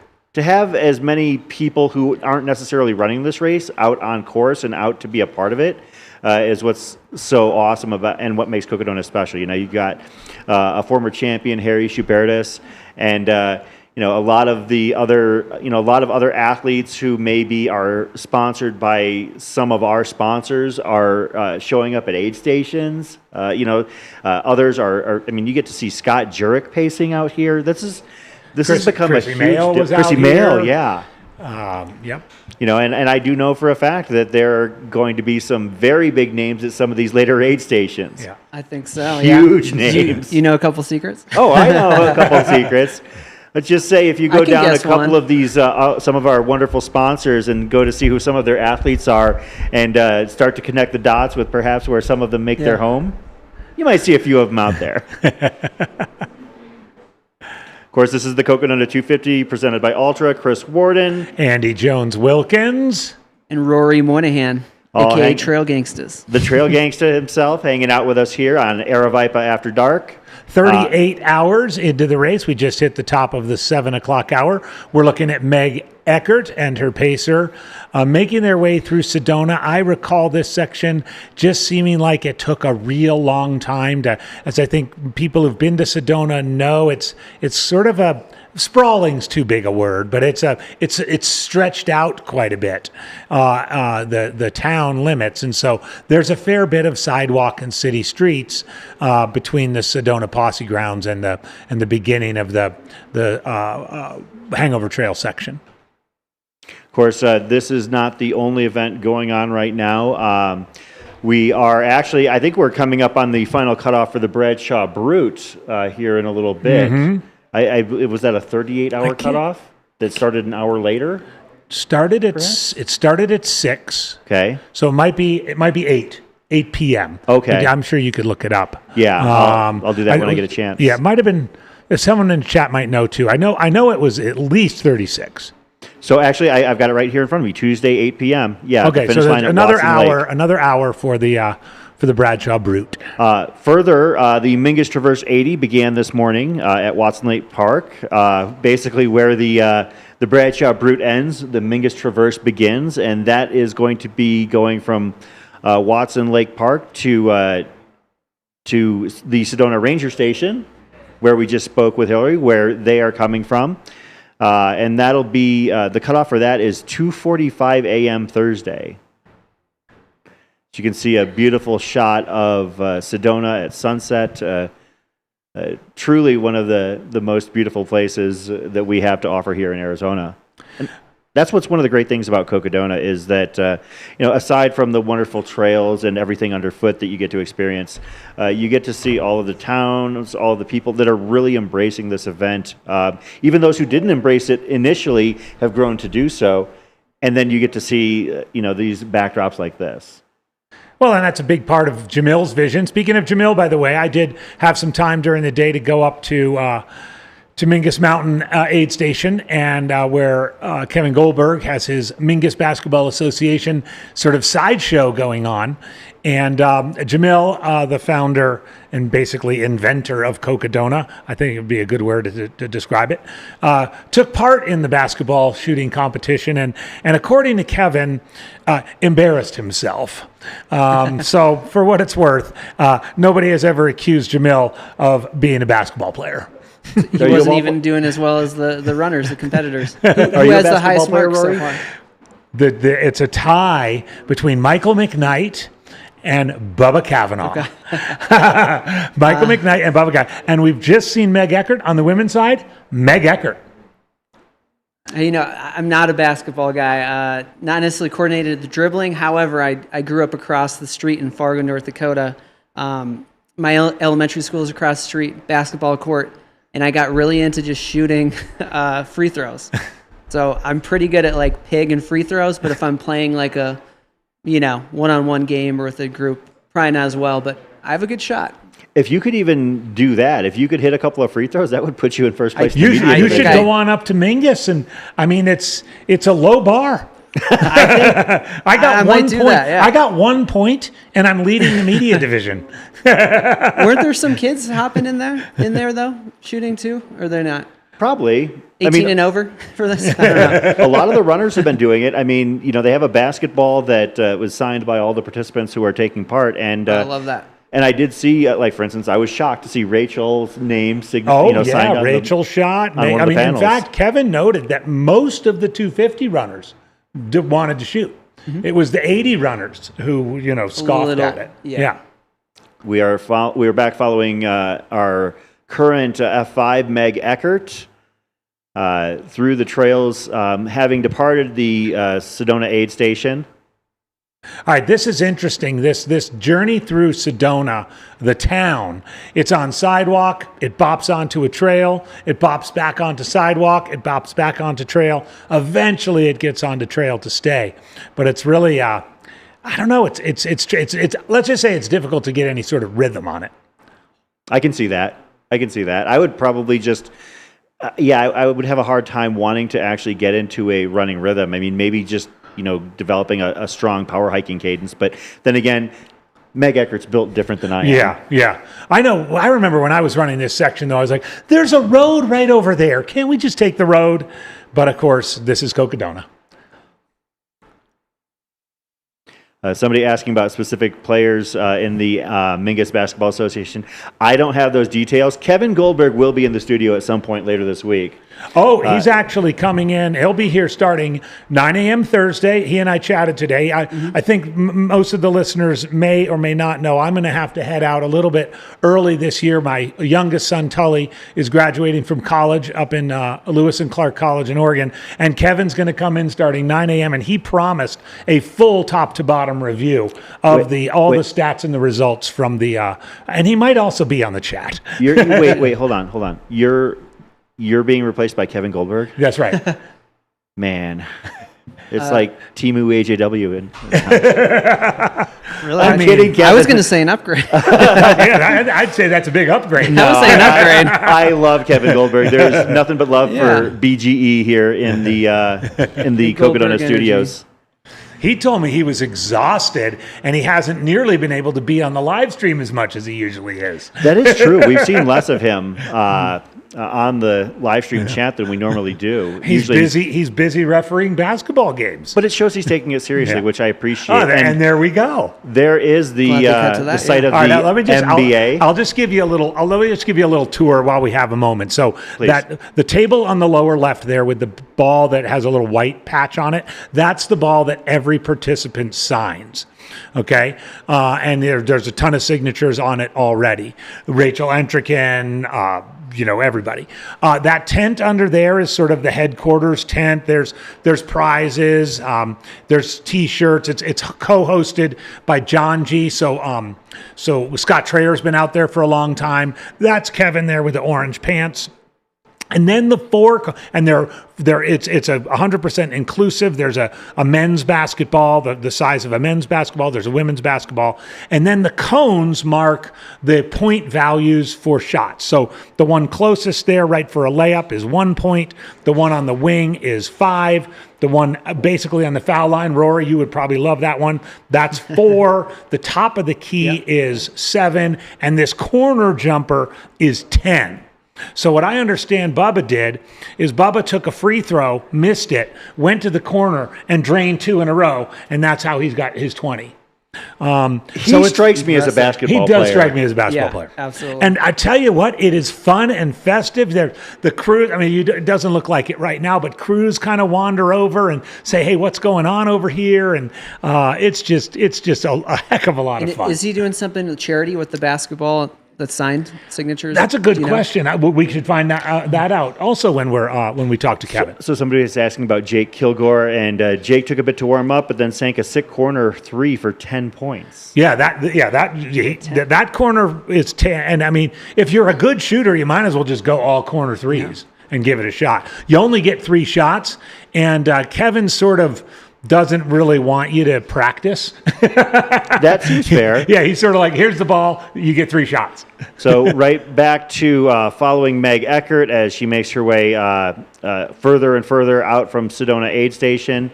Our overall leader, Rachel Entrekin, is approaching mile 190 at Munns Park. I would expect if we've got cameras at Munns Park, we will be able to pick her up. It looks like maybe about a little bit less than a mile out.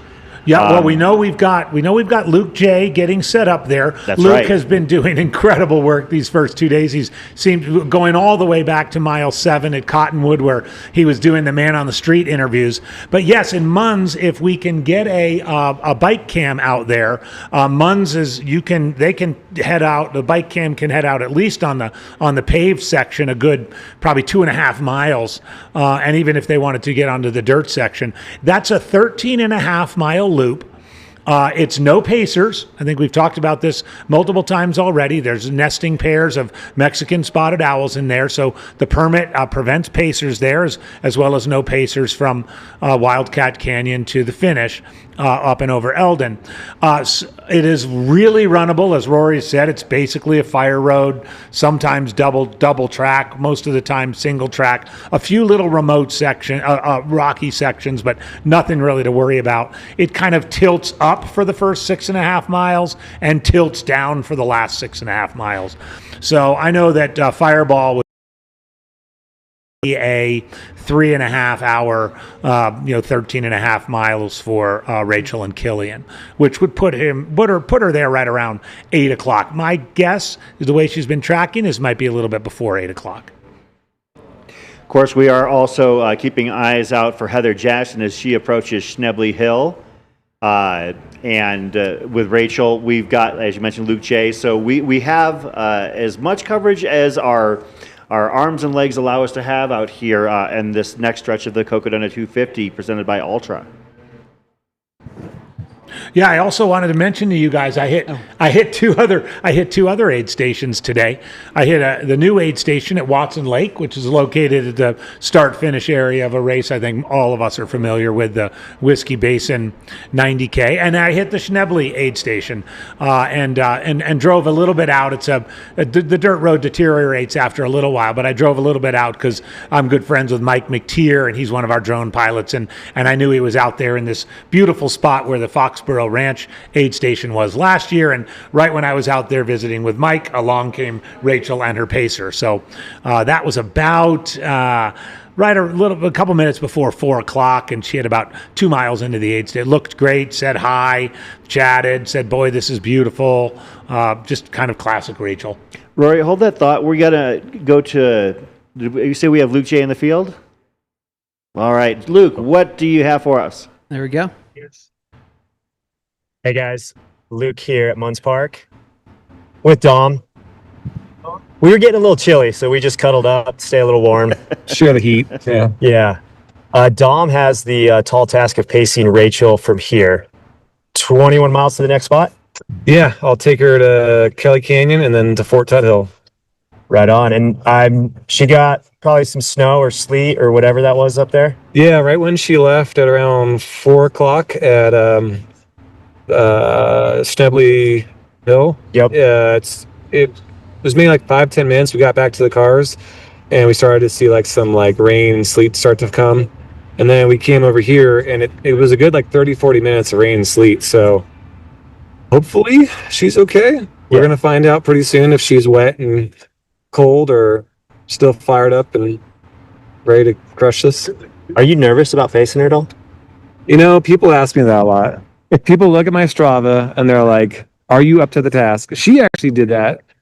She gave me an option to not run Mingus last night, but I get an adrenaline rush out of it. So I got her. I'm pretty stoked to do this. I'm ready. I love it. High pressure situation. Dom is ready. He's so ready. So just to give you guys a little rundown, Rachel, the leaders will come under the bridge, come across. I think we got eyes on her. She'll come into the aid here and then exit on the other side that way. So, yeah, this is mile 190. We'll do. I'm gonna bug the shit out of her. Yep. That is her in the orange looking top. That's amazingly fast. Yeah, I can't believe we're talking Munns Park before dark. Yeah, that is amazingly fast. 3 hours and 15 minutes of that section. As Dom said, she left, give or take a couple minutes at 4 o'clock from Schnebly. Rachel Entrekin, race leader, coming into Munns Park, mile 191.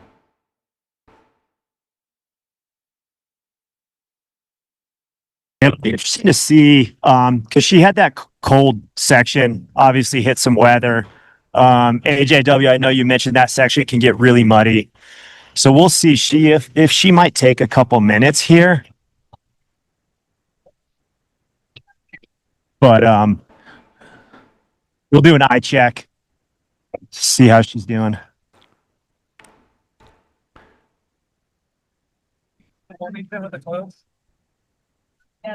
Yeah, I did mention that it can get the soil just back there. It's real Coconino Plateau, and it really does not drain at all. A lot of sitting water, and so it can be muddy. I mean, it would. Rachel knows what she's doing, but it might make sense to do a little regroup here before heading out on that section to Kelly Canyon. On the right, we have word that Heather Jackson. Fourth place overall, second place woman, is just a few meters away from the Schnebly Hill aid station, where it looks like the background, mercifully, the sky is lightening. Oh, yeah. So it looks like she grabbed a blanket. I think she's going to take a minute to get warm, maybe regroup. I think her crew had mentioned she might take a couple minutes here.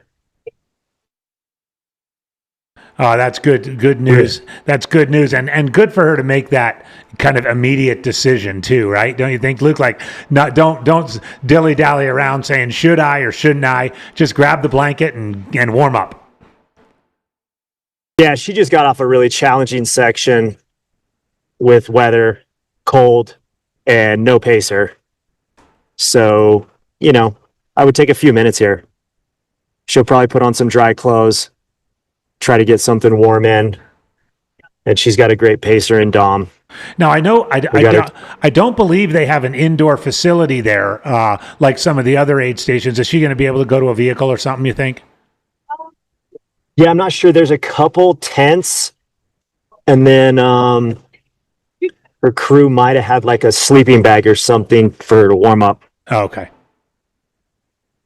Yeah, showing it's about 41 degrees in Munns Park right now, and that's probably one of the things about Arizona temperatures is that once that sun goes down, you feel it an extra few degrees worth of chill in your bones. And that wet cold could be even more biting. We could show where they're going to leave. So this is Luke J. in the field. He's been doing incredible work these first 2 days. Man on the street interviews all the way back at mile 7. A few of them at the start of the Mingus Traverse 80 miler. That's just about 40 miles away from its cutoff. He spent some time going back and forth between Fain Ranch and Watson Lake, and now is at Munns Park, a key aid station at the end of a 13.5 mile pacerless stretch. Yeah, we got to remember, I mean, it feels late in the race for us if they'd have been watching. But, we still got 60 miles to go. Yeah. She's got a solid lead, but you got to make sure you take care of yourself. We'll show you guys real quick. So the runners will come by here, and some of the later runners can obviously use the aid station resources here. Wave at the live stream.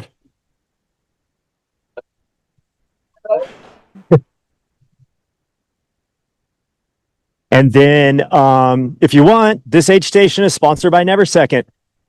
So they can do a little tunnel tour through the Never Second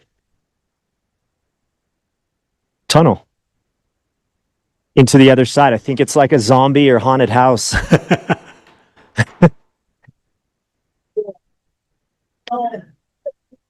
We have some folks that came up here to watch. Let's see if they want to talk to us while Rachel's warming up. How you guys doing? Want to be on the live stream? Sure. Let's do it. Let's do it with the fam. We're going for Rachel. We got Rachel fans here. Oh yeah. Where are you guys from? Baghdad, Arizona. Okay. Oh yeah. And what's your name? Delcina Stamey. Jake. Jake. And what are the little ones' We got names? Sienna and Jetson. So did you guys drive up to catch Yeah, Rachel? my parents have a cabin in Munns Park. So we seen her at Schnembly and we came over here and we're like just waiting for her to get here. Yeah. Yeah. It's pretty amazing. We're gonna be at the finish line, huh? That's really cool. Thanks for coming out. Sienna, can you say? Witness history. Oh, I know. This is so awesome. Say go, Want to Rachel. say hi? Say hi. Go, Rachel. Say hi. Thanks, guys. All right. That's cool. So, How's it going? coffee shop. Hey, how's it going? My wife and I own the coffee shop. Right up. And we're super proud to host this. Hey, thanks for letting us post up here. Fantastic. I mean, I've done hard things in my life. Jungles, Panama, but nothing like this. Yeah. No, sorry. That's I'm out. awesome. I'm out. Let's give the coffee shop a plug. What's the name of your coffee shop? Coda's Coffee House. Coda's Coffee House right here. We're very dog centric. Every visiting dog can put a framed photo of himself on the wall or herself. Yeah. Well, we You help the dogs put it on the wall? no. But Okay. we have cats, we have tortoises, we have hedgehogs. That's awesome. So, but we're all about the animals and we're all about good coffee. Hell yeah. All right. So thanks for being here. We bet. If you're at Munns Park tomorrow morning, which a lot of runners will be, all day tomorrow, grab some coffee at Coda's Coffee House. Yeah, Luke, I can tell you, my wife and I, Shelly, every time we go to Flagstaff or when we were driving on our way up to Durango, we would, as long as it was open, we always stopped at Coda's. It's really good. Nice. Lots of different roasts. It's just a great little coffee shop. Really, really good. Does your pet have a picture in there? No. Not yet. Yeah, we're not. And also our two dogs, Josie and Sadie. They don't really sit still for pictures either. I like it. So yeah, there is a tent over here that Rachel is warming up in. I kind of doubt she's sleeping, but you never know. I know she hasn't slept till this point, so if you need a little 5-10 minute nap, this would be a great spot to do it. If she's able to get herself to sit down for a quick little nap, I mean, while she's warming up, that would be an excellent way to multitask. I know that she believes that she's capable of heading all the way to the finish line without any semblance of sleep, but at the same time, last year she went down for about 15-20 minutes at one point. And that was obviously plenty for her. So obviously we'll know when she pops her head out of the tent. So. Yeah, exactly. And sometimes EJW, what was the longest? 10 minutes with the eyes closed is all you need to just jumpstart you for the next section. Yeah, Rory, I was able to get an hour and a half. Each nap got a little bit longer. Finally, so I was like half an hour at Fain Ranch, 45 minutes at Jerome, maybe an hour at Sedona, a good hour and a half at Tut Hill. And it was like straight to sleep. I got a massage from Andre Lee, straight to sleep. And then I was like, all right, no more sleep. And I was doing kind of the classic do it in 5 days thing. But man, that was the biggest bugaboo, that sleep thing. Yeah, that's the fine line that everybody's always talking about. That's where the strategy comes in, especially late in these races. And if you're running at the front of the race, where do you take the gamble and try to get some rest? I've always found that it's hard to sleep at aid stations, and I tend to take better just dirt naps on the trail, 5 or 10 minutes. Yeah. The dirt nap thing is so intriguing. There are people, maybe you're one of these people, Luke, that 5 or 10 minutes can be extremely rejuvenating. It's really incredible. I had that happen when I did Nolan's a few years back, and 10 minutes felt like 5 hours. Yeah. But at Hard Rock, it had the opposite effect. I thought it would help me, and I woke up and was way more tired. Yeah, So- my second Hard Rock was that way too. I was like, I regretted ever sleeping because it just basically took me the rest of the race to try to wake up. Yeah, it's not a fun beast. Hang on, just say, Luke, did we learn that is Heather Jackson's back in Schnebly? Is she taking a little bit of a lay down? We're going to get confirmation on that. Okay. That could be a bit of the scuttlebutt right now. Okay. I always want to make sure that we are 100% confirmed on that. But Okay. But yeah, hopefully if we get eyes on Heather or maybe on her approach, if she hasn't already made it there, we can confirm on that. I also want to do a quick little circle. Of course, we've been following the front of the pack very closely. Do want to recognize that the back of the pack runners have until tonight at, I believe, 10 p.m. to get to Whiskey Row, mile 76, I believe, mile 76.8. And I know we've had runners cut off at Whiskey Row in years past, or mile 75.8, excuse me. The beautiful thing about the race this year is that if my tracking is led to be accurate, we've only got 3 runners yet to hit Whiskey Row. Yeah. Which would be fantastic because that means nobody would get swept off the course at that point. Now, maybe they elect not to continue forward, but it looks to me like Elizabeth McKenzie, Kristen Trapp, and Mary Mullen are the only 3 who have not yet made it to Whiskey Row. They need to do it by 10 p.m. But the good news further from that point is the fact that all of them are within a 5K of Whiskey Row.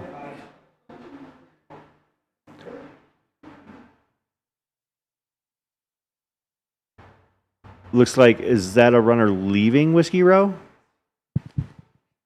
That's what I figured. I recognize a couple of those establishments on just a couple blocks out of Whiskey Row. On Montezuma Street in beautiful Prescott, Arizona.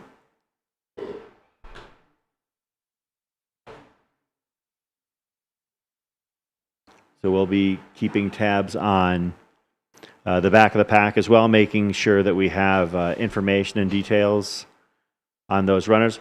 The most recent runners to make it through are up to Whiskey Row at this point. Arthur Arnold, Lori Robinson, Chris Davis, and Matt Miller. I recognize 2 of those names on a personal level. I know that Lori and Matt are locals, so shout out to them.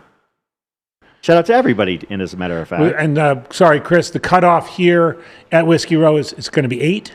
Or 10.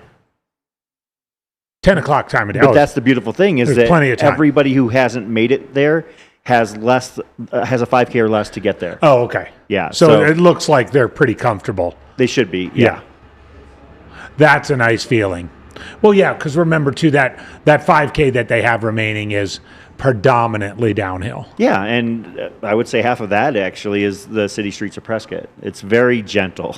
Yeah. Of course, they have to depart the aid station by 10 p.m. too. So that's there's the rub there. After Whiskey Row as a cutoff at 10 p.m. tonight, their next one would be Watson Lake, and that would be at 3:30 a.m. Fain Ranch by Satisfy shuts down at 6 a.m. And Mingus Mountain would be shutting down tomorrow at 1 p.m. And Jerome, basically the effective halfway point of the race would be a cutoff at 8:30 p.m. tomorrow night. So as long as you can get to the halfway point of the race by tomorrow at 8:30 p.m., you can keep going.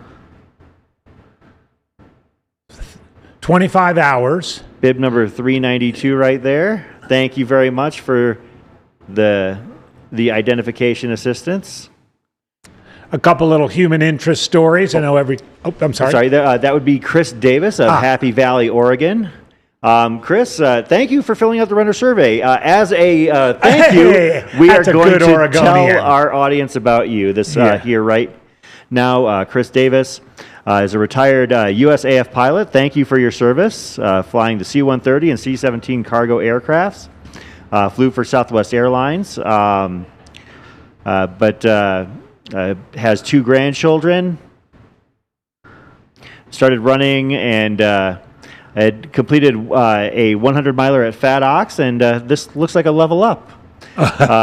His wife, Carrie, has been tolerating him for 40 years and is especially happy to be here in Arizona and hopefully enjoy some warm weather. Well, I can't promise the warm weather the rest of the week, but what inspired him to run this race, he got the bug to go long distances in 2020 and started to learn as much as he could about the races and distances out there. Volunteered at Fort Tuthill during the 2022 Cocodona and knew if he ever tried a 200, it would be this one. His furthest race, as we mentioned, was 100 miles at Fat Ox 2023. I think I actually did the 50K out there. I podiumed. Whoa! Because there were only 3 people. Yeah, still counts. You know how to cherry pick them, absolutely. don't you, Chris? Podiums by attrition. Of course, in Chris's case, he is most excited for turning the corner into Heritage Square. He's been to 44 different countries, all 50 states, and so far, Arizona has been his favorite. Love it. That way. Also, his brother Brian owns a business and gave him a hat. I asked if he would sponsor me, and he said, "Sure, but all you get is this hat." So he calls himself a sponsored athlete. Hey. Well, plug what's the company? Did he not mention it? I would plug it if I could, but he didn't list it. That's critical. Hey, camera crew, if you have ears on us, can we see his hat? And his wife Carrie and sister Claire are his crew and have been super supportive of him on the journey. Although if he mentions running again before August, he may get in trouble. So that is one of our people that we are going to be following not only today, but over the course of the next few days. He has until Saturday, 10 a.m. local time to make it here to Heritage Square in Flagstaff, and we hope you do it, Chris. Chris, and let me say as a former English teacher, that is an A+ runner information form. We need more of those. See, the way Chris, isn't that wonderful to hear Chris read with the dulcet tones, that incredible, get your runner to fill out the form. Look, Cruz, if you're listening to this now and you know your runner was a slacker and didn't fill out the form, fill it out for them. There's still time. We'll read them all the way through the week. The more information we have on you, the more likely we are to be able to tell the world about you. I can tell you as a good student. Absolutely. English teacher as well, former English teacher. And you run the risk of us just making stuff up if you don't turn in the form. But yeah, Chris is going to be one of the people whose journeys we chronicle, follow, and root for over the course of the next, we're 38 in, and I know I don't have any math teachers with me, but it seems like it's about 82, 83, 84, 85, 86 hours remaining. 86 hours remaining in the Cocodona 250 presented by Ultra. Literally, barely over a third. Yeah. How about this? What if we get him a shirt that says I ran Cocodona 250? All I got was this hat with an arrow pointing up. That's fantastic. That would be great. He gets a shirt and that. Yeah, and of course, because Chris is departing Whiskey Row, moving pretty well. He's probably about mile 77 at this point. He has about 8 hours to get to the next aid station at mile 82.8. So as long as he maintains this pace, we're going to see him here in Flagstaff. Mm-hmm. Absolutely. As long as he's judicious about his time at aid stations, maybe getting a nap here and there. But yeah, this is what this race is all about. Obviously, we're stoked to see what Rachel's doing. We're excited to see Killian and Joe and Heather and Courtney and all of these amazing front of the pack runners. But when they're done 60, 65 hours into the week, we've still got another 60, 65 hours to go. I love that part too. Absolutely. And if you're within the sound of my voice, I know that you actually have the capability to get to Heritage Square in Flagstaff on Saturday morning and cheer those final runners. Jake Jackson, who just finished the Bradshaw Brute this morning, and I will be covering the Golden Morning for the Mountain Outpost live stream team. So it is truly a magical thing to watch the final runners head in on Saturday morning. And Chris, you do a fantastic job too of keeping us redirecting from time to time, just as you did, to let everybody know what the cutoffs are, how the runners are closing in. Keep in mind, in Cocodona and a lot of races with cutoffs, there are a lot of races within a race. Okay, I know I have to get here in this amount of time, and once I get here, I have to get here in this amount of time. And as we've said before, more than half of the finishers of the last 3 Cocodonas, those are as far back as I got the data, more than half of them finish in the last 12 hours. Yeah. It's 125 hours, and the stats are more than half finish in the last 12. It's incredible. Yeah, it's wonderful. Looks like, I don't know if they're just trying to conserve energy out at the Mingus Basketball Association headquarters. Oh, there we go. The lights are on. Yeah, no wonder the scores are so low. It's at night. They're shooting in the dark. In some of the cases, it might help some of the players. Yeah. Then they won't have to focus on the hoop itself. Yeah, we're not sure. We'll definitely check in with Luke J here momentarily once we get confirmation on whether or not Rachel has decided to take a quick nap. Frankly, by the time we find out, she'll probably already be gone anyways. I want to mention, too, there are a couple of aid stations in this race that have particularly famous food offerings. We've talked last night especially about Pete Mortimer's Pete's Meats, which this year he's spreading around to a couple of different aid stations. 2 others worth highlighting. First, the cinnamon roll waffles at the Jerome aid station. Oh my gosh, they are mouth-wateringly good. Cinnamon roll waffles, just think about it. And I had 3 helpings today of the lasagna at Mingus Mountain Camp. They have both meat and veggie, and it is extraordinary. Incredible lasagna. If you ever get a chance to run Cocodona, or if you're just a crew, because they give it to everybody. They make so much lasagna up there. It's incredible. It's like a lasagna-rama, and you will not be disappointed. In fact, if you're a crew up there or your runner's still heading up there, get in there early and grab yourself a piece of lasagna. You won't be disappointed. So we're coming up on an interesting situation potentially here at the front of the pack, and once we get eyes back out at Munns Park, we will take you there.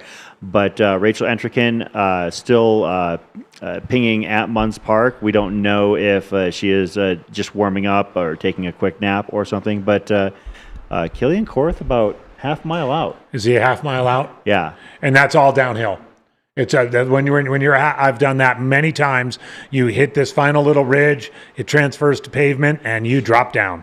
And on that note, we are going to go to our man in the field, Luke J. at Munns Park. Luke, tell us what's going on out there. What's up, guys? Yeah, so we have Rachel in the tent behind me, and we were in there getting some footage. She was changing her shoes and socks. Looked like maybe putting a little tape on her feet. But then all the cameras are asked to leave. I think she was doing a clothing change, probably to get some dry clothes on. So we're waiting for her to come out. Her demeanor seemed good. She seemed fine. Just kind of a reset.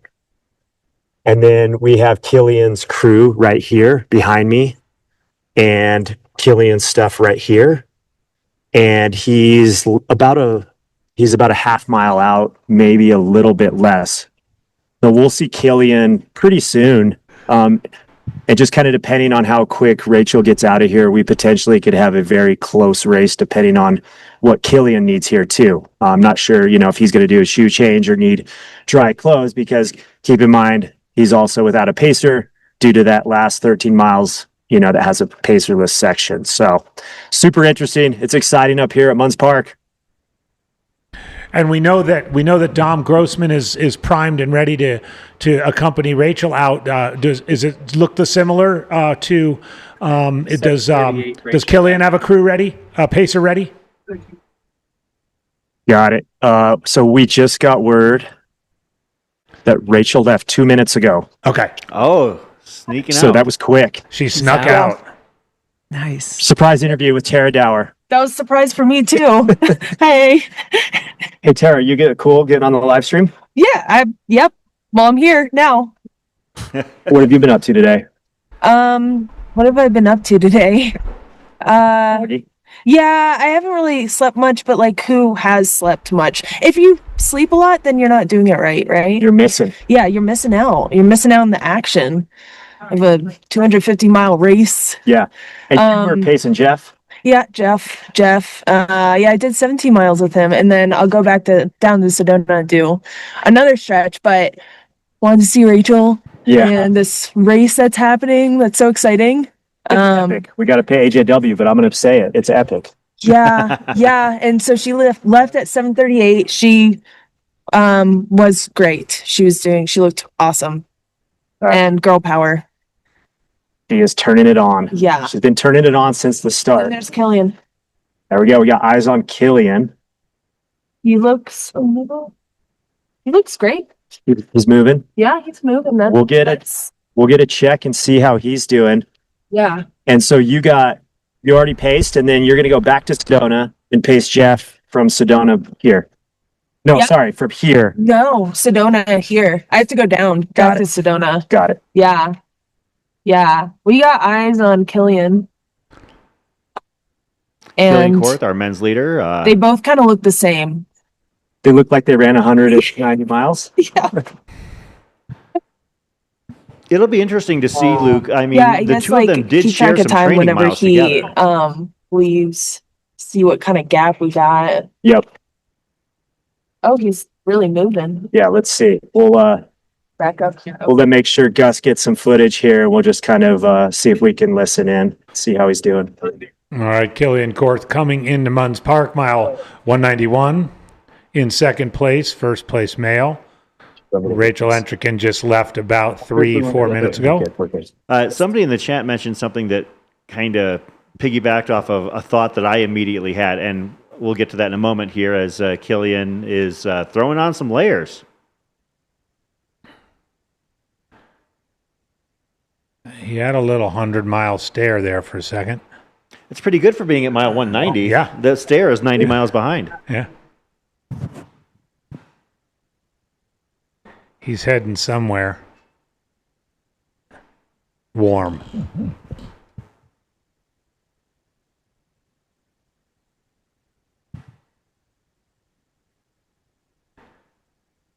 That's the Never Second Zombie House.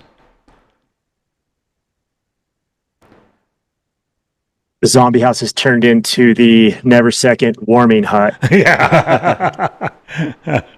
Looks great. And right about 2 or 3 minutes before Rachel left, it started drizzling here. So it's definitely not raining, but it could change quickly.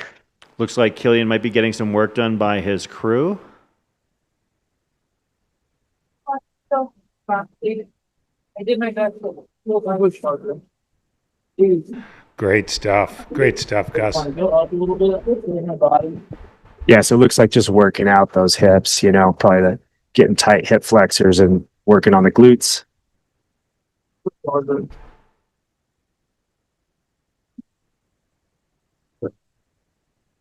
What was Killian's face telling you when he came in, Luke? Was he looking like he was feeling good, or is it getting to him a little bit? He was moving well, but yeah, he looked a little worn for sure. He said he told his crew something that he needed, and they instantly threw a down jacket on him, grabbed like a massage gun, and went straight to the warming tent. So what that tells me is he's got a plan when things are going, I wouldn't say sideways, because he's in second place, just a few minutes behind Rachel, and his probably made up a little bit of time possibly. But you got to have a plan anytime you hit issues, and at 190 you're going to have issues. Yeah, that's for sure.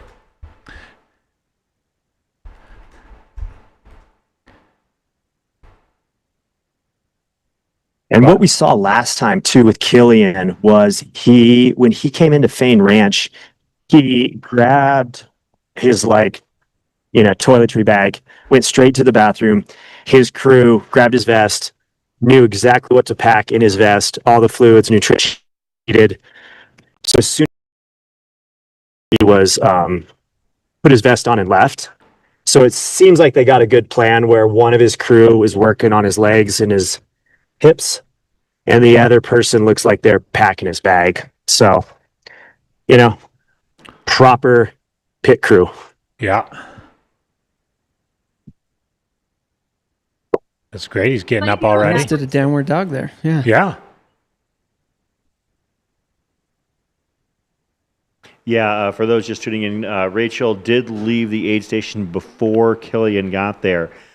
Very shortly before Killian got there, which in my mind, to continue the thought I was bringing up earlier, Rachel had requested a moment of privacy, and we assumed it was maybe for an outfit change, and maybe she did that as well, but she did not let our people know that she had departed. Yeah, she said, hey, I want the cameras out of here, and then she bolted. Little magic trick, yeah. Well, it reminds me of a couple of years ago when Stringbean and Browning were M1, M2 at, I believe that was at Mingus Mountain, and Jeff crept out of his vehicle very slowly, didn't turn any lights on, just to try and sneak out without Joe McConaughey knowing it. Yeah, so they even got that. They even got that in the movie. The subterfuge can be real. Yeah. A little bit of gamesmanship. Yeah, 100%. I was just going to say, for sure, there's some gamesmanship, and I think one thing that's interesting is this warming hut. Has an entrance on each side, the Never Second tent, and so I would guess. I think she did do a clothing change, and then probably said, "Let's go." Knowing that Killian was close, and then they probably maybe strategically a few minutes before announcing that she had left. So all part of the game, which makes it fun. Yeah, and lest people think that this is any sort of maybe any acting untoward. These two know each other very well. They have shared many miles together in training for this race. Yeah, exactly. I think when you've been through these type of events, sure, they're super competitive at the front of the race, and you always want to come out victorious. But at the end of the day, we're all friends, and we love to compete. But yeah, no ill will. I flipped off my headlamp many a times. Oh, yeah. Well, one of my favorite tricks to do in a race is to turn off my headlamp so the person chasing can't tell I'm there. Because then I'm cooked if they see me. Yeah, didn't that happen in one of the early Cocodonas too? Was that? I had one time where I was getting caught, and I was dropping my pacer. Not because I was going fast, but he was having some light issues. And he told me, he said, "Why don't you go and I'll hold back?" And so he slowed down a little bit, and the guy that was catching me caught up to my pacer, ran with him for a little bit, and then he said, "Hey, I thought I thought you had a pacer back there. I didn't realize you were running solo. And then I told him a minute or two later that he was the pacer and that I had dropped him. Yes. And ironically enough, I only beat him by about 5 minutes after 100 miles. So that might have been the move. Well, in some conversations with Rachel leading up to this race, it did come up in some friendly chatter about whether or not, if things got really close together between her and somebody else. I can't remember the exact quote, but if I were to paraphrase the vibe that I got from Rachel was, if things are that close, ain't going to be no hand holding. No arm-in-arm finishes here. Yeah. No. Take it out. Yeah, gloves thrown off. Yep. We're close. It's a race. Killian Korth being worked on at Munns Park Aid Station, approximately mile 190.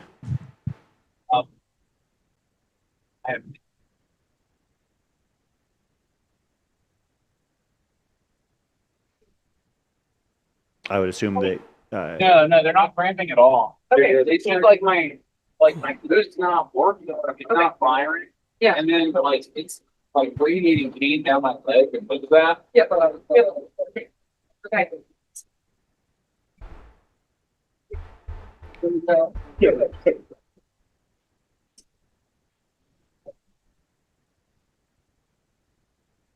Got a little bit of that real quick. Sounds like radiating pain down his leg, you said?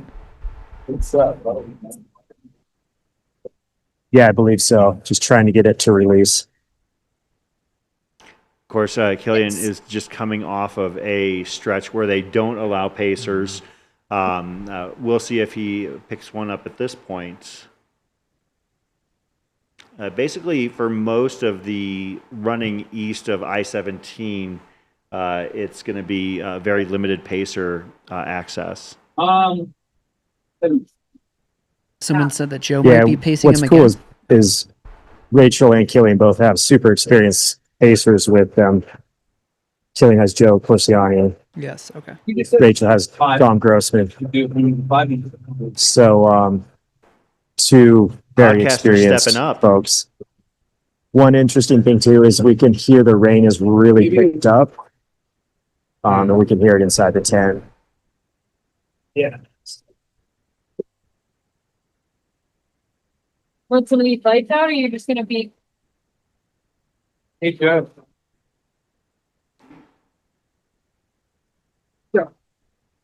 I do know that Joe is ready to go. He was actually in the chat a little bit ago mentioning that he was getting ready to take Killian over this next stretch. Joe Corcione hosted the Everyday Ultra podcast. Yeah, that's great. Rachel's pacer, Dom Grossman. All right, I got Joe on the mic. Killian's pacer. What's up, everybody? What do you got, Joe? We got 21 miles of pacing on deck, one aid station in between, and we're just warming up the body because we're gonna get ready to throw down the hammer here. So we are assembling the hammer to get ready here. It's gonna be good. Yeah, it's gonna be good. I told him, I was like, glutes. You don't need glutes. You just need a iron will, which this guy has it better than anyone else I know. I've been saying I don't Looks need like glutes his for hip, years. trying to get his hip flexor to release a little bit. Yeah, I think it just needs to start firing. Yeah. Typical 190-mile things, especially when you're running I mean, I paced him last night for 50 miles. I mean, like pretty much anything that wasn't a 10% incline we were running, like everything. And so it's been impressive to see him just continue to throw down and be consistent. I mean, he's just like a metronome out there, just steady. And so, yeah, I think it'll be the same thing here too. Yeah, so just making sure he's set to go so he can rip.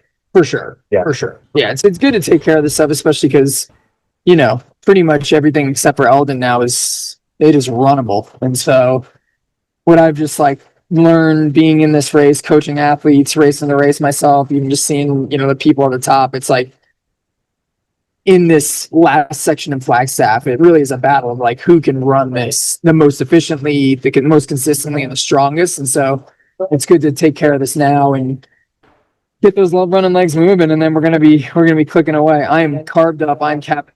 I know he's gonna give me a run for my money too. So I'm super stoked.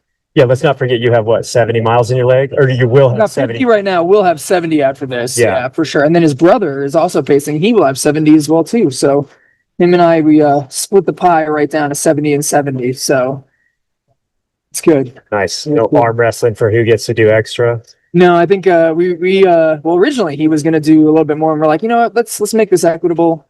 So I actually hopped in last minute for this section, and I get blessed with some beautiful rain as well too, a la a reminder of last year. So Pretty muddy and then certain taking the funds. it's probably gonna be pretty muddy out there too. Excellent. You didn't need stabilizers. No, dude, stabilizers don't exist. It's a fairy tale. They're all made up.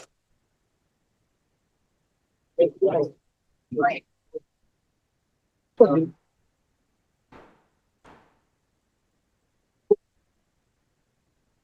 you're going 60 outside. Yeah. Yeah. I'm just kidding. There you go. Well, it's like everything.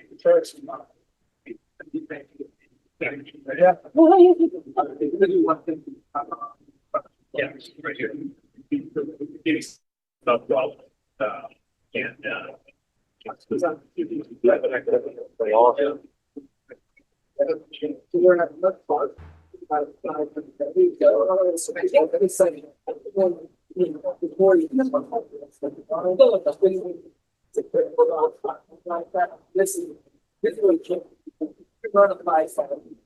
This is where you really granted, we thought about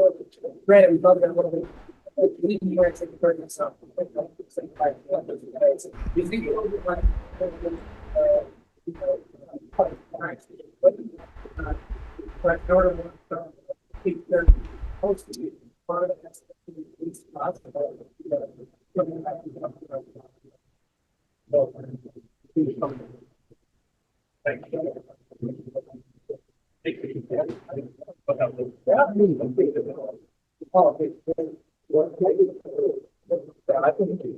He's got his rain jacket on under that down jacket because it's definitely pouring outside. Yeah, the rain held off, but it has come in there. It has come in force the last hour or two. Yeah, keeping it interesting for everyone.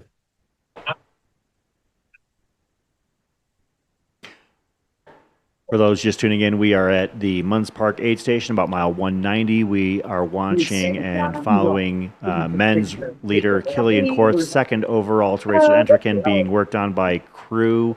We have Luke J in the field with Killian's pacer, Joe Corcione, ready to take him for the next 21 miles. This is the Cocodona 250 live stream presented by Ultra on the Mountain Outpost YouTube channel. Leaving Munns Park, it's a kind of a nice single track section while they're still on the west side of 17. They stay on the west side of 17 for about 3 miles. Kind of winds through. There's a couple clear cut areas. It looks like, if I recall correctly, it's kind of mountain bike-ish trail, windy, twisty, turny. And then when it's a distinctly different once it crosses under the freeway. The trail widens. There's a few more rolling hills on that. Again, nothing, as Joe said, nothing really measurable or more than 20, 30 foot up and downs. And you can really get in a rhythm. Sorry. With about 5 miles to go, you get out on a nice. This is to go to Kelly Canyon, the next aid station. Oh. Nice, wide, well-groomed road all the way to the Kelly Canyon aid station. So I like to think of this as 3 sections: the west side of 17, the east side of 17, and the road. I'm going to get a little bit granular here on Rachel's tracker. It looks like she pinged in front of Coda's Coffee House, departing the aid station at about 7:36 p.m. How long is the snow cleaning? That was what.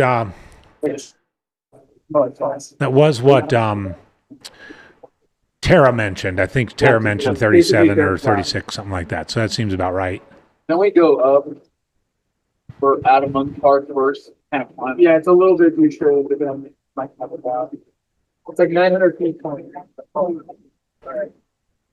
Yeah, the total climb between here and Kelly Canyon is The under douche is a 1,000. douche grade.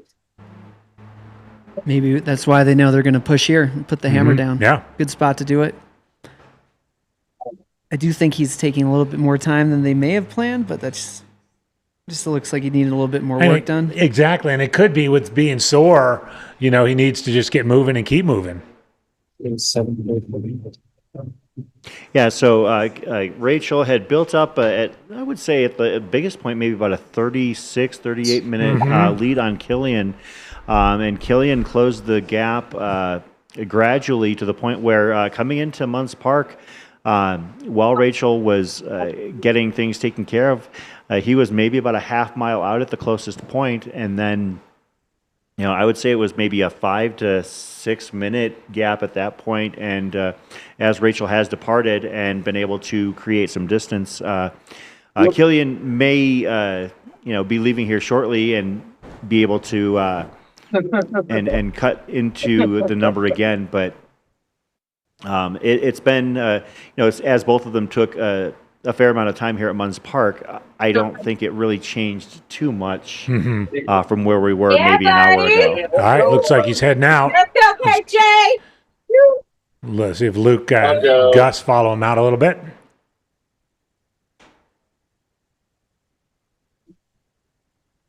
Got it.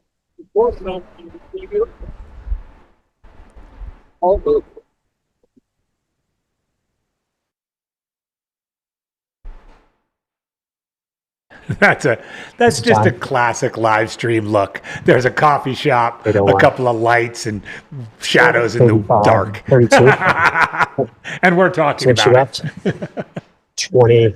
All right, so Killian's out, as you guys saw.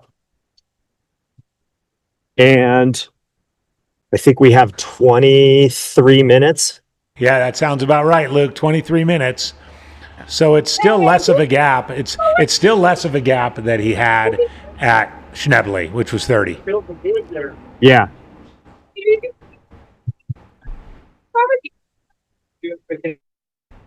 All right, we'll do a quick interview with the Never Second crew. You can tell us what's going on in here. Yeah, let's hear about the zombie house. Is majestic as fuck back. All right, so I'm here with the Never Second crew. Remind me your guys' names. Natasha. Bill. All right, so give us the rundown on your activation here. I'm going to pass that off to Bill.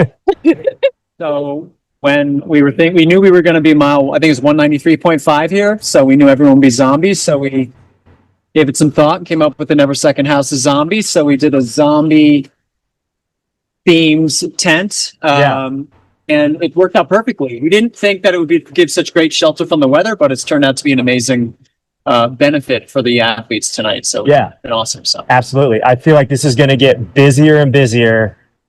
We're thinking about more furniture that we're going to need here. That's what we're thinking about. So, and Natasha's my right hand here. So it's amazing working with Natasha. Awesome. Well, thank you for being here. Thanks for the Never Second tent. We'll keep our eyes out for the zombies, and thanks for giving us a place to stay warm. We've been calling it the Helter Shelter. So All right, I like it. come here, Gould. Perfect. Everybody, thank you. There you go. Cheers. Hey, Luke, is it inflate? Is it like an inflatable blow up thing? Yeah, it's this really cool inflatable. This isn't your house. No, Ben, this is not my house, but I'm thinking of getting one. Kind of your aesthetic. Yeah. All right, so I'm here with Ben Blankenship. He wouldn't want me to say this, but I want everybody to know he's a former Olympian. Former is the key word in that sentence. An athlete manager for Mount to Coast. Exactly, athlete manager for Mount to Coast, which is way cooler than being in the Olympics. It's true. Give us a rundown on the Mount to Coast team. And I mean, the last almost 48 hours, let's call it, has been wildly exciting for us with Killian here and then Cody coming in here in a little bit. I feel like what we've kind of assembled at HQ and here in the US has been super fun. And I feel like we have such a wide cohort of individuals, and we're excited to see how the next few hours play out. Yeah. And Meg Eckhart, who's one of your guys' athletes, looks really strong as well. She does. Seems to be just moving up in the field. When I saw her, later last night, they can't open the gate. How I was doing. Sorry to interrupt you just for Joe and Killian has this energy of always being super calm. Yeah. It can be like total chaos all around her. And she has this like inner peace of being like, I'll just figure it out. Yeah. Let's just figure it out along the way. And I think one thing that I've seen so often through her races is this like cool, calm collective, and she just slowly progresses, where I think sometimes you see those athletes who want to be on it. They want to see all those moves. And for her, it kind of comes in those back halves. And I think Cocodona, if I've seen anything here, it's you get to flag and then you start racing. And I think, especially I kind of look at this field and I think we're going to have another starting line. Yeah. And when with the rain, it becomes a little bit of let's call it an equalizer. Yeah, totally. What about you, Luke? You've been in this game for a long time. Some would say forever. Right. Yeah. I think I started running ultras when you were in the Olympics, I think. Perfect. So like 2 years ago. Yeah, just a couple of years ago. Let's talk about Cody. When I saw Cody yesterday, somewhere around mile 30 or 40, I said, Cody, you look good. And he goes, I haven't burned any matches. And he goes, actually, I picked up some extra matches on the course. Yeah. And he's just been moving up. Super impressive. I hope they're waterproof. No, I think Cody, from last year to this year, you're looking at a completely different athlete. Yeah. Last year, I think it was like, I'm going to F around and find out type of guy. Yeah. That's my PG version of this. And I think this year he came in really calculated. He had a plan. He knew what he wanted to execute. And for the most part, it's all going really well. I think this climb coming up last year was brutal for him. He slept on a picnic table. He slept on some rocks. And coming up, he was a bit tired, but he came out of the last aid station at Sneebly with a little bit of eagerness of let's get this party started. Yeah. So, did he bring more socks this year? He brought more socks. Good. Good. All right, back to you guys in the studio. All right. We've lost all of the viewers. Thanks, Luke. Thanks, Ben. Go Beavers. Thanks. No problem. Yeah. He said, go Beavers. Ben Blankenship, great guy. Chris, while you were, it was a funny moment. People saw it in the chat while Ben and Luke were talking. Joe and Killian got to this gate and it was locked, and they tried a couple ways to get around it, and then they just climbed over it. Over it. And some conspiracy theorists in the chat were thinking that maybe Rachel locked it. Rachel. That's one strategy. Yeah. We know that Zach Hauer, while you're away too, Zach Hauer has made it to Schnebly, 6th place, 3rd place male. Yes, swim Walmsley, Beavers, damn it. I've just recently relocated to Corvallis, Oregon, where my wife is working at the university, and so I'm getting fully indoctrinated into all of the beaver fever, including I've been told I have to get rid of all of my green clothing, which it's my favorite color, so it's going to be rough. One of the best 2 teams in the Pac-10. No, there's a newly formulated Pac-10 with powerhouses galore. It looks like Killian is starting to get his motion back. Looks like he's moving pretty well. I think it'll take a little while, but I bet you he's moving eventually. Like I said, it's a little double track here for about a mile. They're not doing a whole lot of climbing. It's 10 miles and less than 1,000 feet. Yeah, it could have been good time well spent. So looks like we're hearing that the gap that we've got for Rachel on Killian was about 21 minutes at Munns Park by our calculations. Gosh, the Duck fans are coming out here. I did run the Mac 50K last weekend. What a classic! Well, actually, last weekend, just 3 days ago. What a classic 50K in McDonald Forest, just a little bit north of Corvallis. Fantastic race. They were celebrating their 30th anniversary, and it's one of those races where people go back every year and tons of repeat runners. But let me interrupt myself. What do we have here on the right? Sorry, who was that on the right? We've got Heather. We've got Heather leaving Schnebly, Zach in the aid station, and Courtney coming into the aid station. Thank you very much.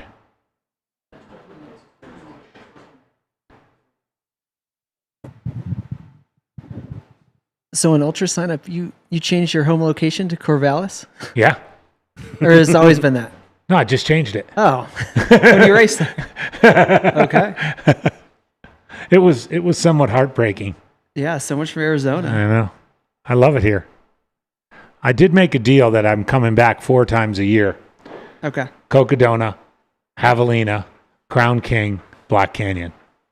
So Shelley's like, do you want to go for any other reason? If you had to pick some. Yeah. Those are good choices. So tonight, the next cutoff for Cocodona 250 would be at Whiskey Row at 10 p.m. this evening. The good news about that, there is only one runner remaining that has yet to hit Whiskey Row that is still in the race.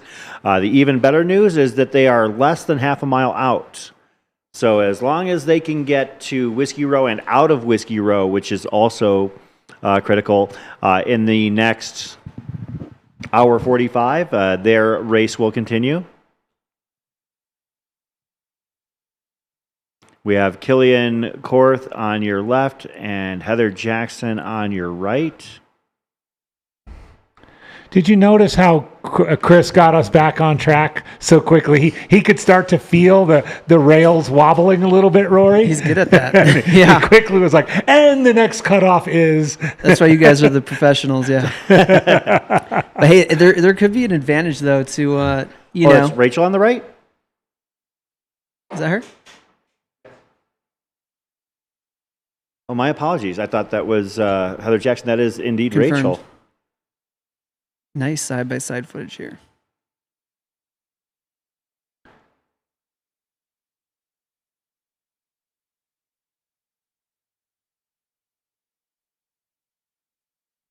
Of course, Rachel leading the overall race, Killian first in the men's race, and about, as we mentioned, at the last aid station, which was the last common place that we could actually calculate it, about 21 minutes separate the two of them. All right, there's a good shot. So there's okay, Rachel, yellow raincoat. Let's go down the top women so far. We mentioned Rachel Entrekin. Heather Jackson has just hit Schnebly aid about 15-ish, 16-ish miles back. Courtney Dauwalter currently in third. We've received word she just arrived in Schnebly. Meg Eckert, and actually, Meg Eckert in fourth. Lindsay Dwyer in fifth. It looks like, although with those two, it looks like it could be either one just ahead of the other. So that's our top 5 in the women's race. Manu Villaseca has moved up to 6th. Big moves that for is Manu. a big move. She was the second place finisher, I believe, in 2024. Nicole Kernick, a name we haven't talked about much, but as the week progresses, we'll definitely be talking more about. In 7th, Lauren Jones in 8th. Catherine Edwards Anderson, I know that she had a 6th place finish last year, currently holding 9th. And it looks like rounding out the top 10, let me pull that up.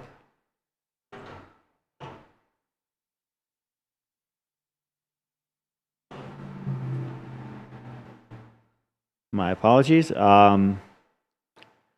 Holly Stables, UK runner. Remember we saw Holly earlier at a couple of the aid stations? This is a cool tunnel Rachel's going under here. Is this going under I-17 right here? Yep. As we mentioned, Killian Korth leading the men's race, second overall. Second place in the men's race, Cody Poskin, who has been gradually moving his way up through the field. Currently second in the men's race, third overall. Then there's a tightly knit group of guys in the 3, 4, 5 range. Actually, Zach Hauer in third. I think that's maybe a bit of a comfortable distance there. But Joe McConaughey and DJ Fox in 4, 5. Adair Ramirez in 6th. Jeff Browning in 7th. Jacob Aberg in 8th. George Cyrus in 9th. And Jimmy Strayhorn has moved up to 10th. All right. As I mentioned, I spoke with Jimmy before the race. I've known him for several years, and he had a previous finish in the top 30 a couple years ago, but his goal this year, his stated goal, was to finish in the top 10. He did a lot of high-level training. He ran a very fast 100-miler back in January, or was it December? It was Brazos Bend last year. In December, ran a 14:33 100-miler. Pretty scorching. Yeah. Anybody that we haven't addressed in the Cocodona 250, Rory, that you want to give a shout out to? And do you have any athletes that you're coaching in here, perhaps, or maybe anybody that you're following closely on a personal level? Yes. Let's see. I'm kind of on standby for pacing. Oh, on Wednesday, Thursday. I'm going to be potentially pacing True Heart Brown and Sarah June. Wow. Those are some fun people to pace. If True I do, Heart Brown. Yeah, he's an incredible runner. Yeah, I'm really looking forward to seeing True Heart Brown run Sedona Canyons this week. A few years ago, True Heart, for those unfamiliar, won a golden ticket at Black Canyon 100K and thus his entry into Western States, but had to give it up due to his duties as a wilderness firefighter. He's so selfless, yeah. Yeah, such a selfless act for him to do. And then, unfortunately, he hadn't had a chance to run a qualifier since then. And now this will be his first qualifier in several years.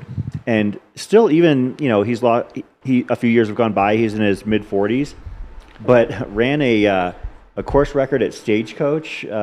Yes, also about 14:40. Yeah, at Stagecoach 100, and that's like a 2-hour course record. So yeah, at elevation, of course. So and then Sarah June just crushed the Burrito League in January. Maricopa Trail FKT. She's planning some insane thing in Iceland, and you're gonna. So is the plan to do True Heart first and then Sarah, or Sarah first? Like how's that gonna work? Or do you just show up and they tell you what you're doing?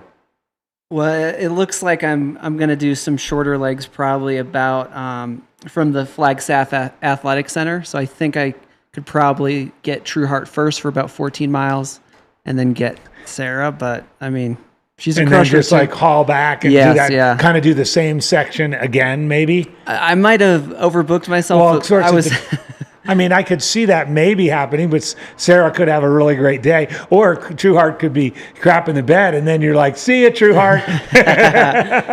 No, I think on the contrary to that, I think Rory's got his work cut out for him this week. And I think either way, yeah, man, you're going to be sore. It's very likely. And if you know Ben Cook, he's a local here. He actually got Ben Cook is fast too. He likes to remind people too, and hey. It's still legit. He got 4th at Black Canyon 100K. He did. Yeah, no, Ben is great. Stellar performance. He's a good guy too. Great guy. He's backing off on, training and racing a little bit here. He actually told me he's going to switch to High Rocks. I'm like, come on, man. But anyway, we're kind of tag teaming for the pacing for True Heart Brown, and I mean, he was being open about this at our track club. So to top it off, he's already fast. He's been working on his speed though, which is a new thing. In the past 6 months, he's gone to the Tuesday night track workouts hosted by Run Flagstaff, where we are. And his speed is really sharpening up to the point where I think mixing that in with his volume, he has a little bit of a injury, I'll just say. So that's why there's some question marks here, and I'm uncertain. Foot you know issue? about it. Okay. Foot issue, right? Yeah. Yeah. All right, Chris and Rory, I'm gonna jump right in here, and I'm gonna say it. We got a leaner. It's a very mild lean,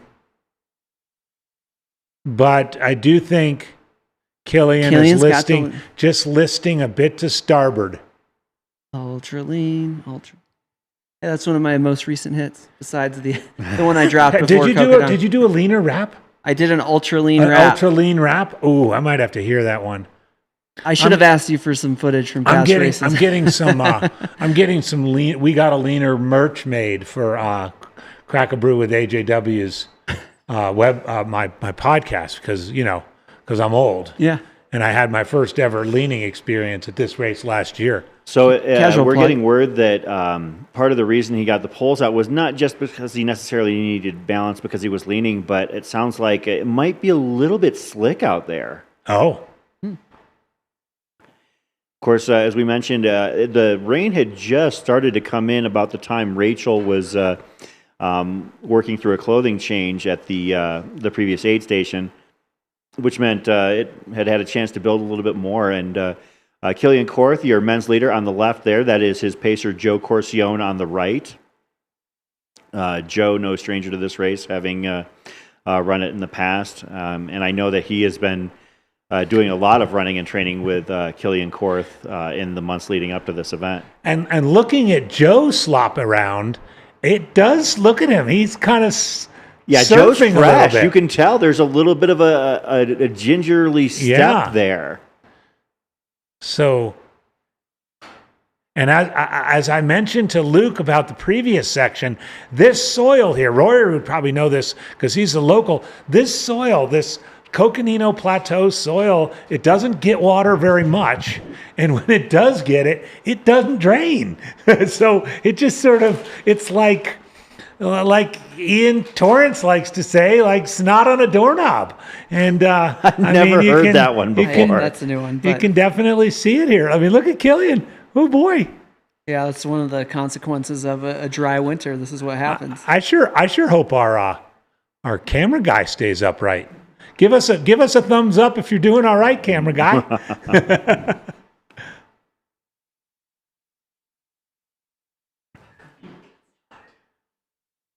I'm afraid if he changes what he's doing, he might end up Our slipping producers himself. are laughing. They got something on the back channels, I'm sure. Man. Fireball's already working on a meme here for this one. I mean... Oh, yeah, Fireball's going to town. Hopefully not a flashback to the mud, which runners were complaining so much about last year. Yeah, this year up until this afternoon, late this afternoon, runners have been pretty well blessed with the conditions. Obviously, things, as we know, when you're up at 6,000, 7,000 feet, they can turn on a dime, and they have. But they're still not nearly as bad as it was in some situations last year. At that. But you can That see, is slick. Killian is having some issues with the terrain, regardless of what. Like, it's kind of hard to tell what is him hurting and a lean. That's true. Versus what is him just trying to keep his footing because of the slickness below him. Well, this is where you want that side-by-side footage with Rachel, too, to see how she navigated it. I think. Look at Joe. He's slipping in. I think Rachel. I think our camera guy there might have turned back around. Yes. Because it was too slippery. Yeah, we might see the cameraman coming the other direction shortly here. I will say when he was getting worked on and then just getting back up, when he first came in, it looked like he was getting up earlier and he was down on the ground so long. He had trouble getting back up, and maybe that's where stuff started to set in. Yeah, I was surprised. I mean, when he went and laid down the first time to get worked on, that's no surprise. But then when he got up and then went back down. Really pulling him up, basically. Yeah, that kind of raised an eyebrow.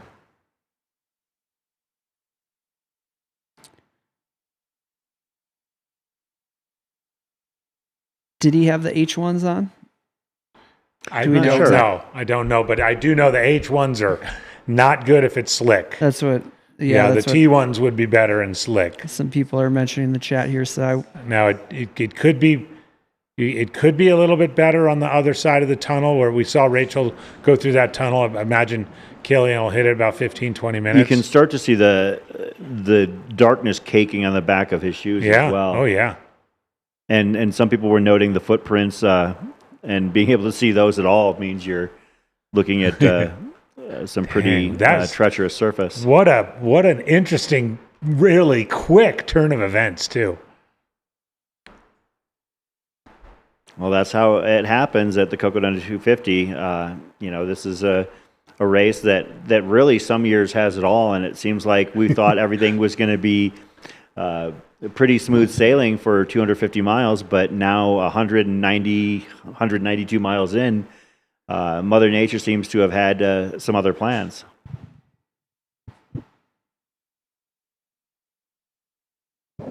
Yeah, I mean, we've been talking all 2 days about how sweet the weather is. you know, as the week goes on, it's supposed to warm up to about 70s here in Flagstaff when runners are finishing. So obviously, I don't think that's going to change what's up on Eldon, but maybe coming in slower is beneficial as it dries out.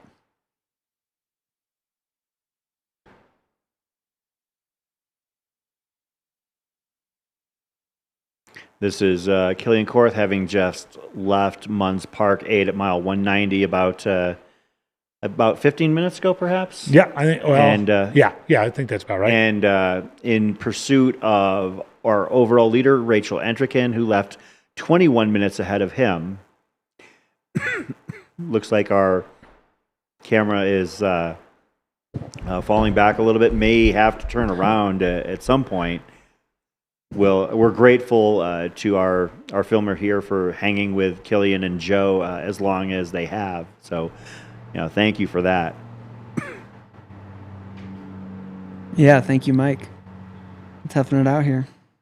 Is it Mike? No.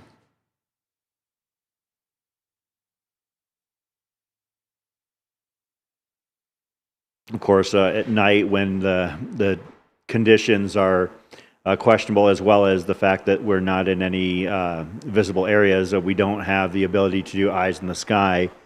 Occasionally we'll have that in some close to town areas, but out here it would be an exercise in futility, and playing chicken with trees might be a tall order. Yeah, I will say, you got to give the camera guy some good credit here. For sure. Of course, he does still have to walk back. Yes. Well, I suppose he could pick up some other runners. Mm-hmm. George Plamerity, I thought I'd share with y'all. George is Jeff Browning's crew, and I think we've said it several times. Jeff has somewhat of an all-star crew of OGs with Scott Jurek and Chrissy Mail, and George says having Jurek and Chrissy on the team has been like the Ocean's 11 of ultra running. That's actually really good. That's a solid reference. Yeah. That's a really good one. Out of way, George.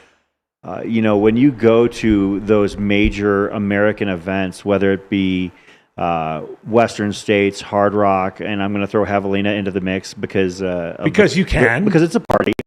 But with these, where it's not just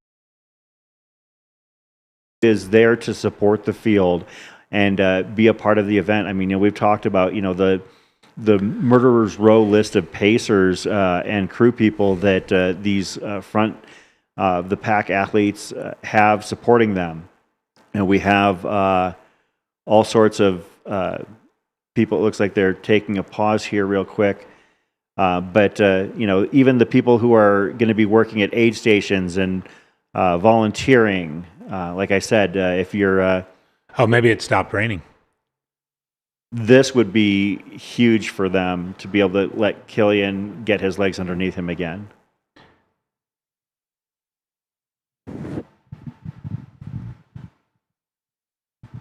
It's a good 12 miles, by the way, 12 miles stretch from Munns Park to Kelly Canyon, and then 9 from Kelly Canyon to Fort Tuthill, just as a reminder. They're probably a mile out, I would guess maybe a mile and a half. Yeah, downside of the rain jackets, I haven't found one that prevents you from like overheating. So it's like you kind of need it, but then you really got to get it off. Yeah. So he's at that point.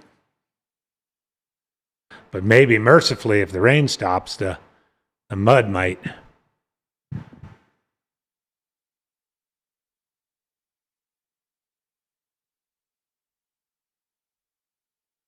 Of course, Killian, as he's working through things in his bag, is being crewed and paced by Joe Corcione, experienced, talented runner in his own right. And again, another example of people who are here to be a part of the Cocodona story, whether they are running in the race or they are supporting those people who are running the race, whether directly as crew and pacers or, like for instance, we've seen Tara Dower out here. And she is pacing Jeff Garmeyer, but she's also doing other things out there on the course too. Mm-hmm. Yeah, there's lots of folks here. I mean, it's kind of the thing to come to these days if you can get the time, I think. Yeah, like I said, never second aid station tomorrow. There might be some recognizable faces out there at Munns Park. Dressed up as zombies. Man, that mud is caked on. Do they need to dress up? Yeah. That's true. They might just be zombies. Oh, yeah. That mud is something. Oh. Of course, this is the Cocodona 250 presented by Ultra. This is the Mountain Outpost YouTube channel feed. We are 39 and a half hours into a 125-hour broadcast. Chris Warden here. Andy Jones-Wilkins. And Rory Moynihan. And we are hanging out at the Run Flagstaff store. Thanks to Run Flagstaff, our base of operations here this week as we follow this odyssey from Black Canyon City all the way up to Heritage Square in downtown Flagstaff. If you're within the sound of my voice, again, you can follow us here in the live stream, and we'd love you for doing it. But if you want, you can actually make it down to Heritage Square by Saturday morning. Runners are going to be out on the course for another several days. By the way, the Run Flagstaff team has an offer for any and all Cocodona runners and their crews. Not only do they have discounted merchandise, and these guys have everything. I'm impressed. Never Second, Precision, Morton, Lecky poles if your poles break, all kinds of shoes, socks, Injinji socks, the works. But if you know what you want, they will deliver. They will deliver to you at Fort Tuthill. Just give them a call, say what you want. They'll send you a code. You buy it, and boom, they deliver it to you. So these impressive. guys, that is top-notch service. Huge thank you, Run Flagstaff. I love the team here.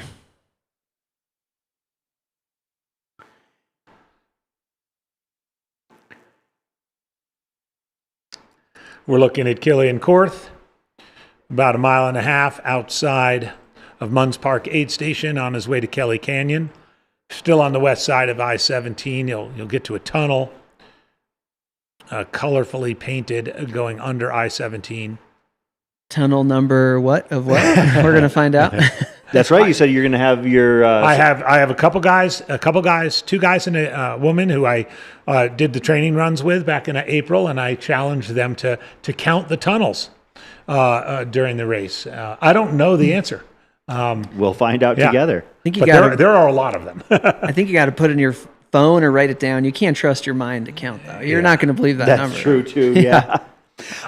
We've talked about the front of the pack here at length at the Cocodona 250.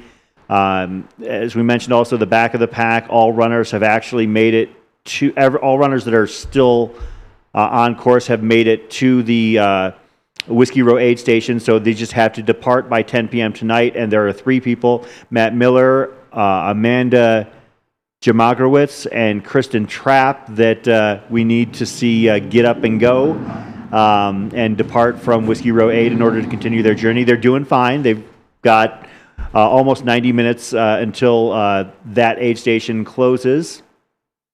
But Another runner I want to spotlight, and we'll be obviously following her journey over the course of the rest of the week, is somebody who was recently profiled in the movie The Cutoff, and that is a woman who is attempting to become the first deaf finisher of the Cocodona 250, and that's Aylin Davis.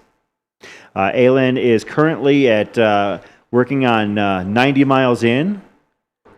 So that would put her basically on her way to Fane Ranch by Satisfy at this point. But Aylin is one of those stories that we are definitely rooting very hard for. As well as another familiar face from the Cutoff film, Robbie Chaney. How's Robbie doing? Robbie is currently at about mile 86, so moving along very well. Robbie, for those who haven't watched The Cutoff, you need to watch The Cutoff. It is on YouTube and it's free. But Robbie was a heartbreaking medical pull from the course last year, and late too. He was over 200 miles in at that point. Yep. And so I would love to see Robbie finish his story this year here at the Cocodona 250, as well as many runners as possible. I know we can't expect everybody to finish, but we can sure hope. I've been tracking. Here we go. Quickly moving to the finish of the Mingus Traverse. This race started at 7 a.m. from Watson Lake in Prescott. Finishes in Sedona at the Ranger Station. 80 miles. This is the second year of the Mingus Traverse. I assume they see the runner if they're holding the banner. I saw a lot of Mingus Traverse runners when I was up at Mingus. They were about 20 miles in at that time. Just real quick before this finisher comes in, Pam Reed, 65 years old, running Cocodona for the second time, has cleared mile 108. Beautiful.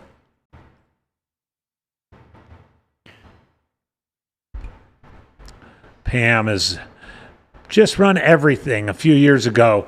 Pam fans might recall she did a triple that is just incredible. The Western States Hard Rock Badwater Triple in a 22-day period. I also believe the only runner this weekend or this week who has been on Late Night with David Letterman. That's right. Really? You didn't know that? Oh yeah, go and Google or check out on YouTube Pam Reed, David Letterman. Yeah, they interviewed her after she won Badwater outright, which is something we might be seeing. Oh, scraping off the shoes. Yeah, that mud has got to be a pain to deal with.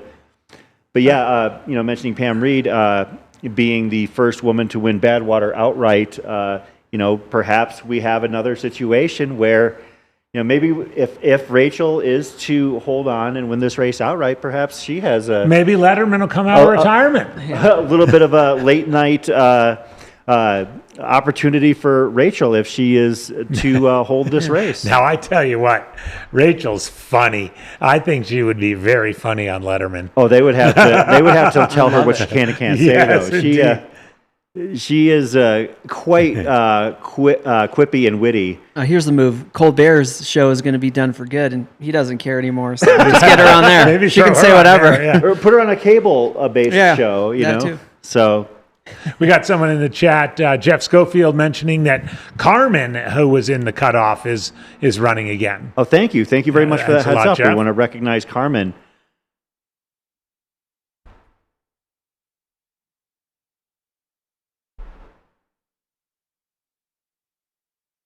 Just got to get those legs moving. Cameraman sticking it out.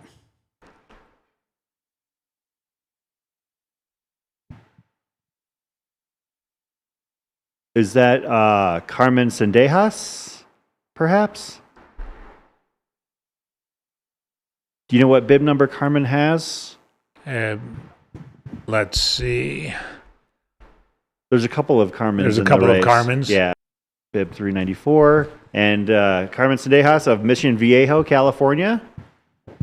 Born and raised in Mexico, makes Southern California her home and the Sierra Nevada, along with the local mountains, her playground. Rock climbing, ice climbing, Long days adventuring with friends. By trade, a program manager turned entrepreneur, building in the fitness tech space.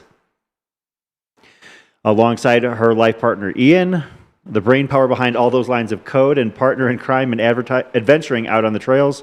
Running came later in life, but it stuck and led her here twice. Last year was about finding meaning, filling a void, seeking a new adventure until a DNF taught her some hard lessons. Don't show up to the start line already broken. Never get complacent about gear.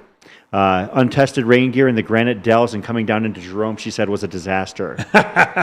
It was a disaster. This year, you think this mud is bad?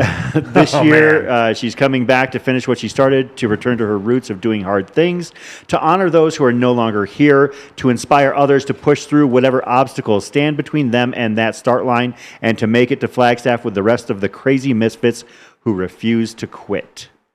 The furthest she had run prior to Cocodona, after she gets that finish here in Heritage Square, 125 miles last year, DNFing at Jerome in last year's crazy weather.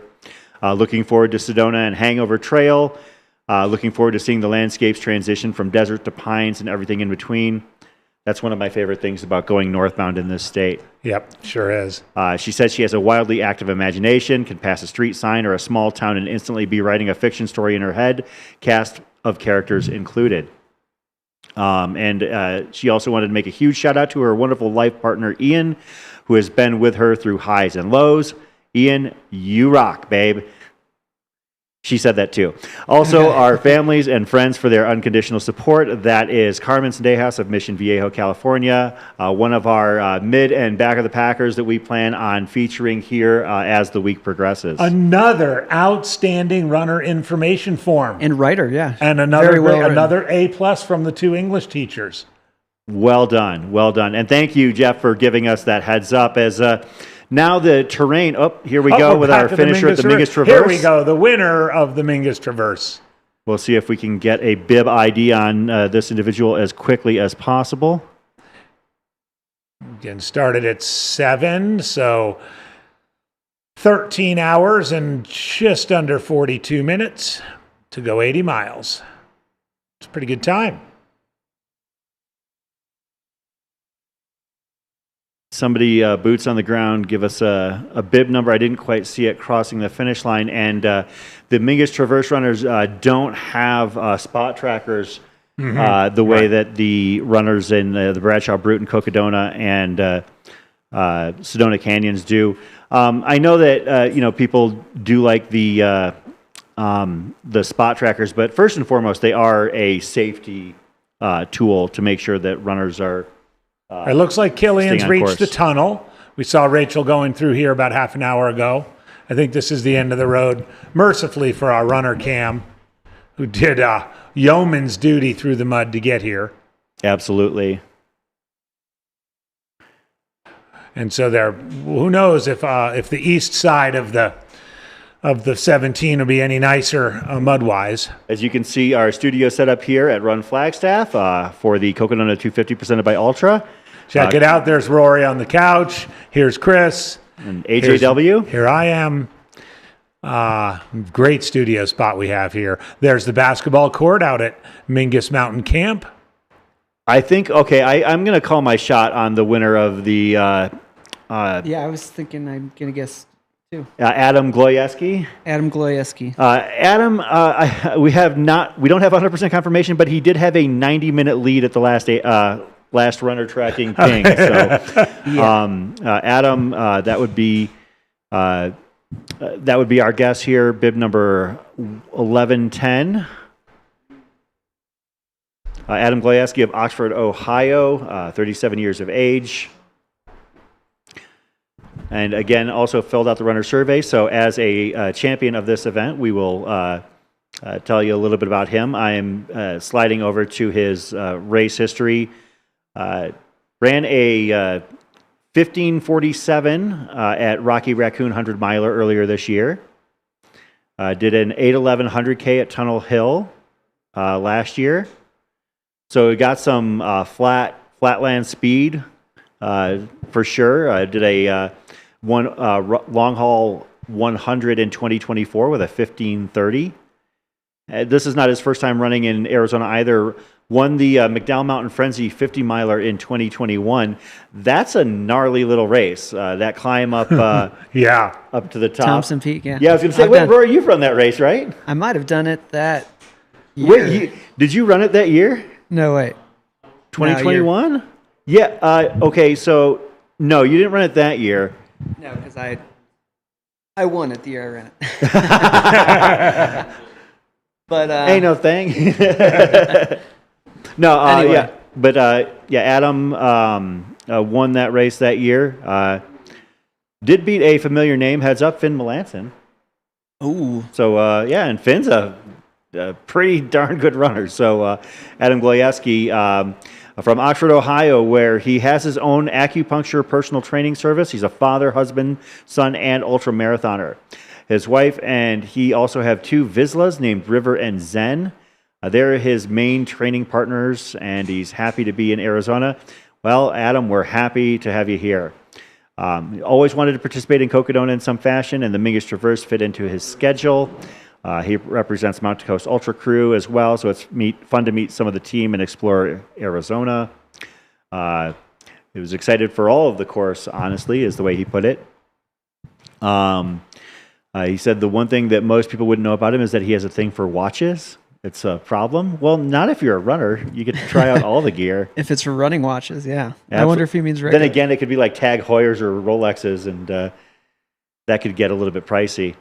Wanted to give a shout out to his mom, Christine, dad, Steve, his wife, Fayer, daughter, Ren, and dogs, River and Zen. They're all at home cheering him on. Wanted to also thank Mount Coast for representing him since last year. He is happy to be involved with them. Adam Glojewski, your winner of the Mingus Traverse 80-mile race. Congratulations, Adam. Yeah, and got to shout out those Vizsla dogs, River and Zen. I mean, clearly they're good training partners. I have a buddy in town who has them, and they just... We've been on runs on the Black Canyon Trail getting ready for the race there, and they just rip. And I see that we have a visual of an aid station. Is that Dead Horse Ranch? That's Schnebley. Oh, that's Schnebley. Yeah. Okay. Doesn't that look nice? I feel like that's a trap right there. Yeah. I feel like, you got a campfire going. I mean, I can't speak for other people, but I know that when I get into an aid station fairly late in the game and I see a campfire going, I have to do everything in my power to not sit down. Just like the moth, you go towards the light. Yes. So, yeah, that is our Schnebley aid station.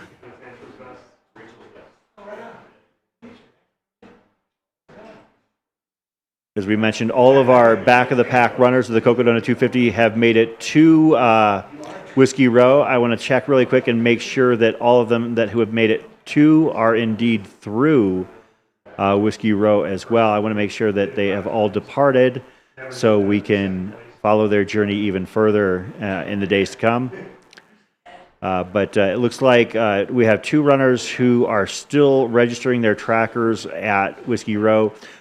They still have over an hour to leave, so they're doing fine. I want to preface this with that, but Kristen Trapp and Will Bruner are our final runners actually at that aid station.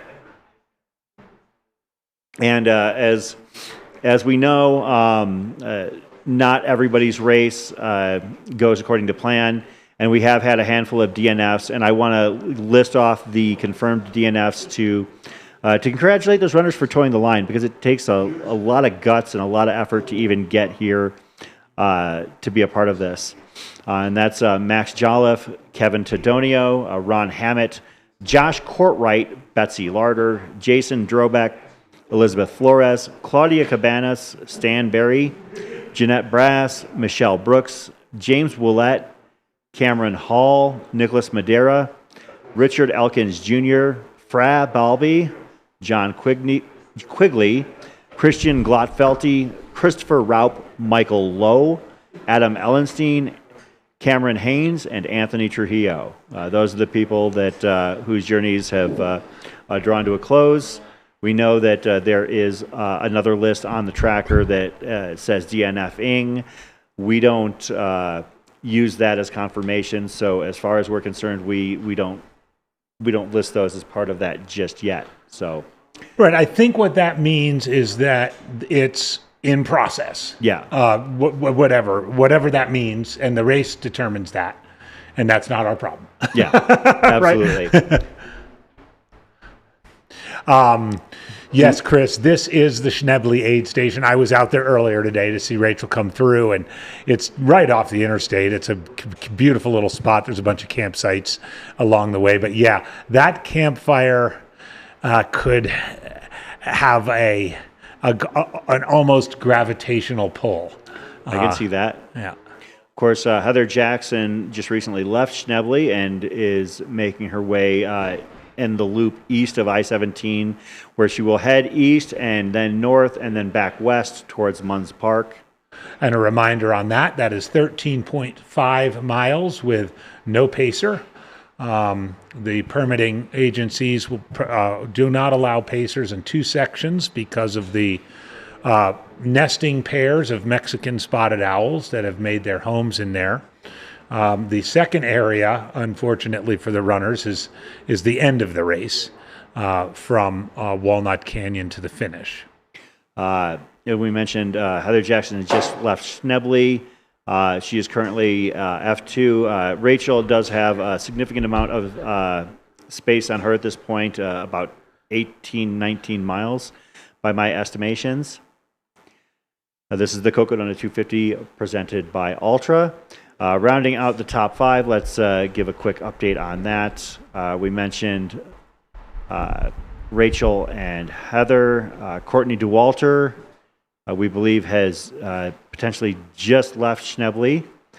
And rounding out the top five in the women's race, in some order, they look like they're potentially. It looks like Meg Eckert might be just a little bit ahead of Lindsay Dwyer at this point. And in the men's race, Killian Korth is leading. He is second overall to Rachel. Cody Poskin in second. It looks like Zach Hauer has made it to Schnebly in third. DJ Fox in fourth. And Joe Stringham McConaughey either right alongside him or right behind him, rounding out the top five. This, let's try and, before our producers tell us, what do you guys think this aid station is?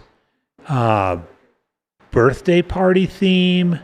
I see there's a watermelon theme, Is this Kelly I guess? Canyon here that we're looking at? Precision. Yeah, it's a big precision setup they had up earlier.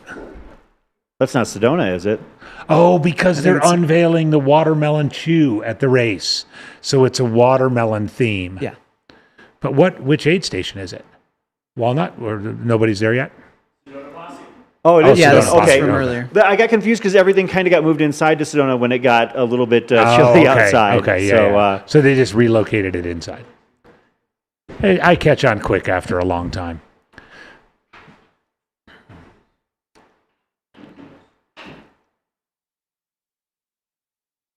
I'm going to have to grab myself some of those watermelon chews and give them a whirl. I'd love them. You tried them? Did you get a chance to try them? I think I got a sample on accident from Rachel. I mean, I don't know if now's a good time to mention it, but I host an annual turkey trot at Turkey Hill, just east of town here, out by Picture Canyon.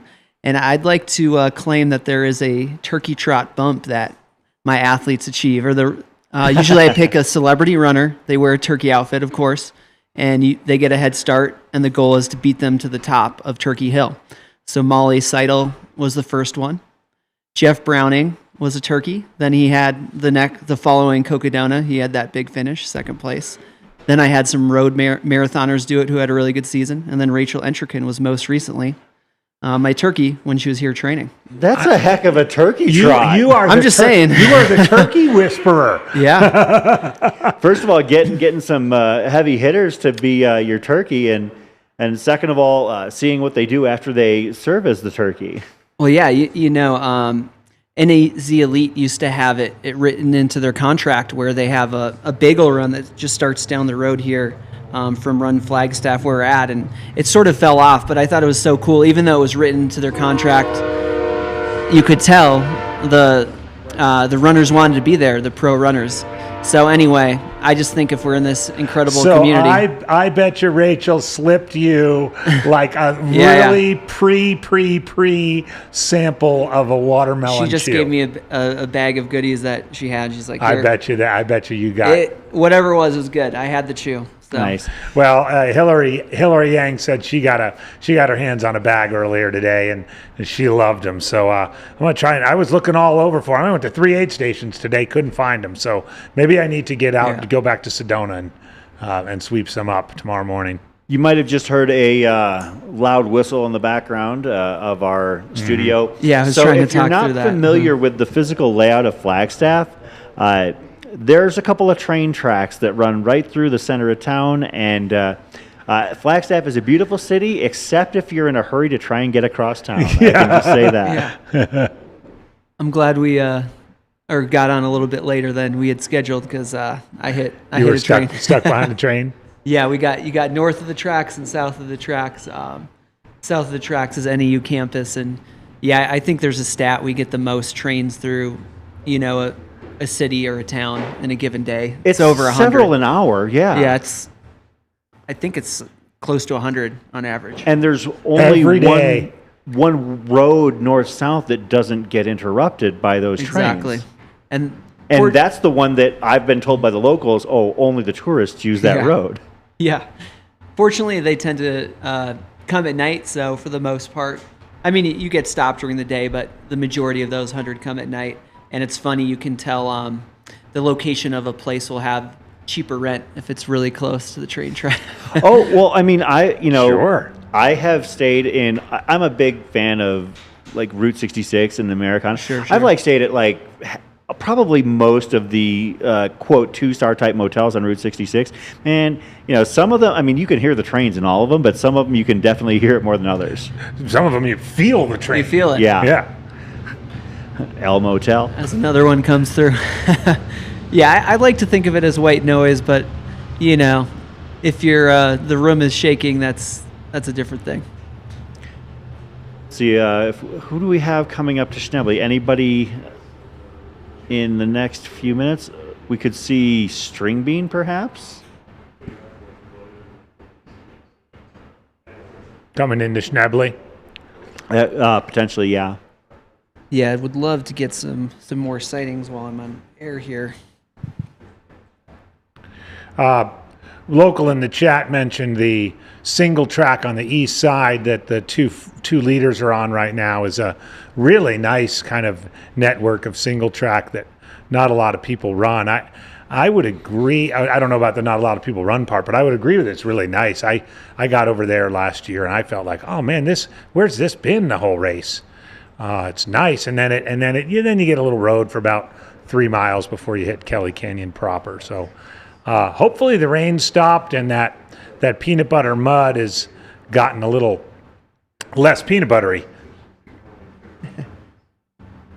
Of course, we are here covering the Cocodona 250 2026 presented by Ultra. If this has piqued your interest and you are interested in potentially running this race in the future, in 2027, the race itself is going to be moving to a lottery format. So if you are interested, the lottery is now open and will only be open through, I believe, what did Jamil say yesterday? May 18th, I think was the closing date of the lottery. You can go to the Air Viper Running website or the Cocodona website. And yes, the lottery opened last Friday and it closes Monday, May 18th. And the lottery results will be announced on Monday, June 1st. And that is for next year's race. And I know that the lottery has already hit like the quote oversold point, to the point where they will not be able to accommodate everybody in the race itself. That's why it's a lottery. And for those interested, there is a gender balance policy in the Cocodona lottery, and I want to explain that because it's. I want to make sure, and I'm just going to read it right off the website to make sure I don't misspeak. The lottery odds will be determined based on the percentage of the breakdown of lottery entrants, with 7% added to the women's application percentage. For example, if 71% of the lottery is male and 29% is female, the lottery pool will be adjusted to 64% male and 36% female. The 7% added female entrants will only occur if the percentage of women up. Just somebody, and we love you. Hope you're doing well. Can't wait to see you at Western States. So yes, Chris, talk a little bit about this aid station. So this is the aid station at Fort Tuttle, or Tuthill, depending on your pronunciation. And we're back. And that is being run by Kim and Joe Casey.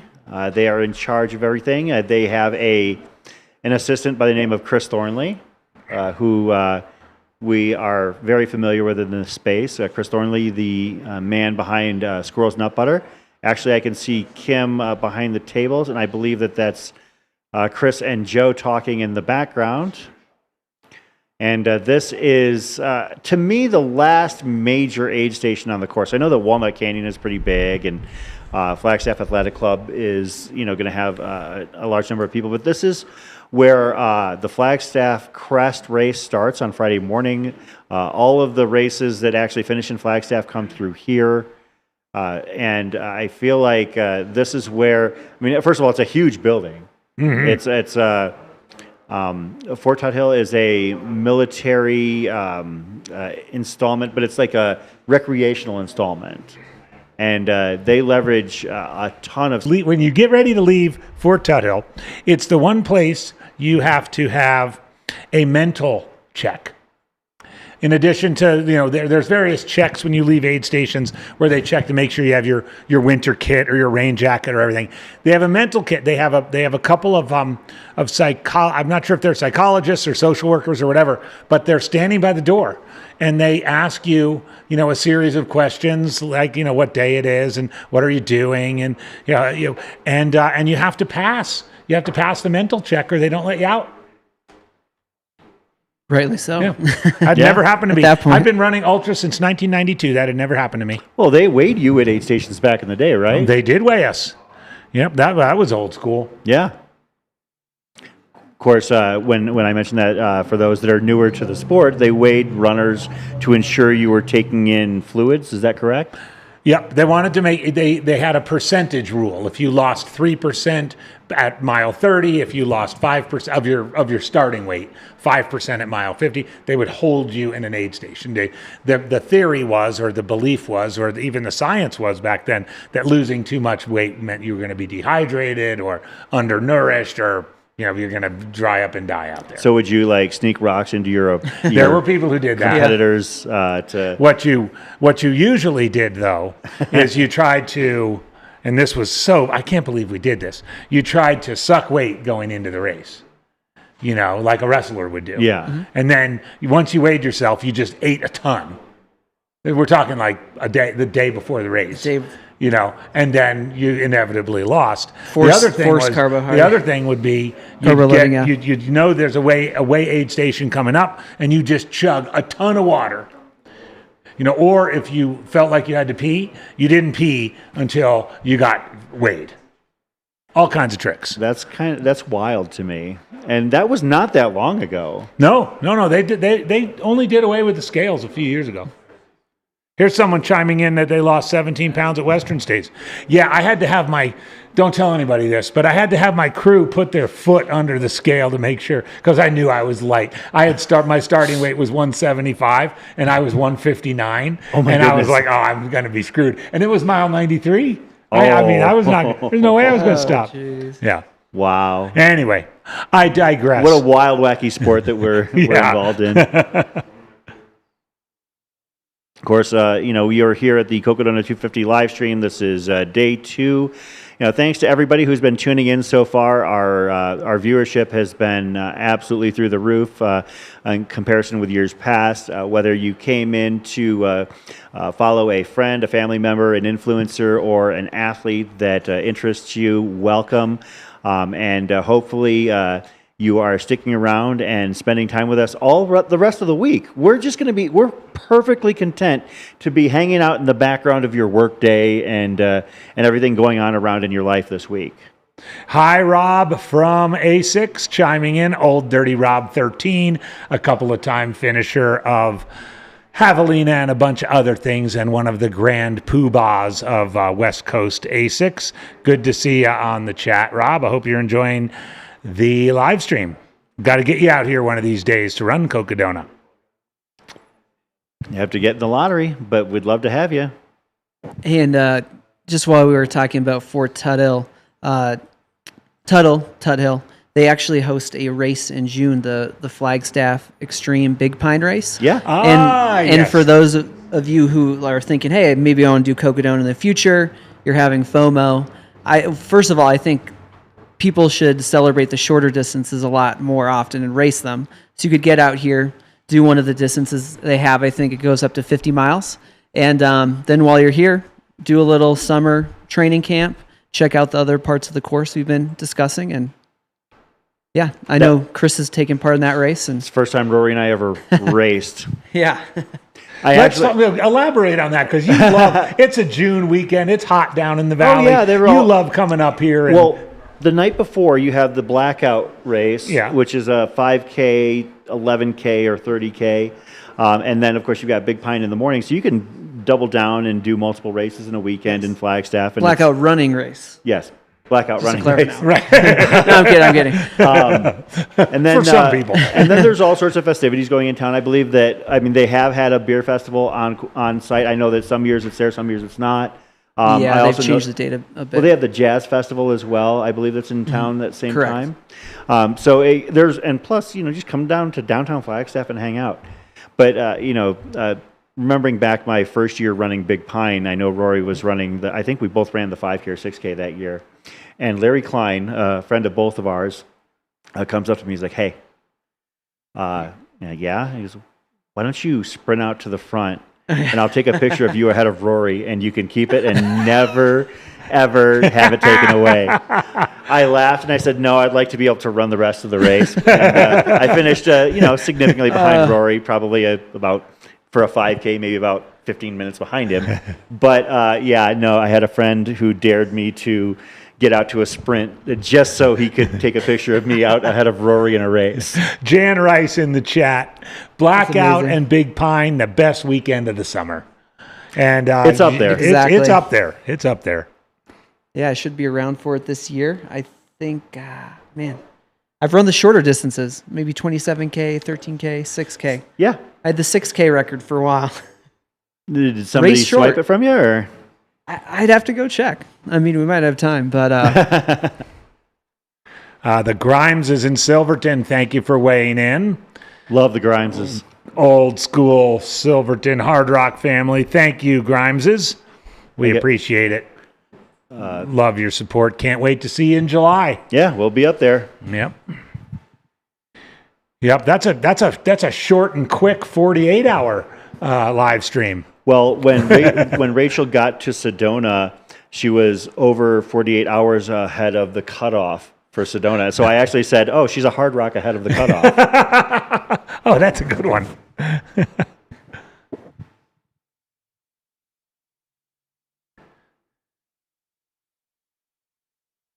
As we mentioned, this is the Sedona aid station we were just mentioning. You can see Precision has a celebration set up, but it got kind of chilly out there. I'm sure that come tomorrow morning they will be back outside and taking in the warmer, enjoyable weather. Watermelon theme, and as I finally figured it out, it took me a while, as they've released or debuted their Watermelon Chew here at the Cocodona 2026 Cocodona. They are the Chew sponsor. We also have Tailwind, the drink sponsor. and we have Precision, the gel sponsor. So it's an equal opportunity nutrition opportunity here. By the way, 3 fantastic companies. You should drink their products, eat their products, use their products. Oh, and that'll do it. Sorry, I got to text my son real quick. We are about 40 hours and 15 minutes, just about 40 hours, 15 minutes into the Cocodona 250 2026 presented by Ultra. As we don't have as many eyes out on the course right now, we wanted to kind of do a wraparound of what we do have. Again, this is the setup of Fort Tuthill, about about 213 or so, I think is the established mileage for Fort Tuthill. Yep, it is. They're going to have to be ready earlier than normal, just because of what Rachel, Killian, and the rest of the runners are doing. They are, hours under Dan Green's course record pace. Although I will say that they are moving slower. Obviously it's longer in the race, and the conditions have turned less favorable over the last few hours. But we will be expecting, I would say, probably in the overnight, we'll be seeing. I mean, some of the splits for Rachel's time pre coming to Munns and taking that break and pre getting kind of hit with the mud put her about 4 hours ahead of Dan Green last year. Partially because the course is shorter, and most of that shortening has happened already, coming out of Crown King, a couple of sections around Prescott. But also the incredibly good conditions. I don't necessarily think she'll end up running 4 hours faster than Dan Green did last year, but I could see 2 or 3 for sure. So yeah, and I mean those people at Fort Tuthill don't mess around. It looks like they're just about ready. Yeah, looks like we're getting another shot of the MBA headquarters, Mingus Basketball Association headquarters. Organized by Kevin Goldberg and sponsored by the Distance Stampede podcast. At the top of Mingus Mountain. And Janji's got a lot of cool stuff out there. I saw those chairs actually. Those pretty sharp lounge chairs. And they made the shirts, and they've got some little sort of random. Instead of giving prize, I mean, there are going to be some prizes to the winners, but they're also like just random prizes that if something cool happens, they just hand them out. Drinking Horn Meadery in the chat. Hey Rory. What's up? How was the mead? I have not partaken in the mead. Did anybody else give it a whirl? Or yeah, I had a little sample. Remind me, which flavor did you give me? Doesn't matter. They're all good. It tastes sweet, as Nick likes to remind us. It's got antioxidants, so it's actually good for recovery post-run. Sometimes he hosts a weekly run club from there, or it's like a rotating Monday night run club. And anyway, he's also providing some mead to the winners of my Doggy Dash and Buffalo Loops race, which is on May 24th. So that's what I really like about this community. Like, everyone looks out for each other. All the businesses on the street, actually, we're a few doors down from the meadery, collaborate and cheer each other on. So absolutely. Shout out Nick. Absolutely. Yeah, of course, we're here at the top of Mingus Mountain. The runners will be, the mid and back of the pack will still have ample time to get up here to Mingus. They have to be in and out of Mingus Aid by 1 p.m. tomorrow. So there's going to be still runners coming through. I know that a lot of the front of the pack did partake in the Mingus Basketball Association. Somebody asked how AJW did. Do you want to share your exploits at the Mingus Basketball Association? Yeah, I had a rough go out there. I think it was a combination of the altitude and the wind. I'll take that, but I did come in with 1 point. Altitude. Are you like Ricky Dikembe Mutombo complaining about going to Denver or what? I went with that's my story, and I'm sticking to it. Okay. I went with the layup for the quick 1-pointer.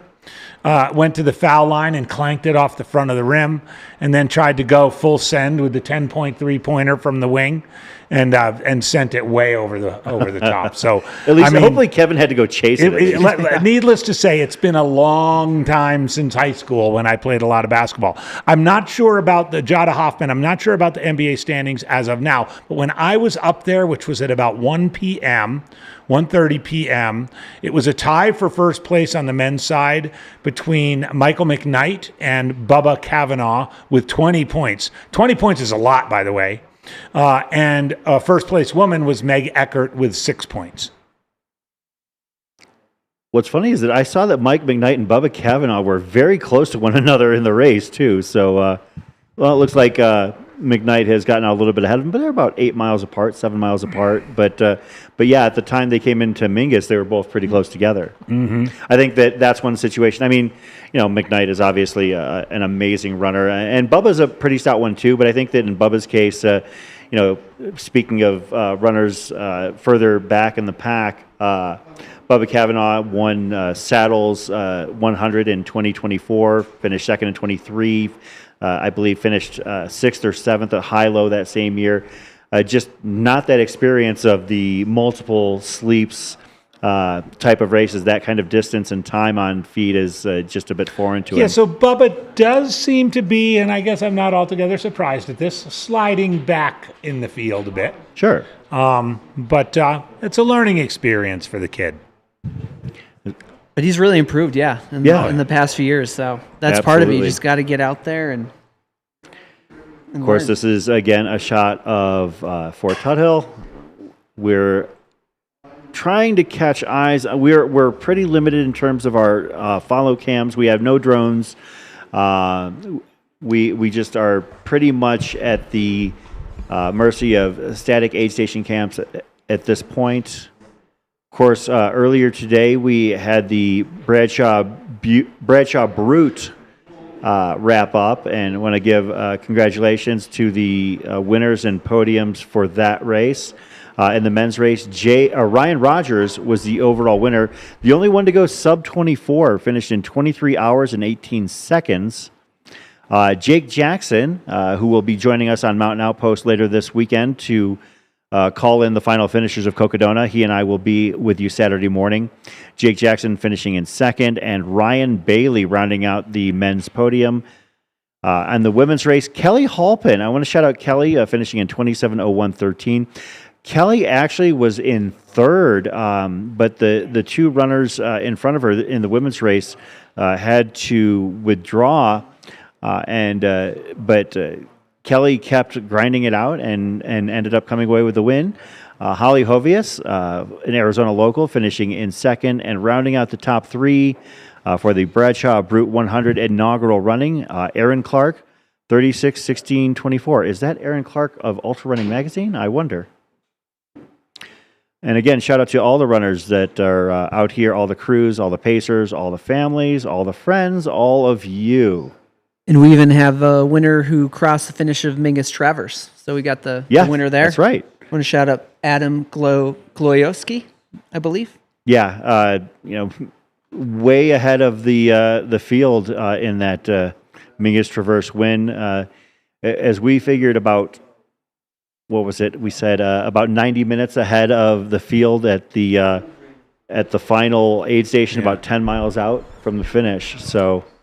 Yeah, and it looks like Stephanie Mannel is in the lead. As far as Deer Pass, she's, at least as far as going through there, she's about 20 minutes ahead of the second place female. So as of now, that looks like that could be our top woman. And Deer Pass gives her, at that point, about 16 miles to go. And she came through there about a little over an hour ago. Mm-hmm. Hey, guys, I got a little intel from our production team from our follow cams that were following Rachel and Killian out, and the words were treacherous. Oh my! Dangerous. From Killian? From our follow cams. From the follow cams who were out there. They took both pairs out to the tunnel, but radioed back that they were done for the night of chasing, understandable, with a camera and so forth. It did look, if you missed it, we had some really good footage of Killian Korth and his pacer Joe Corsi. We may be able to show you a replay of it because we at first we really didn't know what was going on. It did appear as though Killian had a lean, and he might have had a lean. He pulled out his poles. Then we saw sort of Joe Corcione kind of weaving off to the side, and then at that point Chris got word that it was really slick out there, and so we've heard back now from our crews that were out there that it was rough, and I mean it'll dry up, but won't dry up instantly. Yeah. Here's a replay of it. Thank you so much, guys. This is great. And so this is about 40 or so minutes ago. And we were under the impression when we first saw this that Killian was really just simply struggling after having some hip work done at the last aid station. But then we started to notice that his pacer, Joe Corcione, who's a strong runner and fresh at this point, started to shorten his stride and have some. You Look, can see right there. He almost just took a digger. right there. And then we realized that the two of them were running on some. Look at Joe. Joe is zigzagging across the trail there. Killian's got his arms out wide. Or you can see our follow cam person is starting to lose contact. Yeah, absolutely. It was we hadn't seen that much lateral movement on the Cocodona course since yesterday's snake incident. So. And when you think of, Killian had been talking about his hip stabilizers and how they were sore. This was definitely the worst thing for him. Yeah, that's an excellent point. Talking about the fact that he was, you could literally hear him say, "My stabilizers." Yeah, and then to have to head out in this terrain. This is a replay right here that you're seeing right now. Yeah, this was about 40 minutes ago. Killian Korth and his pacer Joe Corcione, about a mile outside of Munns Park. That was great. Thank you. It was something else. So again, just a reminder to all of you, thank you all so much for watching. As night falls here in Aerovibe After Dark, our drones are all on the ground. Can't fly those in the dark. A lot of our runner cams are going to rest up for tomorrow and the next day and the next day and the next day. And so our actual visual coverage is a little bit limited. But you get to hear from us. You do? But you also get to hear a word or two from our sponsors. Nice.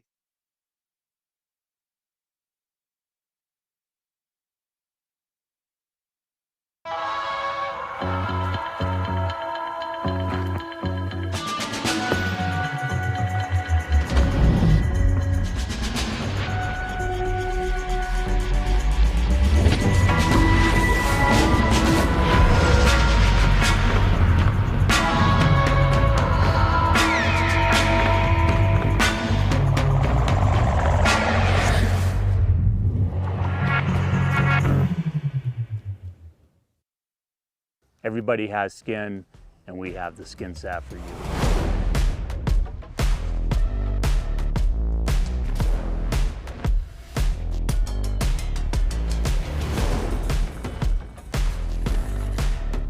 The salve was originally created to heal damaged skin, and it does that very well. It also is amazing at preventing friction, reducing friction. So whether you're using it as a moisturizer, a hydrator of the skin system, or going out, you're in a big race or adventure, the skin deserves squirrel's nut butter.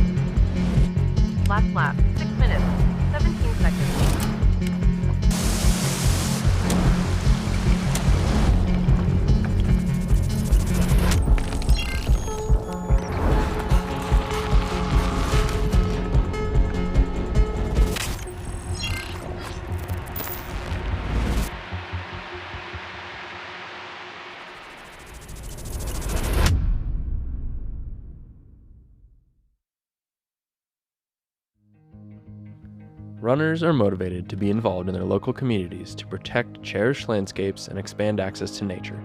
Together, we can make a positive impact in our community by volunteering locally and supporting national outdoor recreation and environmental advocacy efforts. RPL approaches this through community service, education, and civic engagement. As the largest outdoor recreational group in the country, 60 million strong, runners can make a difference. Welcome back to Cocodona After Dark, the Aerovipe After Dark on the Cocodona 250 live stream, presented by Ultra. I am Chris Warden. I'm Andy Jones-Wilkins. And I am Rory Moynihan, aka Trail Gangstas. And we are basically grabbing whatever sort of sights and visuals we can get a hold of. This actually, now we just pivoted to the Sedona aid station. At mile 159, Sedona Posse Grounds.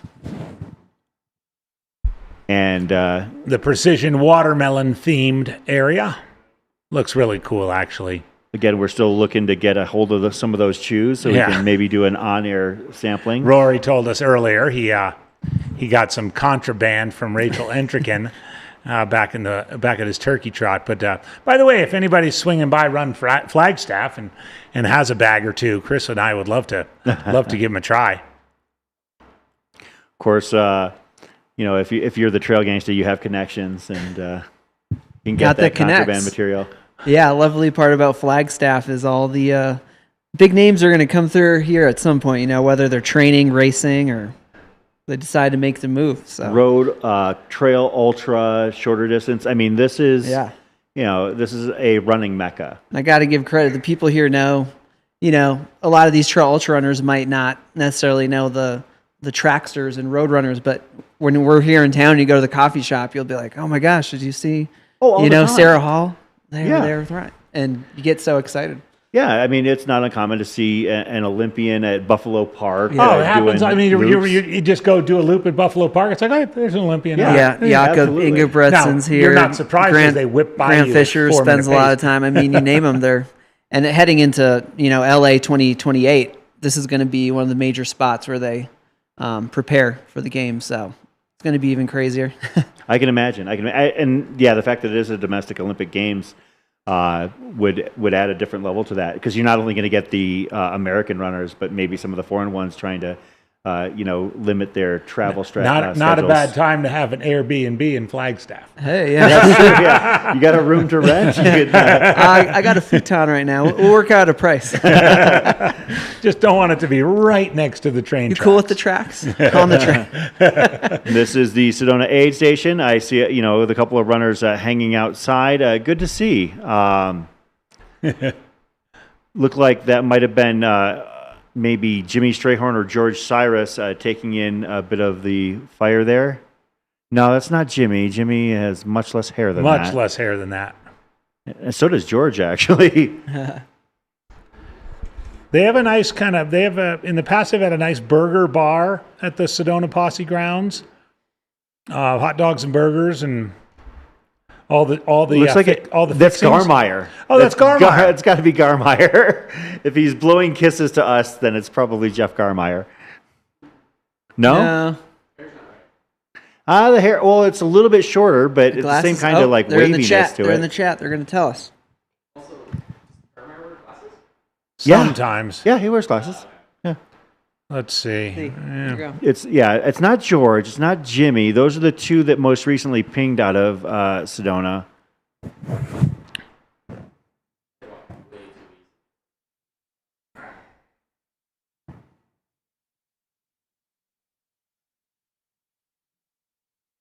Of course, if you're a runner here at AJW, you can speak from experience. It is 9:35 local time here. You're 40 and a half hours into Cocodona. You're at Sedona Aid. Are you venturing out at this point from Sedona Aid tonight? If I'm in Sedona? Yeah. No, I would. We've got the Rachel Entrekin's cardboard cutout of the watermelon gels, chews. We did get a little word from Luke J., who is on the ground at Munns, that Cody is there. Cody's and Munn's about 5 minutes ago. All right. But talking, so this is I would strategy, yeah. Yeah. So it's about 7 miles, 7.5 miles to where the kind of challenging part of the Hangover Trail starts. The part where mere mortals would probably not want to be doing it in the dark. So if you're thinking of a sleep break, now would not be a bad time to take one. You're in Sedona. They've got a really nice warm indoor facility there. They've got food. There's a place where your crew can just hang out and chill. It's 9:30. Yeah, I'd be thinking big meal, shower, sleep, leave at about 11:30. So because you get to the quote unquote trailhead of the Hangover Trail, and you still have another 2 miles until you're on the part that you want to be doing in the daytime. Let's just put it that way. So I would strategically use this as a time. If you're a 5-dayer, well, in this case you might be a 4-dayer. You wouldn't lose that much by doing that. Because you could end up just getting to the sketchy part of the Hangover Trail in the dark and be like, oh man, I don't want to do this in the dark. And then you just sit there. Yeah. Or you do it really, really slowly. So that would be my strategy. Of course, this is also right here. This is the top of Mingus Mountain. Yeah. The camera and lights for the Mingus Basketball Association. Runners are going to be coming through here for until tomorrow afternoon. And also tomorrow morning, we have, who is it? Ed Mingus?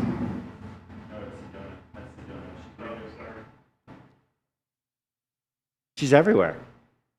Now, we're talking about tomorrow morning here on the Mountain Outpost YouTube channel. We are going to be starting yet another event, the fourth start of the week for the Cocodona 250 presented by Ultra. The Sedona Canyons 125, the original sister race to Cocodona. That will be starting in the town of Jerome, basically down at the bottom of town, and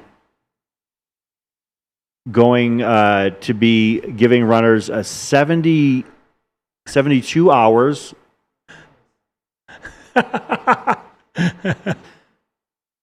72 hours to finish a 125-mile journey from Jerome up to Heritage Square in Flagstaff.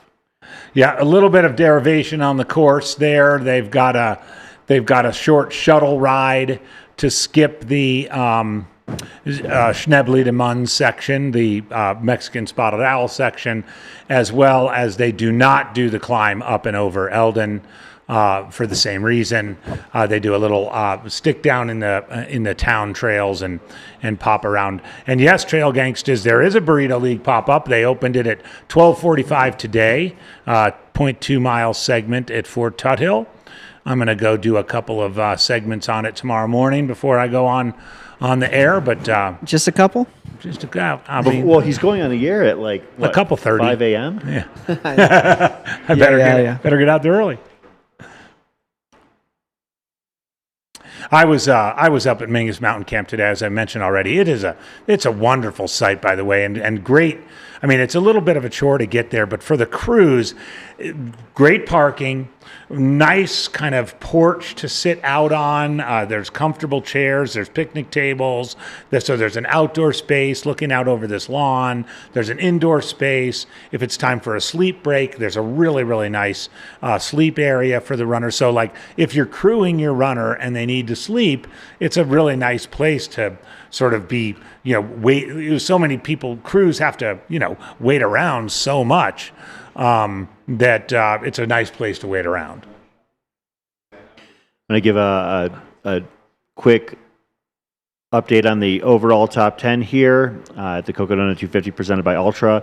Your race leader is Rachel Entrekin in second place, and first overall in the men's race, Killian Korth, followed by Cody Poskin, Heather Jackson, Joe McConaughey, Courtney Dauwalter, Zach Hauer, Although I think that maybe we'll have to double check that. I think that Zach is actually a little bit ahead of Joe and Courtney. DJ Fox, Adair Ramirez, and rounding out our top 10, Jeff Browning.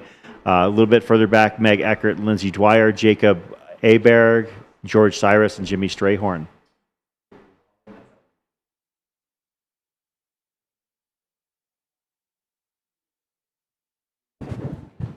I'm curious, do you know who the youngest runner is?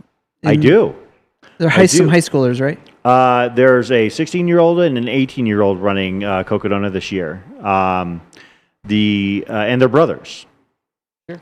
And the oldest runner the youngest runners rather, are the Chisholm brothers. Back, yeah. Yeah, they're back yet again.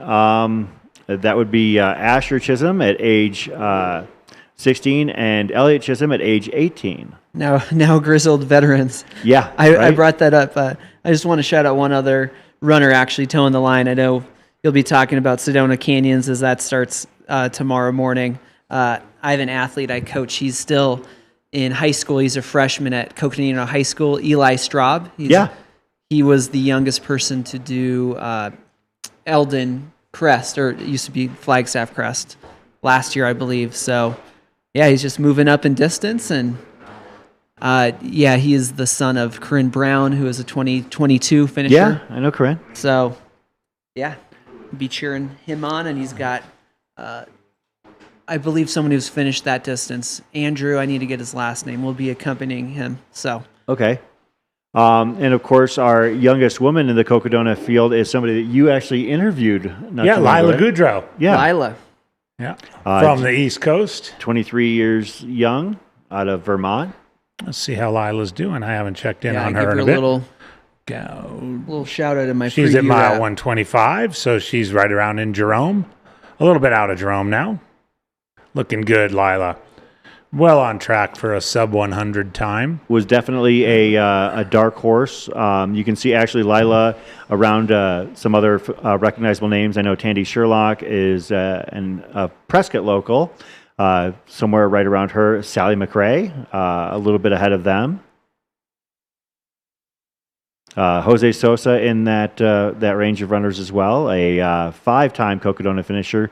One of the 4 individuals going for a 6th finish at Cocodona.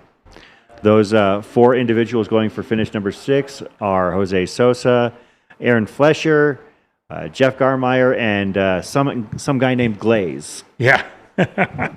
Who? Yeah. Chris, and a little in the chat, people interested in maybe Trailblazer. the oldest people in the race, or maybe the people that are still in the race. As far as as you know, as far as I know, the oldest runners still in the race would both be 69 years of age. One in the men's race, one in the women's race. In the men's race, Paul James Johnson is actually going for his 5th finish here at the Cocodona 250. And in the women's race, a familiar name to us, being Arizona and West Coast centric runners, and that would be Karen Bonet-Natraj. Mm-hmm.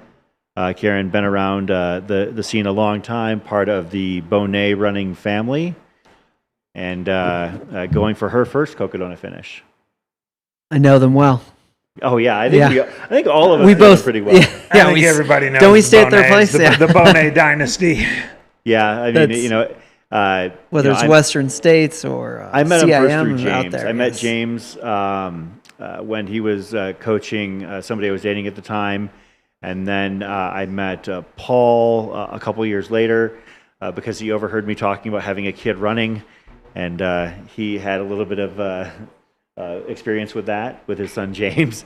And then I met Karen and her husband Natu a little bit later, and actually they're wonderful people. Karen, I'm actually going to be staying with them during training camp when I go over to play around on the Western States course and clog up the trails. Yeah, they're so hospitable. You know, their living room, they have that wall with all the buckles. Oh yeah. I mean, if you want to just hear some amazing race stories, just look at that wall and they'll point to it and they'll tell you something incredible about their experience. Well, that family has such history and is so intertwined with trail running and ultra running in Arizona that you know, you can't really even tell the story of Arizona ultra running without, you can't get very far at all without mentioning the name Bonet, you know? I met James when he was 12 years old, and he smoked my butt at the Whiskey Row Marathon. Yeah, mile 22, smoked right by me. I saw some people, concerned about the ages of people Yeah. running ultras, and he was. No, don't he was worry one of about it. The pioneers. Looks like we've got some eyes in the field, and we were gonna. Oh, right on, Luke. There we Yes, go. you guys- Luke J. guys have anything got a funny or crew interesting hanging to- out with him. Luke, what do you got for us? else on the crew? The mom, but I don't. She doesn't want. She. I don't know where she is. And Callie, but I think they Oh yeah, she's okay. He's taking a nap. What? Luke, what's going on out there? Hey guys, we're at Munns with Cody Poskin's crew. Cody's napping, so we're not going to talk to Cody. That's fair. We're here with this crew, so we'll go through and just get all your names. What's your name? I'm Vince. Jesse. Alex. Shane. Augie. Who's this? That's Gage. That's Cody's brother. Brother. And it was Augie. Yes, sir. He asked if we had a filter to make him look buff Yeah. on the live stream. Next year. All right. Next year. Right now. Yeah. So you just paced Cody. Yeah, I paced him for about almost 40 miles today. So. And how was that? It was good. It was good. We started off real strong. Came into Sedona a little tired, a little sleepy. But once we started off to what's the next station after that one? Tunnel, not tunnel. Anyway, the one after Sedona. Yeah. He seemed to kind of have a second life. Cool. So we did good, and if you look at the tracker, we didn't really lose any time on the runs. Okay. So yeah, so everything was good. Awesome. How are his feet holding up? His feet seem to be good. Yeah. Good. Yeah. That's huge. He Yeah. missed a lot of the rain. That I think Rachel and Killian may have got caught in the rain because they were a little bit earlier than Cody. And he said that we were expecting him to come in like really cold and wet. Yeah. He was like completely dry. Socks were dry, feet were pretty dry. He said it was a little muddy. Yeah. And he did get rained on for like a second, but he's sleepy, so he's taking a nap. But other than that, he's like he looks way better than we were expecting. Actually, he looks good, and he's actually sleeping. So yeah. That's good. Yeah, he did look solid. He had a little glazed over look, but he looked fine. Yeah. Now is this the first time he slept? No, he had two, a 10-minute nap and 15. Okay, so 2 other 10-minute naps He said he took a dirt nap. Oh, a 4-minute dirt nap. and a 4-minute dirt nap. Yeah, from Tuthill. So hey, and he's in third. So maybe the nap's the way to go. Food's going down. Yeah, and then you're pacing him from here. Yeah, and so I met Cody last year pacing him from the same section, but last year we left at 8 a.m. in the morning, so tomorrow technically. Big So improvement. yeah, so it's cool to be doing it at nighttime now. He almost made full eye contact with me this time, which was a good sign, so I'm going off of that. Yeah. Delirious. Yeah. Yeah, so even though he's a little glazed over, he's making eye contact. Yeah. Yeah, that's good. That's good. Speaking full sentences. And Cody's kind of known for these one-liners and these crack-ups. So you guys got any goals from out there? Well, I mean, he's had so many. My favorite one I've heard him say this race was that kind of back towards the start, he was talking about how he hasn't burned any matches yet. And then he came back and said, I actually picked up a couple matches along the way. So that one was pretty cool. That's awesome. Yeah, we heard that one. Good to hear. Yeah. So somebody said, I hope his matches are waterproof. Yeah. Oh, that's a good one. Yeah. I mean, he came in pretty dry, so Yeah. I mean, He's good. he got through there at just the right time, I think. Does he have a plan on how long he's going to sleep here? 30 minutes. Yeah. Okay, 30 minutes. That's the hope, goal. 5-ish, maybe a little bit more than 5 minutes into it. Cool. Right on. And he's eating food. Yep. That's good. No stomach issues. Not right Had now. some more towards the start, Okay. but he got over that pretty quick. Yeah. The past few aid stations, he's been putting down solid food, like Ramen has been his best friend. Tomato soup, they have tomato soup here. I think we have a BLT waiting for him when he wakes up, just in case. We'll see if he can eat it. It's awesome. Usually he talks about how much he hates gels, but this race it's been pretty much like it's like, yeah, put more gels in my pack. I'm eating those pretty good, which is Unusual for Cody, Yeah. but it's good he's eating. Yeah. He usually eats, he's known for Pop-Tarts. So last year he ate many Pop-Tarts and they upset his stomach. So this year, The Pop-Tart free race. yeah, no Pop-Tart. Actually, he's denied the Pop-Tarts several times. So he's had no Pop-Tarts as far as I know this race so far. So, I mean, I don't know the science behind that, but, you know, it's working. Life is a mystery. It's a big mystery. So we'll move Pop-Tarts if there's any over here. Keep them out of the way. Right on. Thanks for chatting with us. We'll let you guys get back to Cody and see you in the morning. Can't wait. Yeah. Hey, Luke, did you Hopefully get it'll a be in chance second. to see Yeah. Cody coming in? Did he look I did. pretty good? He did. Yeah, he looked a little tired and a little glazed over, but honestly, he was moving pretty well. And he sat down and they thought he was going to be cold and wet. And he was just like, no, let me just take a nap. So I think he's ready to rip. That's excellent. Excellent. Glad to hear it. Oh, yeah. And here's the aid station. What do we Wave at have? the camera, live stream. We got peanut butter and jelly. Gus is hungry. Gus has earned it. Gus can have whatever he wants out there. Perfect. And then we might be able to go back into the Never Second tent where Cody is napping. His turn, we'll be quiet, but we might wait. There's cobwebs up there now. It's a full haunted house. Thanks to the creative direction of Matt Shapiro. Has it stopped raining?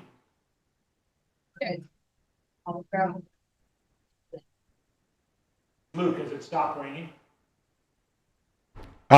Luke, has it stopped raining? It has stopped raining. Nice. It was raining the hardest right when Killian was here and right as he was leaving. But really soon after he left, it really let up and pretty much stopped. So I know he had poles leaving here and we heard that it was pretty slippery coming out. So Yeah, we saw Cody's some crew had heard that. Yeah. And so they're making sure that he leaves with poles. Yeah, the footage that we got on course from, in particular from Killian and his pacer, Joe Corcione, you could tell, I mean, Joe was slip sliding all over the place and he's on fresh legs. Yeah. Yeah, it's slick. I also just talked to Luke Nelson, who just got here and was telling me Heather took a 25-minute nap and that she slept so hard she was having dreams and woke up just like ready to go, feeling great. So it'll be cool to see. I think she's still maybe hour and a half, 2 hours from here. But as you know, we have all night and all day. So 2 hours isn't much. Yeah, that's true. And it's good to hear that the runners, especially in Heather Jackson's case, with this being this inaugural experience for her to be in a trail race of this distance, for her to be able to sleep is great. Oh, we got another interview. Great. And mostly because this guy's got these really warm down jacket. Yeah, can't close to him. Yeah, we're All huddling. right. Yes. Tell everybody your names. I'm Andy Golick. I'm Ryan Lay. We're here with Joe McConaughey. AKA String Bean. String Bean. Yes, String Bean. How far out is he roughly? From this aid station, he just left Schnebly not too long ago. Yeah, like 20 minutes ago. 20 minutes ago. He's maybe? looking good though. Yeah, He's yeah. fully rebounded. Yeah. We're feeling good right now. Yeah, he made a strategic decision to take a nap, right? He took a nap. What was the one before that? I'm forgetting all the names. I think he took 20 minutes at Mingus last night, and then he took an hour at Sedona. Yeah. And it seemed like, He's a new man. He Yeah. was groggy when he got up at Sedona, but then by the time he was laced up, he seemed more with it. And then leaving Schnebly, he was really good. Cool. Yeah, really got good. full crew massage, and fueled up a bit, and was psyched, marching off into the dark alone. Love it. Yeah. Yeah, I think a couple of people went down for naps at Schnebly too, and that motivated I him think because he didn't need to take a nap. So yeah, so I think he made quite a few passes at the aid station and leading up to the aid station as well. Awesome. Made up a lot of time. Yeah, That's Joe cool, has yeah. actually, according to the tracker, And moved is- up to third. Yeah. Oh, nice. So we'll see. Maybe we got to double check that. Yeah, no, I'm checking, and it looks like Joe is in 5th overall, 3rd in the men's race. 5th. Got it. 5th overall. 5th overall, 3rd man. Yeah. You know, we've been saying, I think we just need to say overall from here on out. Yeah, for sure. It's not relevant anymore. Exactly. For sure. Yeah, excellent point. Got to retrain the brain. Yeah, 5th is amazing, and it's cool to hear he's cranking. String Bean has so much experience, right, going day after day with these multi-day things. So if he's in hunt mode at mile whatever he's at, 170 or roughly 180. Yeah, he's closer to gonna 180. He'll be stoked. Yeah, and I don't think he's going to need to sleep again either. So At least for a long time. Yeah, he was perky. He was doing great. We'll see. I overheard it's apparently muddy on this stretch. Yeah. Like thick, slick mud. So we'll see how that goes. But Yeah. we got extra shoes. Cool. So, Yeah, if you got luggy shoes and poles, it's probably the way to go. yeah, definitely. But it seems to be soaking in, so it might not be quite as bad. Yeah, definitely. Sweet. Thanks for chatting. Yeah. Cheers. Thanks, guys. All right, back to the studio. All right. Thanks, Luke. Great job, Luke. Great information. To hear that Joe McConaughey is feeling good and feeling fresh has got to be terrifying for those in front of him, because we witnessed it just as recently as last year. Joe McConaughey on a chase at Black Canyon 100K, running down a golden ticket, moving up several spots in the second half of that race. Right. So this is the Schnebly aid station, mile 178. 5 runners are through there: Rachel, Killian, Cody, Heather, and Joe. The next ones we would expect in. We have confirmation that Zach Hauer has gotten through there. I'm not sure. His tracker might be off, but DJ Fox, Courtney Dauwalter, Eder Ramirez, Jeff Browning. Yeah, I'm assuming Eder is probably at Schnebly. Same with Jeff, or Jeff is perhaps just getting there. It seems like Schnebly has become a bit of a nap point, which makes sense, because if you have to go through the next stretch to the east and complete that that half circle solo, you want to be fresh, you want to be lucid. So if you're gonna take a moment to refresh yourself, that's going to be where you're going to want to do it, I would assume. Yeah, and it's they don't have a sleep station there, but there's really nice quiet spots. You could park your vehicle, really dark. You could get a good night's sleep, a good little sleep there. Yeah, and most of these front runners vehicles. do have crew vehicles that they can. I mean, I know, like, we've seen Joe like in a van sleeping before, so like. Of course, we are just coming up on the 10 o'clock hour here in Arizona. This is the Cocodona 250 live stream presented by Ultra. I'm Chris Warden. I'm Andy Jones-Wilkins. And I'm Rory Moynihan, a.k.a. Trail Gangsters. And we are hanging out. And, you know, one of our traditions, we'll have to see if we can do this at the very least. It might have to be a cappella, but we'll figure something out. But I think we're going to do our best to try and close out the evening at the top of the next hour with maybe a little bit of a send-off, if you're feeling up to it, Rory. Oh, totally. Yeah, I probably could have a few mixtapes out by now with how many songs I have. So I always got something ready, and, you know, it's a testament how much this has grown, where you got to be, you know, careful with the lyrics, the instrumentals and all that. So I'm ready to deliver, though. What inspired you to start writing raps about trail running and running in general? Like, what was it that did it something you set out to do, or just things started to pop into your head? You know, it's something I've actually always enjoyed. I really enjoyed rap growing up. If we had like an assignment in school, I would write a rap song for the assignment or something, and I rapped at a high school talent show. It continued from there. When I went to college, I started a YouTube channel with my college roommate. He was kind of into it, and we did some like YouTube parodies. And as I kind of, you know, grew up and I did my student teaching, I was to become an English teacher.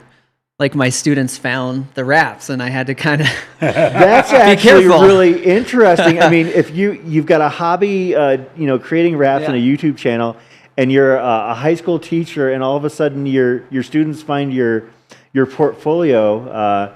Like, oh, even worse today. I mean, luckily I'm getting to that point where I'm kind of aging out, and they can just tell you I'm not quite as young as I used to look, so they know I'm older and they won't mess with you as much. But if you look like your early 20s, they'll try to find you on socials and see what you're up to and ask about your personal life. But for me, when I first started teaching, they would like start playing the songs in class, and the ones I made with my college buddy, we had like drinking references, and I'm like, well, I got to tighten that up. I put it on private, and I was offered a cross country and track position very early on when I taught in Goodyear, Arizona, which is kind of cool because they were just in such high need for teachers. It's like my friends elsewhere would wait years for the coaching job to open up, and I'm like the head coach pretty much my second year. I'm like, oh my God.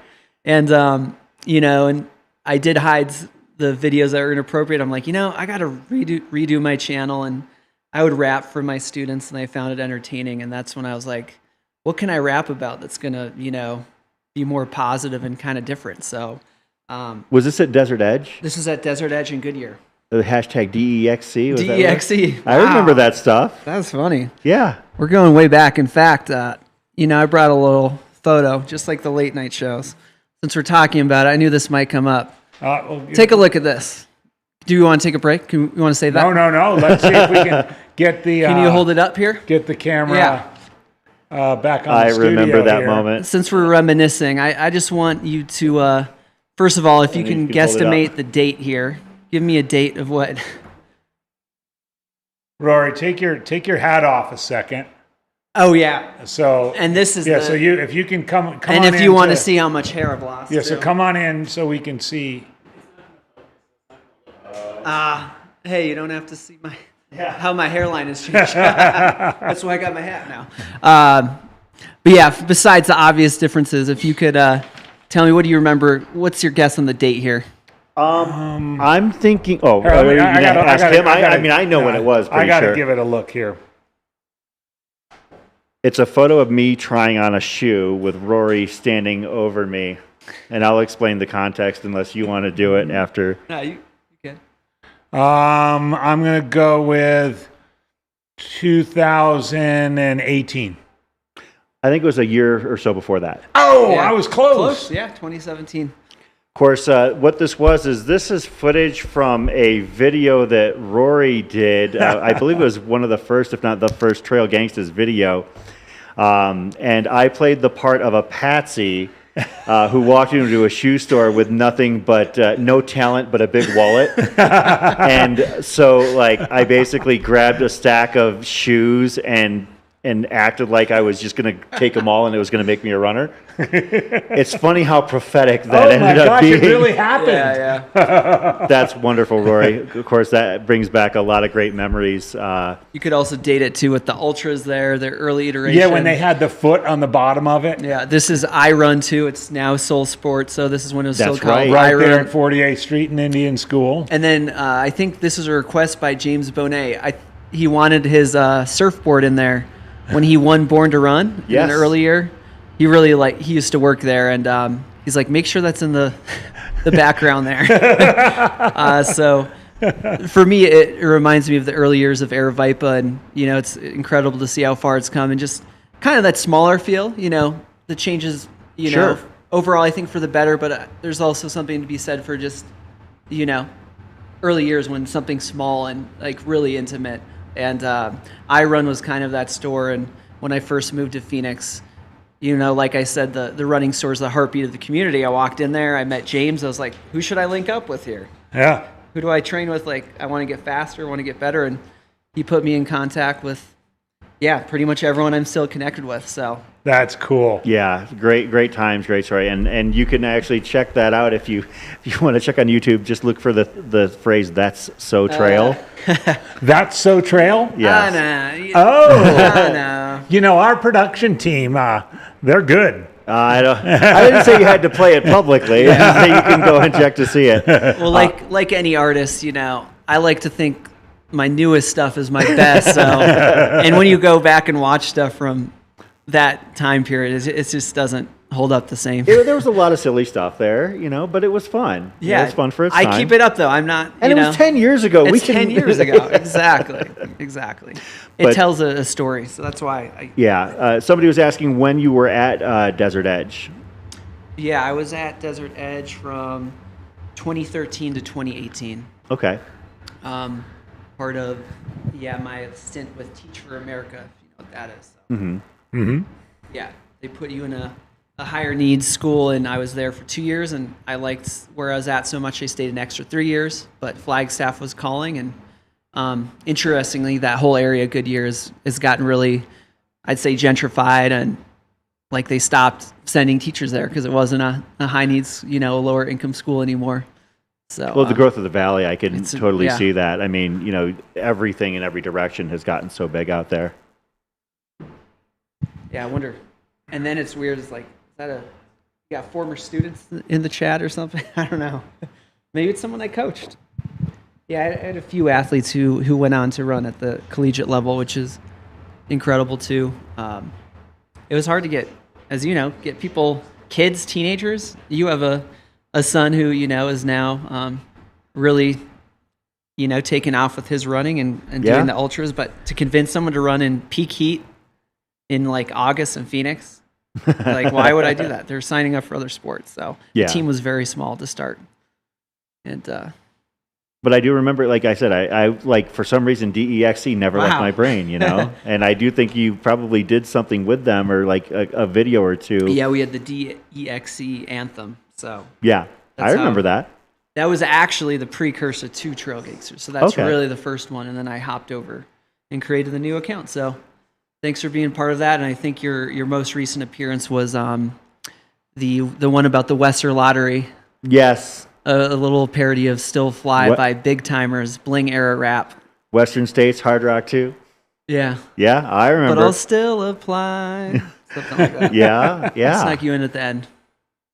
No, I always look forward to seeing, what creative juices get flowing. The No Sleep Till Flagstaff was a lot of fun. I love that one. Yeah, absolutely. So, and we have fun hanging out with you here. And, like I said, I think we'll have a few moments where we can, when we close out the evening, we can fire up your vocal cords and throw a few lines out there. Yeah. We'll shut it down. And here we are at Sedona Aid. And this gentleman is still here. I'm not sure. I think we've concluded it's not Jeff Garmeyer. No, it's not Jeff Garmeyer. Yeah.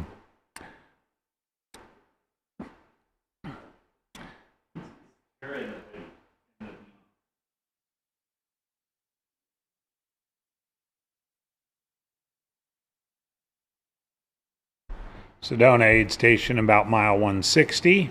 Which, obviously we're talking about the lead runners getting to Rachel Entrekin is at mile 199 at this point, but just think about this for perspective.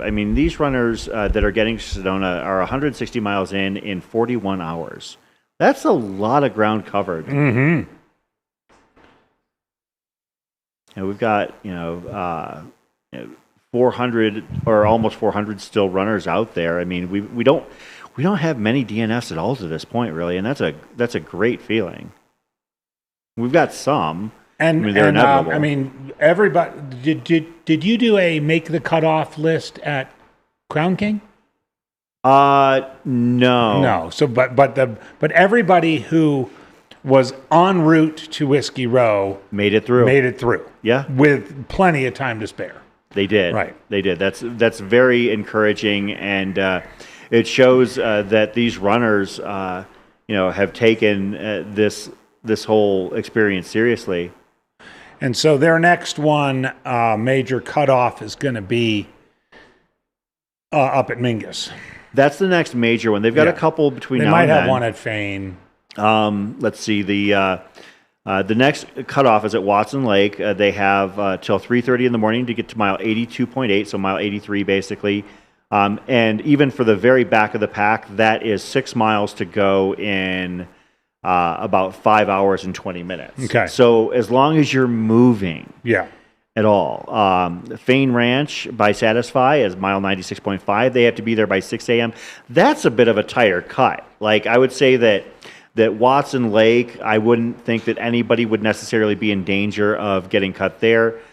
Fain Ranch might be a little bit of a taller order because from Whiskey Row to Fain Ranch is 21 miles and 8 hours to cover it, which doesn't sound like a terrible thing. And there's not a ton of climbing at that stretch. There's the Dells. Probably 2.7 miles an hour. I mean, there's the last little tricky part where on the ranch where it starts to get sketchy. But yeah, I think that's a fair cutoff. Yeah. But you got to be thinking there might be some sleep going on in there. I mean, I could certainly see some people sleeping in the mid back of the pack at Watson Lake. Oh, for sure. Well, the thing is, Watson Lake doesn't really have a comfortable sleep situation unless you unless you have it yourself. Yeah. So between Whiskey Row, there is no sleep, and as comfortable as those couches are at Fain Ranch, it's not designated as a sleep station. The next one would be Mingus, and I think that if I were running from Whiskey Row, like getting to Mingus would be just so critical because you have until 1 p.m. That's a pretty substantial margin of time from this point. The conventional wisdom for the 110-hour plus runner, I don't even want to call him a back of the packer, but a finish on Friday afternoon, evening, Saturday morning runner, is to sleep at Whiskey Row, is to sleep at Mingus, is to sleep at Sedona, and is to sleep at Tuthill. Some version of that. Okay, that breaks it up into a little bit longer first day. You know, it's not really a first day. You're typically getting into Whiskey Row the morning of the second day. Okay, likewise, you're getting into Sedona the morning of the third day. Then it's getting a little bit closer. I'm sorry, you're getting into Mingus the morning of the third day. You're getting into Sedona, and then you're getting into Tuthill, and you're like, okay, I'm not sleeping again. No sleep till Flagstaff, right? It just seems to fit a lot of the veteran 110 plus hour runners I've talked to. That's their strategy. Whether they use a sleep station, whether they use a vehicle, whether they're dirt nappers or not, those are a whole nother set of circumstances. But that seems to be a formula that works for people.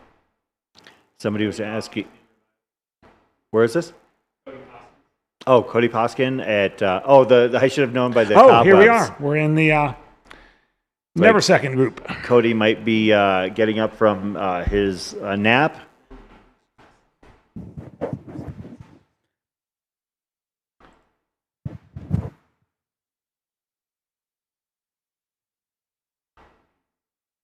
Cody is at Munns Park at mile 190.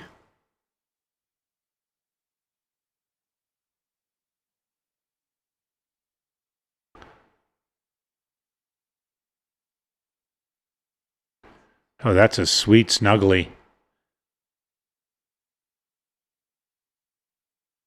Love that. So we had an interview with his crew a little earlier with Luke. He was taking a nap, shooting for about 30 minutes. Looks like he's having his post-nap meal. I got a temperature reading of Munns Park at 37 degrees with humidity at 78%. So, oh man, that's a cold. Yeah, that's wet. a cold 37. Yeah. I mean, we're not used to the humidity here in Arizona. No, blankets warranted. Yeah. Either direction, hot or cold. Yeah.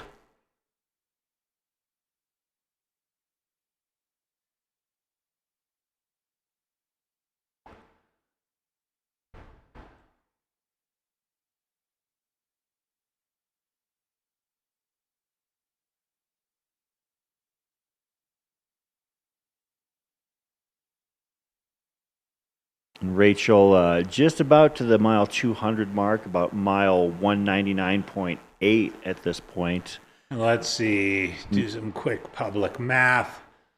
36. So her second 200 was in about 24 hours? Yeah. Yeah. 18 or 23 hours at this point, yeah. Because she was like 17:57 or so. So if you just round up to 18. Got some. We have some audio here. People in the chat wanted to know if your matches were waterproof. Guess we'll find out. Yeah. Yeah. Sorry, I'm not very interesting. You're the most interesting. Sorry, it's great. No, this is epic. Is it? Yes. Gonna go down in the record book. Is it still raining? It's green, but it's even with dots. Isn't the dust wet now? It only rained in some areas, so we're not sure. Your eyes on. It hasn't been an issue yet. Okay. I need some Do you wanna- liquid. yeah. I can't swallow this anymore. For them. I need to get out there. Yeah. How about this? If you finish that, we'll let you leave. I think I'm gonna be really cold for a really short period of time like that. Yeah. Yeah. Jesse's cold too. You guys can be cold together. You're gonna feel really cold leaving. Yeah. As soon as you start hiking, you'll warm up. Yeah. Hiking. As soon as you start running. He's gonna be running. Yeah. So his goal is to run this whole section. So he told Jesse to be really mean to him and like call him names. Vert is in this section. And Jesse's like the nicest person ever, so we'll see how that works out. That's not bad. It's not that much. It's like 1,100 over 21 miles. Yeah, not bad. Super runnable. Really Hey, don't got want to the get good out of stats. this. She's right on. Yeah, you got it. And as soon as you get moving, finish that. You can leave as soon as you finish. 13 to 45-minute mark here. Yeah, we gotta get going. Yeah. Yeah. You've been here for a little Finish bit. that. And then you can go. I don't think you can finish all of that. Yeah. No, he finished it. He's No, there's a lot. okay. He finished the broth. That's fine. He finished the broth. A lot in there. We'll hold that up. We'll hold the blankets up for you unless you're gonna have. Give you a second. Here. Let's go to the front line. It's out there in the cold. I wouldn't do that. It's in here. Once down. Well, That's what stand you're up. Yeah. Stand up, stand up. That was great, Luke. Right. Got was some gold. insight info. Call them names. Yeah, he when we said, "Hey, if you get out of here, start hiking, you'll warm up," and he was like, "We're not hiking." So that's good. But yeah, he's been here. Let's see, Callie, his coach. Yeah, about 45 minutes. So they're kind of trying to urge him to get going, but he seems ready to go. He's doing a little clothing change behind the blankets over there. So we'll let him do his thing, and then hopefully his pacer's ready to go. Callie, come over here. We'll chat with his coach real quick for a couple words. Yeah. Hi. So Callie didn't want to talk about or didn't want to come on the live stream, but you're Cody's coach, right? And Cody has run himself into third place at the Cocodona 250. Mhm. He is hours and hours ahead of where he was last year. Correct. I got to say, his coach has something to do with that. I don't know. He's got a great plan and he's executing it. So that's all we can ask for. Cool. I think the weather's taking a little bit of a toll and night number 2 is taking a little bit of a toll. But So without getting in the weeds too much, what does his training look like that was quite a bit different than last year? eating food. Calories, Yeah. carbs. Yeah. Yep. Last year he puked a ton here and didn't really get trained at all. And that's been a huge thing is that he's actually eating gels today. There you He go. wants to eat gels. Yeah. Is, very It's always that fine line. You got to move well enough that you can process the gels to keep Yeah. eating the gels, but Yeah. you got to eat gels to But make he's also- fast enough. food. So So, really, Yeah. it's great. So I think the eating food is really good. And then in general, he's done a lot more vert this year. He's done more vert already this year than he did all of last year. So that helps. Yeah. So, Right on. Yeah. Thank you much. Yeah, no problem. All right. Ben, you want to come back on here? Nothing else to say? He's decent. Is All he right, we'll going go back with- to Cody. Is he going to go He's with got the his, H1s shorts on. again? Yeah, I think he's sticking with the H1s. Okay. Because I don't want to get in the way here, but Killian was sliding all over the place in those. Yeah. Yeah. That's speed.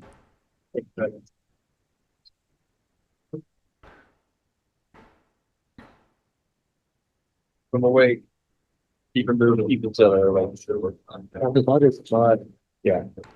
Yeah, I think he's sticking with the H1. All right. Likes that shoe. Yep.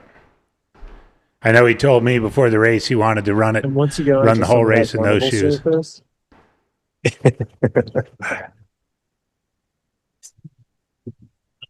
Man, to get up and out of a chair after 41 hours and 190 miles has got to be just mentally such a hard thing, let alone physically. Go, Cody. You got it, dude. Nice job, baby.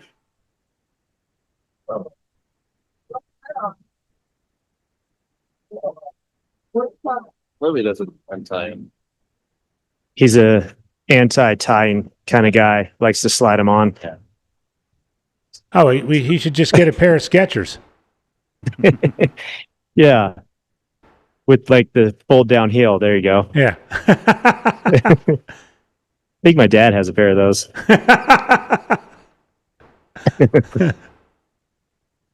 I did like the Cody's soccer blanket and whatever that red fuzzy overshirt was. That was pretty cool. Oh yeah, he had a nice little snuggly thing going on. Oh wait, Ben's got some really good intel on that red thing. 21 Gobi. That was his prize. Yeah. Oh, we'll have to pull that Gobi shirt up after he leaves and show the live stream. That live stream is nuts. It's Really? just like military drones, and he's just in the desert by himself. Whoa. Let's go, Cody. Yeah, when I had Cody on the podcast, we talked a lot about his run at Gobi. That was such an amazing experience for him. Gained a lot of maturity, and first time he'd been over there, obviously, and I'm sure he's going to summon some of that experience over these next 63 miles. I'm sorry. I'm sorry.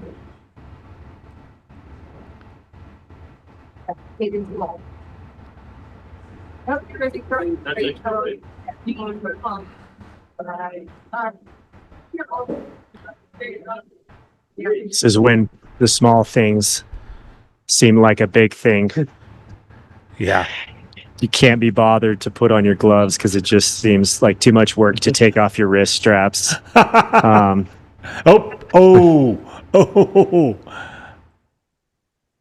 to sitting was a concern. Got up, sat back down. Yeah. Might have felt something. Oh, yes. I've feeling it, taking maybe a caffeine pill or some salt pills.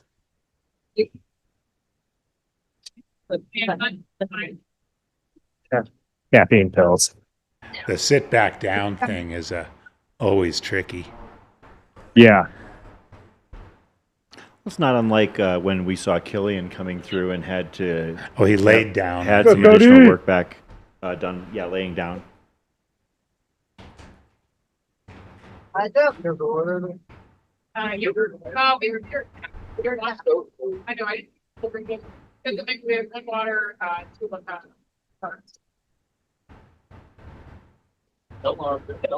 Yeah. You don't let it run. Where's it? That's not right. Game 22. Come on, bro. Inside out. It's got your quiver. It's not My bad. My bad. Your fault. Doggy's fault. Oh, My bad. Rudy. Rudy. Hey, doors open. Rudy. Yeah, that's doggy's name. I guess that's my new name. He's Rudy. Just call him Rudy. All right, that's you. All right, Jeff. Bye, everybody. I think Cody's embracing the zombie theme. Hi, camera, action. Yeah. Yeah. Here we go. He is on his way out with his pacer. Cody.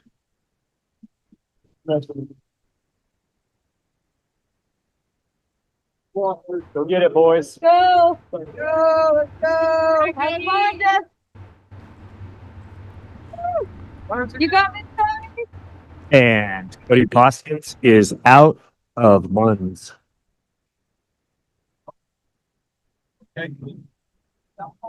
Right on. Our third place overall. Second place male after about 50 minutes in the aid station, asleep, some food.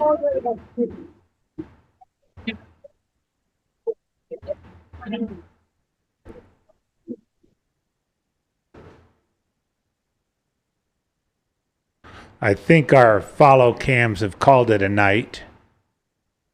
But there he goes. They did a lot of work for us. They certainly did. They deserve a night off. They've got a busy week ahead still. I feel like we're getting a tour of a haunted house. Yeah. Like with all the neon and the cobwebs. It looks like Javelina. Yeah, you know what it does. Yeah, because that's the way. It looks like an Javelina aid station. You gotta fit in. There you go. There you go. Beautiful. I think they're getting weird here. There we go. Signing off.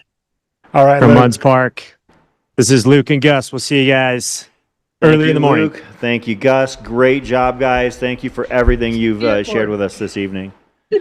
Man, Luke and Gus have crushed it this week already. Absolutely. From the very first aid station yesterday all the way to Munds, bringing our top 3 through. Here's the smoldering fire back at Schnebly. Rachel has officially hit the 200-mile mark according to our runner tracking. Huge. Man. 200. Less than a 5K out from Kelly Canyon at this point. Dang. And Killian Korth, by my guesstimations, about 1.5 miles back. Not insurmountable. No, absolutely not. And I was kind of wondering, did Rachel maybe catch a good window where she didn't have that mud and got through that section faster? So the fact he's still within that range is solid, right? Because it hadn't started, it was starting to rain a little bit, right? All right. Yeah, you're going to want to stick around. We are going to be staying at least through the top of the hour. Of course, we will be having wraparound static cam coverage throughout the overnight here on Mountain Outpost at the Cocodona 250 presented by Ultra. AJW and I will be back in the morning at 5 a.m. to recap, what happened in the overnights, those we lost, and Jeez. And it sounds like we have a potential announcement coming up here real quick. And once we get that ready to go, we will be sharing it.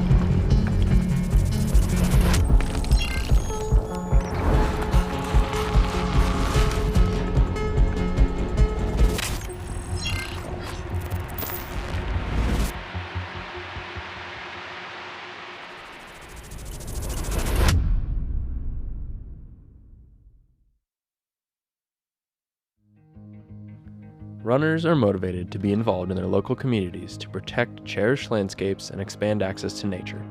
Together, we can make a positive impact in our community by volunteering locally and supporting national outdoor recreation and environmental advocacy efforts. RPL approaches this through community service, education, and civic engagement. As the largest outdoor recreational group in the country, 60 million strong, runners can make a difference. You are back at Sedona Aid Station. This is the Cocodona 50 presented by Ultra on the Mountain Outpost YouTube channel. I'm Chris Warden. I'm Andy Jones-Wilkins. And I'm Rory Moynihan. And we are basically at this point don't have any follow cams out in the field right now.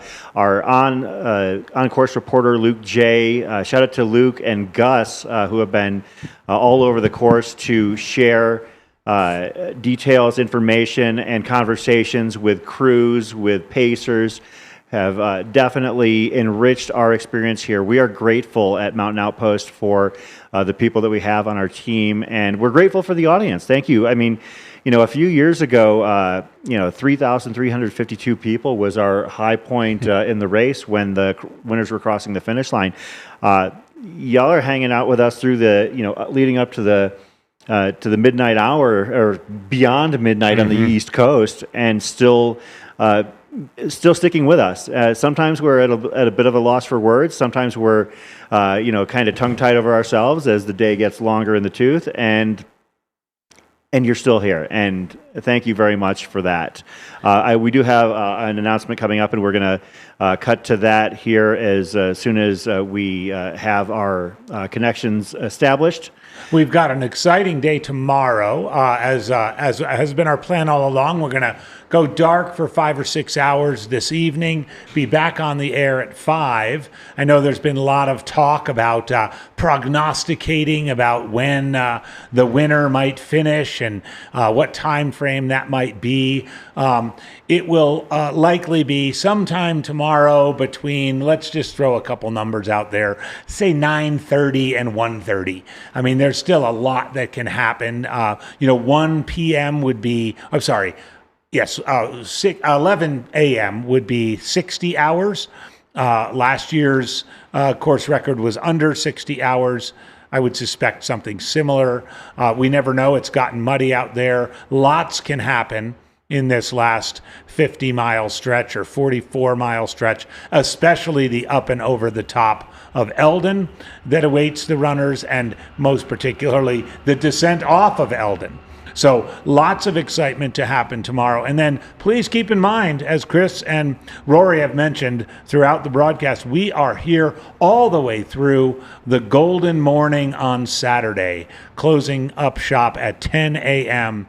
on Saturday morning when the clock strikes 125 hours. It's important to keep in mind that there are runners stretching all the way down the course to about mile 85, 82, 83, right around Watson Monument. Even though we now know our race leader, Rachel Entrekin, has hit mile 200, we have runners going all the way back 120 miles from Rachel. This is a huge undertaking. It's a 5-day effort, and we're here for the duration. And as we've said multiple times, we are celebrating in this moment the front runners, but we're also here for each and every finisher as they make their way from Deep Canyon Ranch to Flagstaff. Of course, our coverage will be wall-to-wall starting tomorrow morning at 5 a.m. Of course, we've been, quote, signing off and having a static cam rotation. As you can see, this is the Mingus Mountain, Mingus basketball court static cam, but we are going to, starting at 5 a.m., be nonstop with people in the studio narrating the activity and the action out there on the course. And that's going to be a huge stretch of time for us, but we're looking forward to it. We welcome the ability to share all of these stories. Of course, we've barely scratched the surface. We've been focusing on the front of the pack, and that's just what happens when you're covering a race.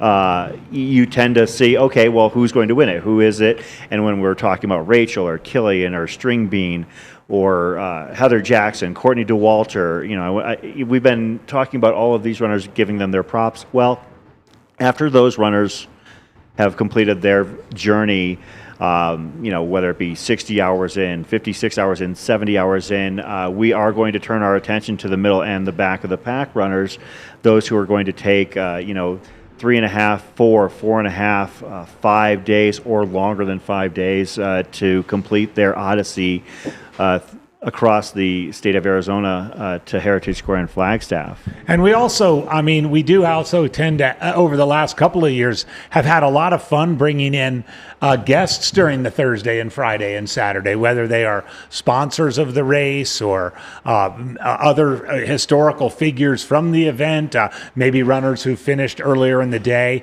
It's always fun to have folks come in. If we can lure them into the couch that Rory is occupying right now, it's always a lot of fun to hear how things went out there for folks. Yeah, that's the best part, especially when the memories are fresh. You get a different interview right afterwards versus far removed. I usually invite, 30 or 40 people over the course of the week, as I'm working during the day, but then, I'll come over to the downtown area, grab a bite to eat, or I'll have to run to the store and grab something such as parchment paper and butter for Aid Station Fireball so he can make his Rice Krispies. But then, I walked into a local sporting goods store this afternoon, and as I was walking in, I heard somebody say, "Hey, Crest," and I turned around, "Oh, hey, how's it going?" People. The most you've had show up at once is what, like 3 to 5 people? I think we've had. Last at the same time year, for an interview. We had, I believe it was me, Browning. It was me, Browning, or me and Kelly Teesling, perhaps. But it was Shelby, Kevin Goldberg, and Jeff Garmeyer. I was there for that. Oh, that was you. That was okay, awesome. So it was Yeah. you, me, See, I was Kevin, Shelby, and Jeff. That was so cool. Things went off the rails. Yeah, and that was actually it was fun, but it was couldn't also prevent powerful that one, because AJW. you were the focus of the show at that point. You had gotten into the last aid station. Oh, this was last year. Yeah, last year's broadcast, and you were wearing your memorial bib for Rob Martin. Right. And so Jeff urged me and asked me to explain talk about that. And it was, It was very powerful. It was just from tears to like I should go cracking check that out. I should go check. My fondest post-race bringing the studio interview, 2 of them. One was that now front runner of the race, Rachel Entrekin, when she won it for the first time in 2024, and not many people knew who she was, and she had no sponsors and was sort of living out of a van, and we asked her if she could have any sponsor, what would it be, and she goes, like, only Rachel can. Duh, Trader Joe's. Then, of course, one of the other memorable interviews we had, or that you had, actually, I had to step off because we didn't have enough room, and that was when you brought the entire Chisholm family on the air. I respectfully pushed you off. I think I'm part of it. I was also there. I was like, you guys, I want to do magic this one. happens. I want to do this one. You did it and, masterfully. The four sons, Mom, Jenny, Dad. Oh my gosh, that was. I think it lasted a whole hour. They were all squeezed into the couch and in that Airbnb. That was so much fun. If you haven't had a chance to check that out, if you ever have some time on your hands, listeners, go check that out. Absolutely. And also, speaking of things to check out, one of the things I want to encourage people to explore is the Cocodona Chronicles on Aravaipa Running's YouTube channel and Mountain Outpost. The work that Tony puts in on those is unbelievable. Like we will have him out in the field getting interviews and drone footage, and he'll head over to his van, and an hour later he spit out this beautiful looking montage of footage, of coverage, and frankly, I look forward to it. There was actually a maxi cut of last year's all put together. It was an hour and a half long. Yeah. It was incredible. Wow. And he's doing that all on his own, basically making his way around the course. Basically an hour and a half of Cocodona Chronicles would consist of, anywhere from 10 to 12 episodes. So that means he's putting 5 or more together a couple or more together every day. As a videographer and video editor, I'm so impressed. So he's not even staying up all night to do that. No, he's turning it does around an in a hour. couple hours. Yeah, it's pretty amazing. That's And then he's got to, unreal. like handle everything, handle all the drones, and get himself to and from various places, conduct the interviews, having conversations with runners while running. There's so much that goes into it. I really can't encourage people enough to turn out to check out the Cocodona Chronicles. I was thinking it would be fun sometime to get Tony Hill to come in and have an interview with us, but he's so busy doing this stuff, he never would. That's true. I mean, we'd have to stay on till when it was over to do it. But yeah, thanks for all of you that have been sticking around with us. And we're going to be, again, I want to give a heads up. Somebody was asking about the back of the pack. And as I mentioned, everybody who got to Whiskey Row who opted to continue did not get cut off. Our current back of the packer is Kristen Trapp, an Arizona local here. Kristen is at mile 78, bib number 369. So that'll be one of the many people at the back of the pack that we're going to be following here over the next few days. Kristen Trapp, Elizabeth McKenzie, Mary Mullen, I think are the three that are rounding out at this point. Chris Walt. Those four have not yet made it to the 80-mile mark, but they're still on the course. They're still moving, and they've still got an opportunity to see this whole thing through to the end because they've got until Saturday morning at 10 a.m. Of course, also tomorrow morning, as we mentioned, a couple hours after we start our discussions in the morning, AGW and I, we will be pivoting to the start of the Sedona Canyons 125 race in Jerome. That is the other Western States qualifier part of the race, of the weekend. The runners at Sedona Canyons have until 10 a.m., just like on Saturday, just like the Cocodona runners. In order to qualify for the Western States Lottery, they have to finish in 52 hours, but the race itself has a 75-hour cutoff. Exactly half of the Cocodona cutoff. It also more or less follows the Cocodona course with a couple of key differences. The one difference is that the section that we've just seen our first three runners go through between Schnebly and Munns Park, 13.5-mile section, the Sedona Canyons runners skip that section. They board a shuttle at Schnebly. They ride literally one exit up the I-17. It's literally one exit. It's about 1.5 miles of freeway miles. They get off at Munns Park and they continue. So they have a little bit, that's a big derivation, a little bit of a different course, making their way through Sedona.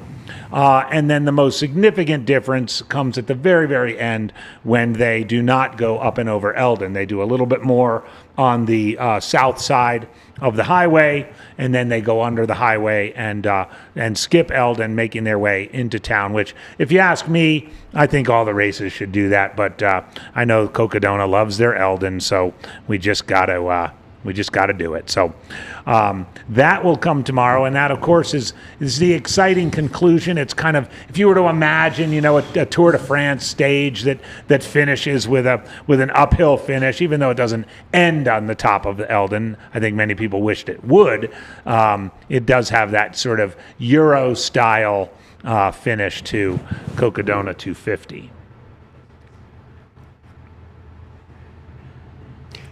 Also, for those who are not familiar with some of the work that our team member Dylan Harris has been doing over the last couple of years, in the 2024 race, he outlined the front of the men's race, which at the time was arguably the most stacked front end of a 200-plus mile race in American history, The Chase.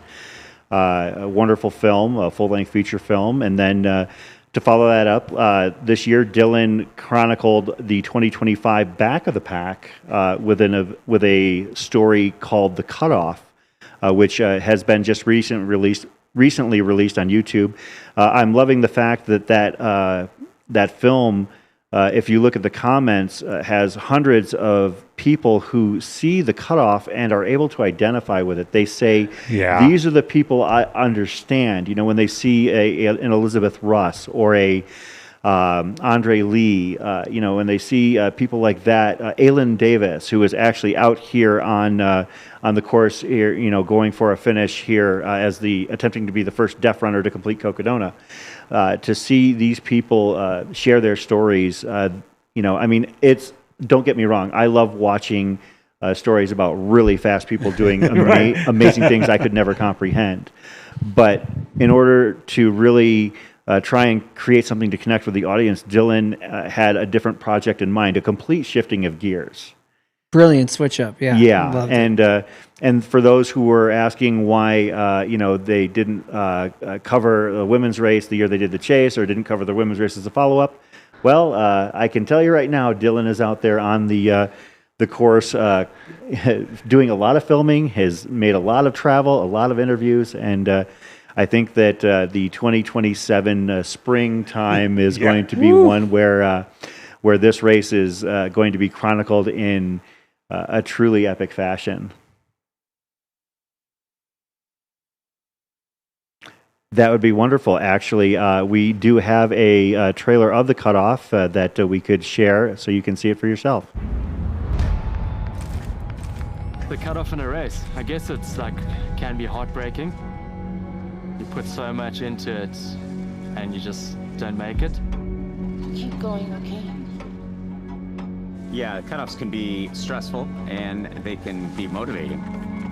You still heading out? Yeah. 8 minutes. I have no idea what time it is. I just know that I have to get there. Oh, a cutoff is just pure anxiety. It creates an opportunity for people to rise to the occasion. This is where we find out what we're made of and who we want to be.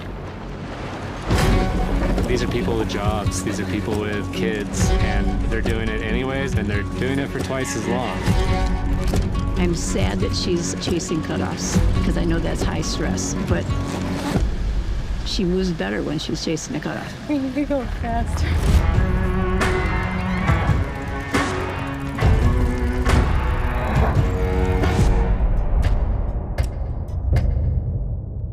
Oh my God. Kind of close.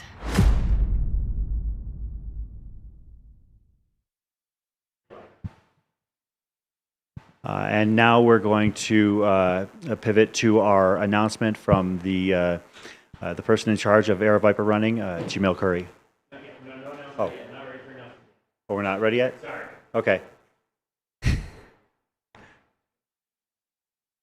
I guess we will be going to that announcement as soon as we have Jamil available. So, but yeah, that was something I wanted to share right there. The cutoff is truly an emotional adventure. I knew the story going in. I knew how it all turned out, and I still found myself emotionally gripped. I think you got sneak peeks too. Oh, you're lucky. Actually, no. No? This one I did not. I actually wanted a sneak peek of this film. I know he didn't get one. He was pissed. I was very,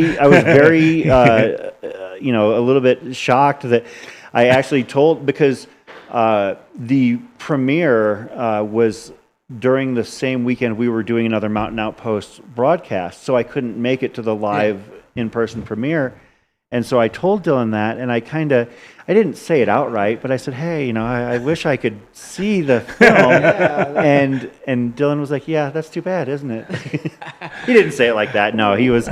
Well, and the only reason I got the sneak peek I got was because he wanted me to do the emceeing of the opening show in Flagstaff. So, I mean, we let's face it, you got plenty of sneak peeks on the chase. Oh, absolutely. I mean, we watched it at Dylan's house. We watched it when it didn't have any music attached to it, all that stuff. So yeah, that was actually really an interesting thing. You talk about film editing. That was an opportunity for us to see a trail film as it was being developed. Yeah, I was curious about that. I had a friend recently send me a video. He was working on a documentary. Like, did he allow room for you to give feedback, or was just like, good job, that's killer? Like, how do you give that constructive feedback? You know, it was easy to give constructive feedback because we were so hooked by the story. Yeah. You know, we knew going in that it was going to be something that we were very interested in. And we also know it's really easy to become absorbed and fall in love with a production when you know the principles from jump. I mean, of all of the people involved in the story of the chase, I knew all of them on a personal level to at least some small degree, and some more than others. I know Browning and Versteeg a lot more than I know, for instance, Harry or Joe, a string bean, but I know them, on a surface level. But, when you see people who you've already been emotionally invested in on a personal level, it's so much easier to fall in love with the story. And I'll say this too. I mean, I think for those of us who know Dylan Harris, he's filled with humility, and he's a very reserved, and he's an artist, but he's also a director.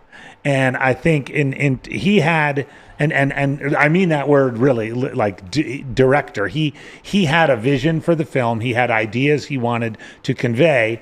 He wanted to share the film with us, and then he wanted to direct us about what to do. And he did a really good job of that. Like any good director does, like a Hollywood director or your school play, they bring stuff out of you. And so he asked us questions. He sort of catalyzed our imagination about the event and how much we love it and our understanding of the history of it, and it then really worked out. But I mean, like any of these things, there was a lot of stuff left on the cutting room floor. Oh yeah, absolutely. Yeah, extended cut if you wanted to. Director's commentary would be cool. Oh yeah, I think you would have to probably add a dump button for some of the B-sides as we were, talking and giving our opinion on things, as we're watching, or even making jokes as we were doing the voiceovers and everything like that. So you redid the comment, in some cases, start of the Cocodona. Was that the actual snippet?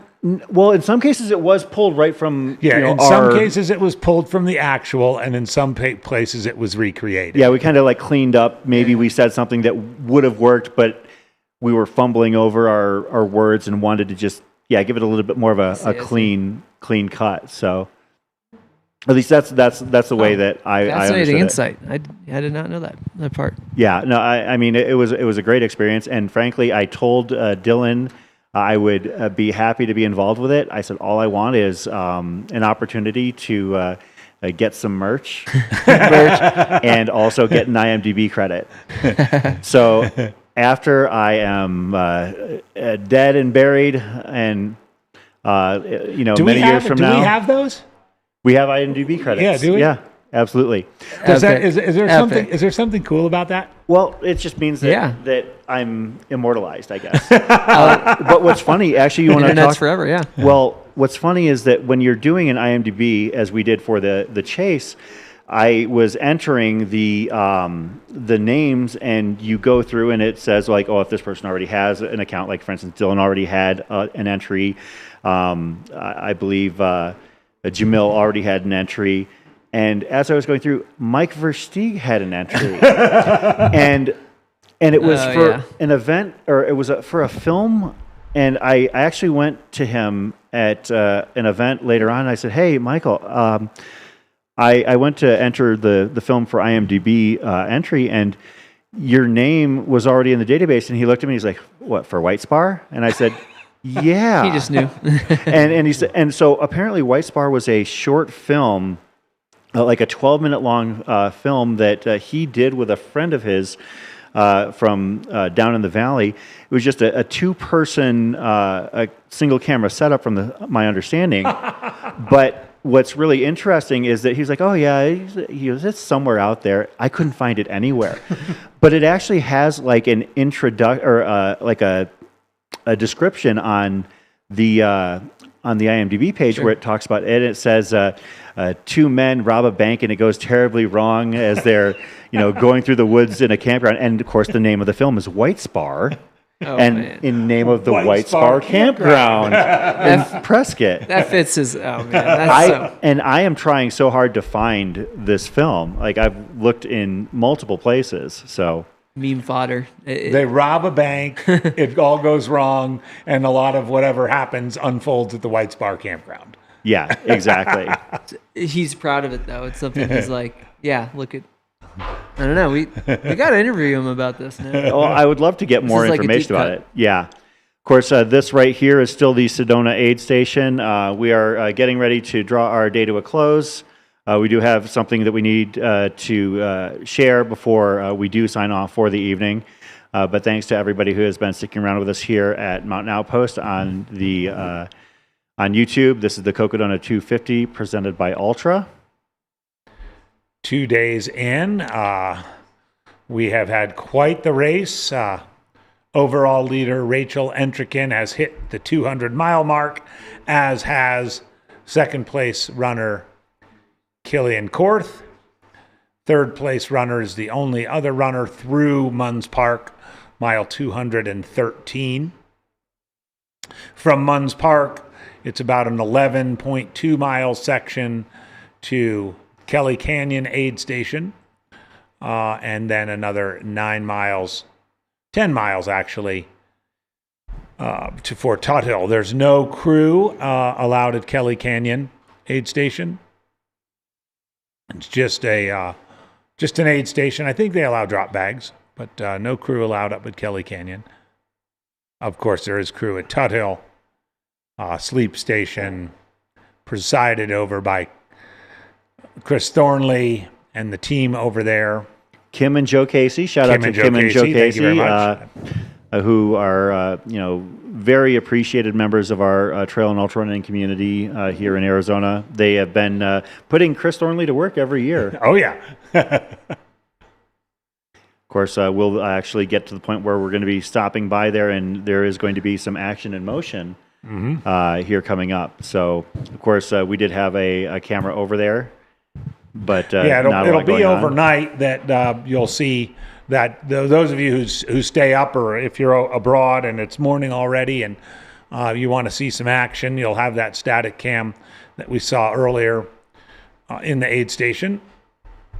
And then once we go to live at 5 a.m., we'll be ready to rock. AJW, do you have any athletes that you are coaching in the Cocodona 250 this year? You know, I have one. Her name is Amelia Keegan. She is a lobbyist in Washington, D.C. She lives in Maryland. She's run Cocodona before, back in 2024. She had her first 200 attempt was at the Tahoe 200. She smashed her head on a overhanging branch and had to drop out at mile 90. She returned last year and finished it. Came back this year. Without getting into too much detail, this is a challenging time to be a lobbyist in Washington. So she's been very busy, especially since January, but she's been able to get in the training. And I saw her at Watson Lake, as well as her husband, Alan. She was doing great. She was in great spirits. And as I was mentioning earlier about that sort of that tried and true 110 to 115 hour runner sleep strategy, she had a good sleep. She didn't even make it all the way to Whiskey Row. She went ahead and took a sleep at Camp Kippa. That's a little secret, by the way, that a lot of the experienced runners here do. They've got nice little cozy cabins in the back with nice covers provided. I've had athletes it's dark and warm. And so she took her nap at Camp Kippa, and then she'll take one up at Mingus, and then Sedona, and then Tuthill. But I'm excited for her. I'm going to hopefully be able to see her. It's Sedona. It'll either be really late tomorrow night or early Thursday morning as I'm getting ready to head back up to Oregon for my son's graduation. Yeah, Amelia of Silver Spring, Maryland. Did she fill out the form? She did, absolutely. This will be She's her... a woman of few words, so I suspect it's not too lengthy. There's brevity in this one. This will be her 7th 200-miler and second time running Cocodona. From Maryland, as you mentioned, worked in faith-based advocacy, trying to advance peace and justice policy on Capitol Hill. A mother of 2 young kids, ages 6 and 3, and is grateful for the chance to run Cocodona this year. What inspired her to run it? It's such an incredible race. She ran it in 2024 and had such a blast that she'd been longing to return. The 200 distance is truly transformative. The first distance she had run before, obviously, Cocodona 2024. What is she most excited for coming into Sedona? She ran that section at night in 2024. Hopefully the script is flipped and she is able to take in the beauty of Sedona and the surrounding area. Who's in her corner? Give a shout out to the crew, family, or sponsors she'd like us to recognize on air. Her husband and crew chief, Alan. Her coach, AJW. Her crew and pacers, Abby and Tim, and her kids. Did you coach her for the first finish? I did. Okay. I did. Yeah, I've worked with her for a while, and that the organization for whom she works is the Friends Council on Legislation. So it's a Quaker organization. It stems out of the Friends Council on Education and the American Friends Services Committee. If you haven't heard of the American Friends Services Committee, it's a Quaker-based organization that has been about providing community service, and the only organization to date to have won a Nobel Peace Prize to the entire organization in 1947, shortly after World War II, for obvious reasons. And the Friends Council on Legislation is it's non-political, which is hard to say in Washington, D.C., but it is about peace. It is focused on legislating for peace, and it's one of the largest lobbying groups in Washington, D.C., and Amelia is very busy in that work. And I was going to say, amazingly, she still finds a way to train for 200-mile races. Yeah. I think most people know the Quakers, the Friends Council and the Quakers. They are pacifists. They have been pacifists for the 600 years they've been in existence. Some of the most, a big chunk of the Appalachian Trail, for example, was built by conscientious objectors from World War I and World War II. Who simply, wanted to serve their country but didn't believe in war. So anyway, I'm getting too much into it, but Amelia's out there. I got a text that she was through Fain Ranch and on her way up to Mingus. She'll probably get to Mingus, I would guess, around 3 or 4, take a nap kind of into the daylight, and then sort of bring the whole day through into Sedona and kind of lather, rinse, repeat there. But thank you for asking. I'm very excited about Amelia this year. I learned quite a bit, actually, in the last few minutes. Of course, our leaders will go through the front of the pack here. Rachel Entrekin is your overall leader, about mile 202 and a half, seemingly about... I'm guessing about a mile and a half ahead of Killian Korth based on the way their runners or their trackers have been rotating. Cody Poskin currently in third overall, and I'm going to take a page from Luke J and just go down the overalls because, frankly, this is a very balanced game in terms of both the men's and women's races. Heather Jackson currently sitting in fourth overall. Joe Stringbean McConaughey has moved up to fifth overall, as we mentioned. DJ Fox is in sixth. Zach Hauer in seventh. Courtney Dauwalter in eighth. Adair Ramirez in ninth. Jeff Browning in 10th. Jacob Aberg in 11th. Meg Eckert in 12th. Lindsay Dwyer in 13th. Jimmy Strayhorn in 14th. And rounding out the top 15, Jeff Garmeyer. Oh, sneaky. Jeff Garmeyer making moves into the top 15 overall at the Cocodona 250 2026. I have a feeling he might finish higher than that. We're waking up to some surprises for sure. Yes, yeah, I think that when we wake up, we will be quite surprised in what we find out. Yeah, I think the morning 2 doesn't usually have all that many surprises. Morning 3 definitely has some. Of course, the next time we tune into the Sedona aid station with this camera, you'll actually be able to see a little bit more when we come back tomorrow morning. Folks, thank you for bearing with us. We are just about ready to sign off, but we want to make sure that we get our announcement out there. We'll be bringing the person making that announcement on here very shortly.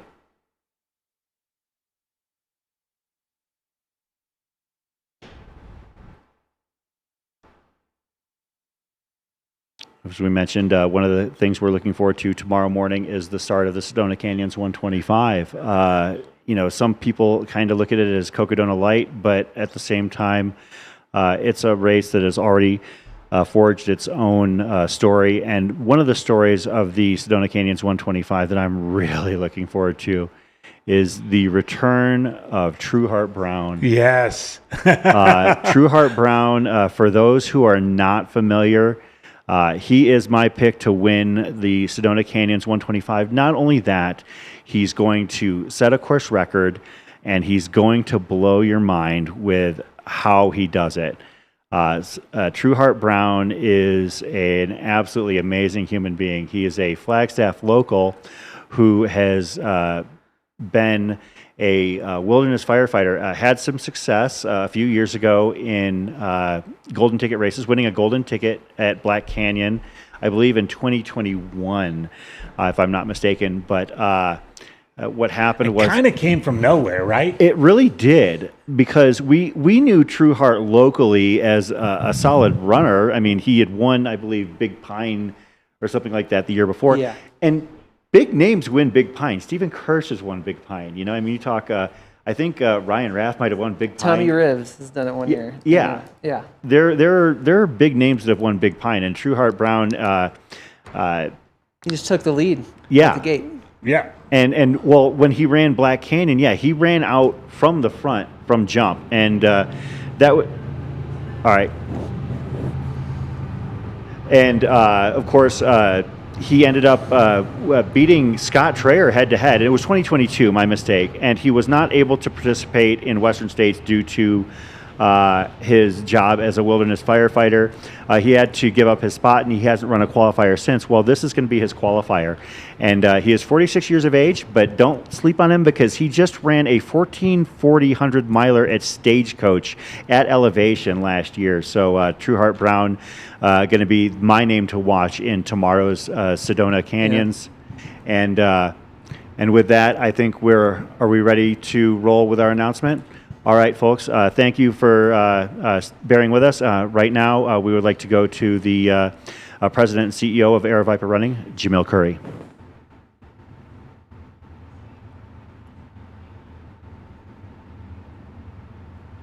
Can't hear him. The Cocodona community tonight. We are deeply saddened to share that earlier today, one of our runners experienced a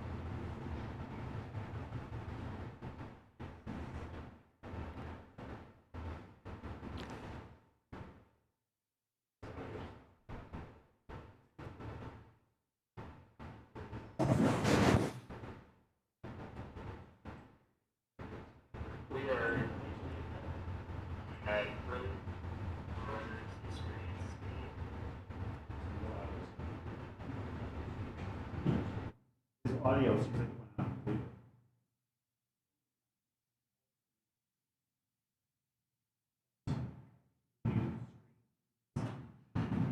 Oh, no.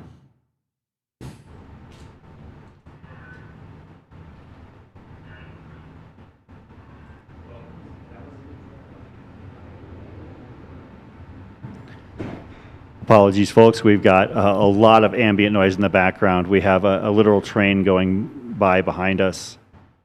And I think we're going to just take a moment until that passes by, because it is really loud here.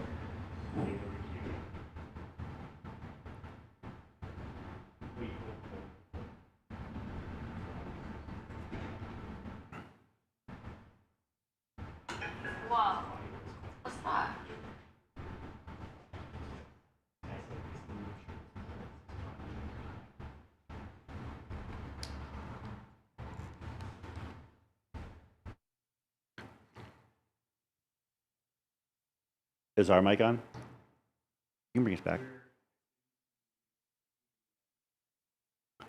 Apologies, folks. We had some audio difficulties here in the studio, and as soon as we have Jamil back, we're going to go right back to him and have him re-present the announcement.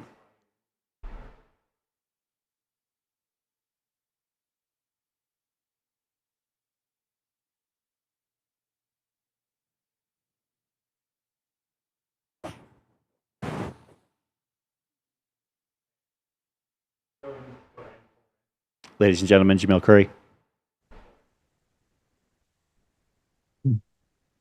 Greetings, everyone. I have some heartbreaking news to share with the Cocodona community tonight. We are deeply saddened to share that earlier today, one of our runners experienced a serious medical emergency during the event and has tragically passed away. The runner's family and crew have been notified. Out of respect for their family and loved ones, we are not sharing additional personal details at this time, but our team is supporting those directly involved and will share more only if and when appropriate. Please keep the runner's family, friends, fellow runners, volunteers, and responders in your thoughts tonight and throughout the rest of the event. I want to thank everyone involved with Cocodona, our staff, support teams, and volunteers for everything that they do to care for our community. And I know that this is a hard moment for us all, but together we will continue to support one another. The race is continuing on, but now in this runner's honor. We are asked all participants and crew to carry the memory of this runner with you on the trails the rest of this week and into the future. I appreciate your time this evening and we would like to close with a moment of silence. Thank you.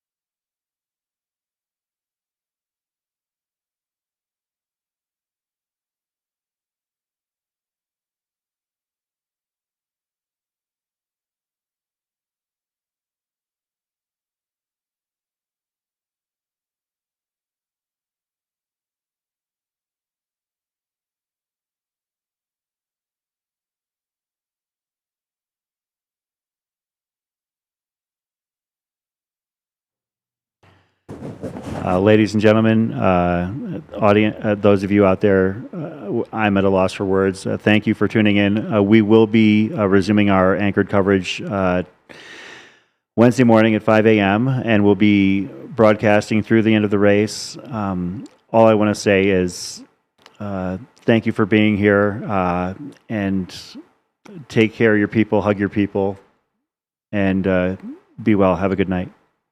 Take care, everybody.